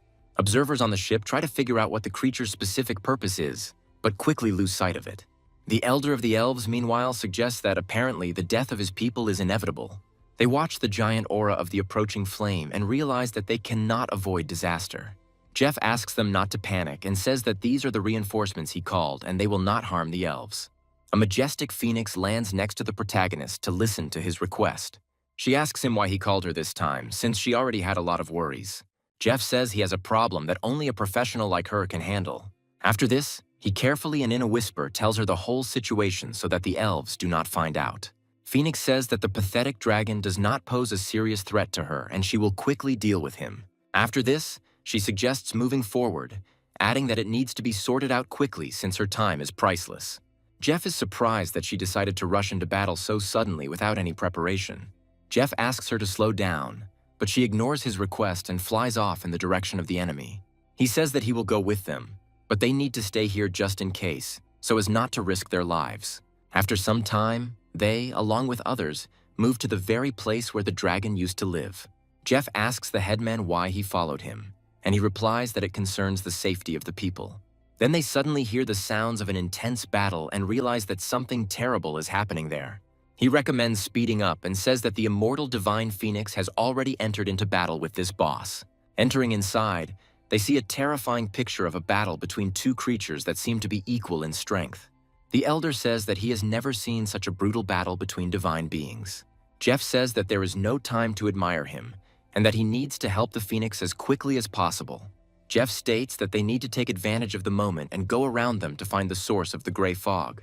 Meanwhile, somewhere in the depths of this cave, a statue of an unknown deity indicates that the goal has finally been achieved. He notes that the immortal divine phoenix and the man carrying multiple essences have gathered here. The statue begins to crumble, and a deity named Sekhmet decides that now is the time to strike. He begins to spread a murderous aura and says that he will absorb every single one of them. The island of divine grace becomes an even darker place as this darkness begins to spread. The elves realize they need to run before they are caught in the fog and killed. Sekhmet, meanwhile, concentrates most of his power to incarnate in this world. The statue gradually transforms from stone into a real deity, who is preparing to carry out his evil plans. Sekhmet menacingly declares that he will now strike down everyone who stands in his way without the slightest mercy. He rushes forward to step in front of the divine phoenix and punish her for her insolence. The firebird asks him if he really dared to come here as a false god. Sekhmet claims that the phoenix is just a pitiful bird that was locked in the fire temple for hundreds of years, but already dared to resist. Phoenix continues to accuse him of hurting her when they plotted, and now they will pay for it. She creates multiple meteorites and attempts to hurl them at her opponents, hoping to destroy them in one hit. The dragon understands that this blow can really be serious, so he needs to defend himself somehow. However, Sekhmet remains calm, despite the fact that he is indeed facing a serious enemy. He gradually dissolves into thin air and says that he is very interested in looking at something. He creates a giant hand and asks how she plans to resist the deity in such a form. However, the phoenix does not lose his composure and says that he is just a pathetic madman who does not know what he is doing. After this, she creates even more warm energy around herself and says that they will now test how strong he is. The phoenix's power proves too much for Sekhmet to withstand so easily, and his attack is parried. Sekhmet is surprised that even after hundreds of years, this creature has not lost its powers, despite the fact that they sealed it. Phoenix says she is familiar with this picture and suggests attacking her opponents. The elder says that he has never seen such a sight in his long life, and it is truly amazing. He asks him if it's too dangerous to be here, but Jeff states that he hasn't found what he came here for yet. After this, he continues to wander around this cave to find the treasures he needs for the quest. After a few moments, he finds a small piece that is the key to the mystery. He looks closely at the piece and realizes that it is a dragon scale belonging to a dark dragon. He adds that this den needs to be cleared out to find even more of the treasures he needs. The elder follows him, and they find themselves in the lair where the dragon has been living all this time. It turns out to be quite empty here, and Jeff wonders where all the treasures that dragons love so much are. The elder tells him that he should look at one very important thing that has caught his attention. He shows him strange writing depicted on a large bas-relief nearby. Jeff states that there were similar patterns in the elven arena, and this text likely contains information. He immediately takes out an emerald glass disc and assumes that this object is somehow connected with these spirits. Looking at the symbols on this disc, he realizes that they exactly match those that were on the obelisk. After this, he discovers a recess of the appropriate shape and realizes that this object is the key to the mystery. As he gets closer, he decides to place this disc on the right spot to activate the mechanism. There is a strange sound, and Jeff takes a couple of steps back in fear, trying to figure out what he did. A nearby bas-relief begins to glow brightly, attracting the attention of the evil deity. Sekhmet looks at the protagonist and calls him a pathetic nobody who doesn't know what he's doing. Jeff looks at him in shock and says that it looks like he angered the evil god. Sekhmet attacks him with powerful dark magic and orders this pathetic nothing to finally leave this world. Jeff jumps to the side, activating his money shield, which had been dormant the entire time. Jeff says that this one attack cost him over 30 million and he became significantly poorer. However, after a few moments, he feels energy begin to flow through his body. He wonders what this strange energy is and where it came from in this world. Sekhmet says that this is impossible because a pathetic little man of level 61 has revealed the secret of this island. The elder looks at Jeff in surprise and asks what this all means. A few moments later, Jeff simply vanishes into thin air, leaving the unfortunate elder alone with Sekhmet. Sekhmet, meanwhile, says that this is simply unthinkable, and these pathetic creatures are testing his patience more and more. He angrily intensifies his attacks, saying that he will grind into dust anyone who tries to interfere with him. Phoenix immediately continues the fight to get another chance at revenge. She calls him a despicable false god and asks how he dared to defile this place with a vile anomaly. Sekhmet and the Phoenix continue to fight, while the elder realizes that they cannot stay here. Meanwhile, the elves who manage to escape the effects of the filth decide to save themselves as an earthquake begins. They all head to the ship to set sail, since earthquakes are much less dangerous at sea. The earthquake turns out to be incredibly powerful, but then the story shifts to an unknown location where Jeff was teleported. He slowly comes to his senses and tries to understand what happened to his head, because it is splitting terribly. Rising to his feet, he does not recognize this place and tries to understand where this altar teleported him. However, after some time, he discovers that next to him there is an amazing statue of a familiar deity. He tries to understand where this mythical entity came from, because it doesn't fit into the architecture at all. As soon as he comes closer and places his hand on the statue, it opens its eyes, which begin to glow. She menacingly asks how a pathetic man dared to disturb her 1,000-year-old peace. After this, she immediately tells him that he must leave here, since he does not belong here. Jeff states that he was brought here by the will of the divine tree and is looking for the holy break items.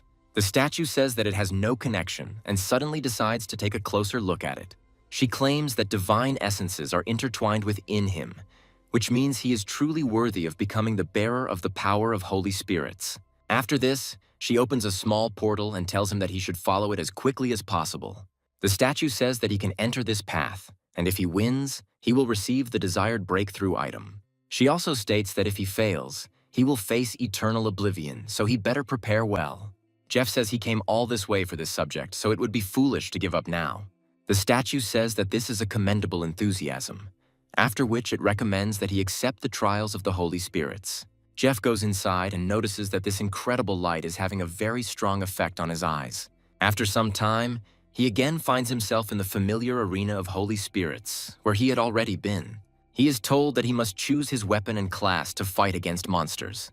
Jeff finds that only the basic classes are available here, and he can't take advantage of their benefits. He decides to choose the Knight class because this class suits him very well.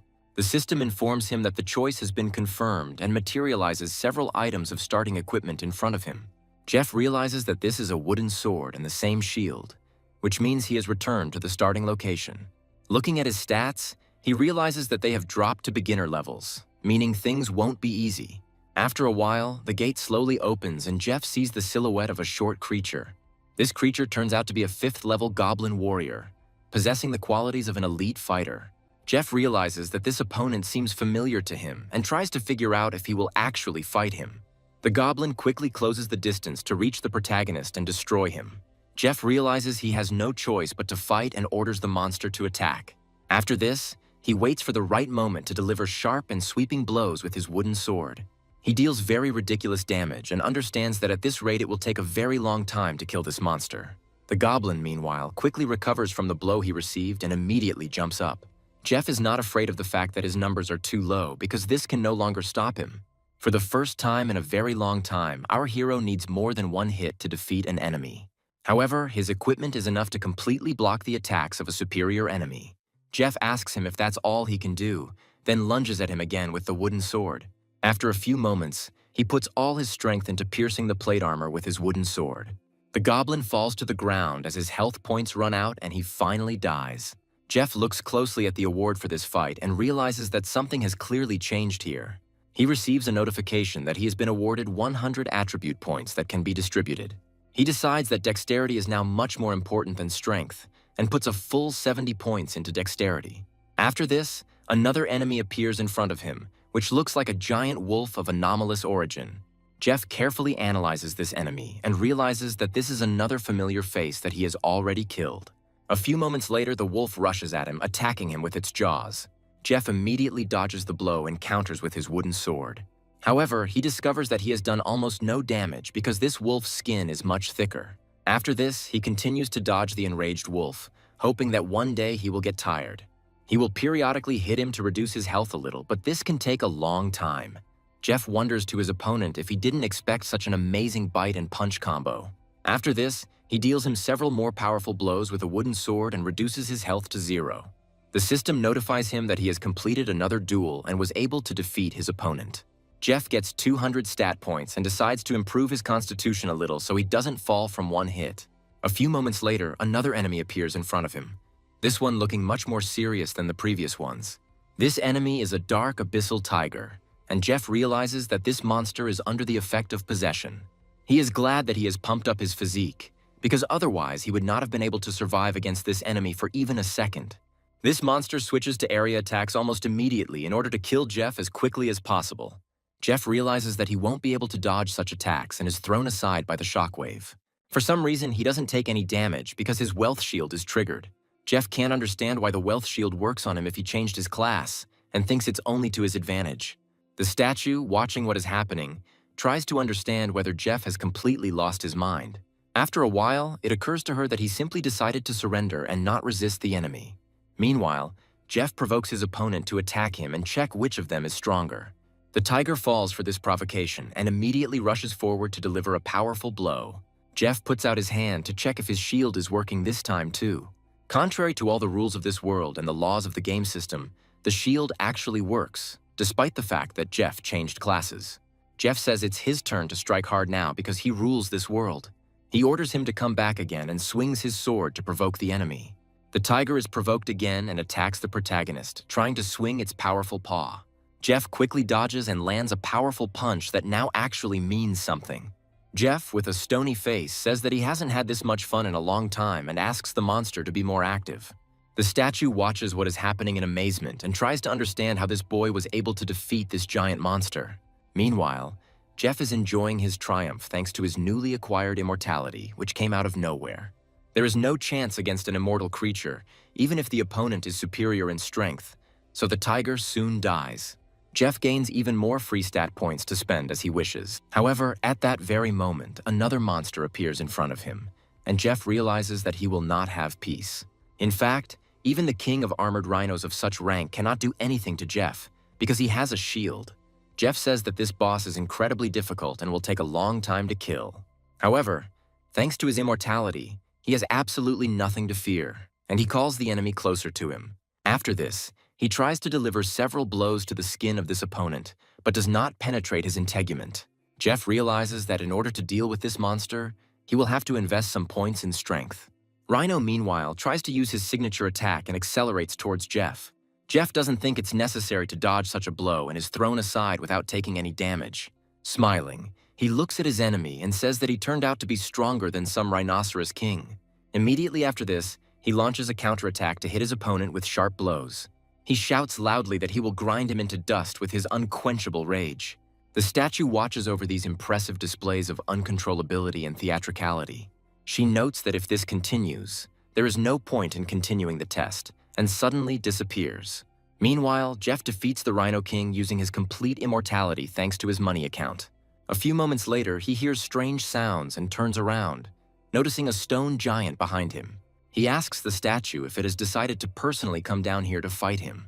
Jeff states that if this is the final boss of this trial, then it is unfair because he does not have a good weapon. The statue states that in order to pass the test, he must earn its recognition, and he could not defeat it. Jeff says he would like to know how to earn this recognition because he needs to pass a test. The statue tells him that he will find out now, and then imbues him with incredible energy that lifts him into the air. Jeff starts to act up, saying he's not ready yet, and then gets thrown into another portal. The statue claims that divine power flows within it, but even it has no power over the arena. Finally, she tells him that his task is that the vessel is in the spiritual realm and needs to be pulled out. Jeff quickly lands in an unknown location and tries to figure out where he needs to go next. Looking at his body, he realizes that the restriction has been lifted and his body and class have returned to their standard state. After this, he turns around sharply and, hearing a rustling sound from the side, tries to understand what it means. After passing through some bushes, he discovers that there is a small statue there, similar to the big one. Jeff speculates that this thing is a descendant of a large statue that must be removed from this location. Jeff tries to catch up with him, but discovers that this small Killin is actually very fast. After some time, this creature approaches a strange body of water, which is constantly seething with strange energy. Jeff approaches him and asks if they can talk, but the creature is in no hurry to make contact. Seeing that the Killin is trying to escape from him again, he asks it not to do this and to stay at least for a little while. After this, he announces that he has some fruits left for his pets and shows him an incredible treat. Throwing a special spiritual pear at the feet of the Killin, he realizes that this is an effective luring strategy. Looking at this poor creature, he realizes that after so many years locked up, it probably hasn't eaten anything tasty. After this, he decides to share his supplies with him and gives the little animal some horamides. He decides to pet him and asks if he agrees to follow him in the future. However, the animal suddenly turns around and runs away, which irritates the impatient Jeff. Jeff states that if he doesn't want to go along with him the good way, then he'll resort to the help of his cubs. He orders them to follow this little creature and under no circumstances let him escape from here. Jeff continues to chase him, saying that this monster ran so far that there was no trace of it. He discovers his pets, who have found nothing better to do than attack the Killin. Jeff looks at the protective barrier that this creature has created and realizes that it is quite strong. He orders his pets to beat the little animal without much haste and wait until it surrenders. Hearing this command, the phoenix and the dragon continue to unleash fiery attacks on the defenseless animal. After some time, the cub's strength is exhausted, and its barrier is quickly destroyed by powerful blows. Jeff is glad that they finally exhausted the little animal and made him lose consciousness. Jeff says that the job is done and it's time to go back because he has completed the test. After some time, he finds a way to open the portal and returns back to the statue. He asks if the mission is considered accomplished after he brought this little animal here relatively safe. The statue states that she didn't want to admit it, but he still completed the task. After this, she powerfully hits the ground with her stone paw to create a large crack. Jeff watches in amazement as these cracks instantly approach him and threaten to break everything around him. After a few more moments, the ground cracks and a small crown appears from it, which freezes in the air. Jeff reaches out to the crown, takes it, and asks if this is the holy break item. He also says that the stats of this artifact are simply incredible, in addition to 3 hidden skills. The statue states that after that battle, the holy break was damaged, and Jeff asks if it can be repaired. The statue states that in order to restore the first level of power, it must be filled with incredibly powerful life energy. Jeff also understands that he will need to obtain the blood of a god, and this will be a rather difficult test. Jeff asks the statue if the test they are setting before him is too difficult, because the false gods are very powerful. He states that now the evil god Sekhmet, having revealed his true form, is fighting to the death with the phoenix. The statue understands that in order to revive the little Keelan that Jeff almost killed, it will have to intervene. She declares that for the sake of the little Keelan, she is ready to help him this time, even though he himself is to blame for what happened.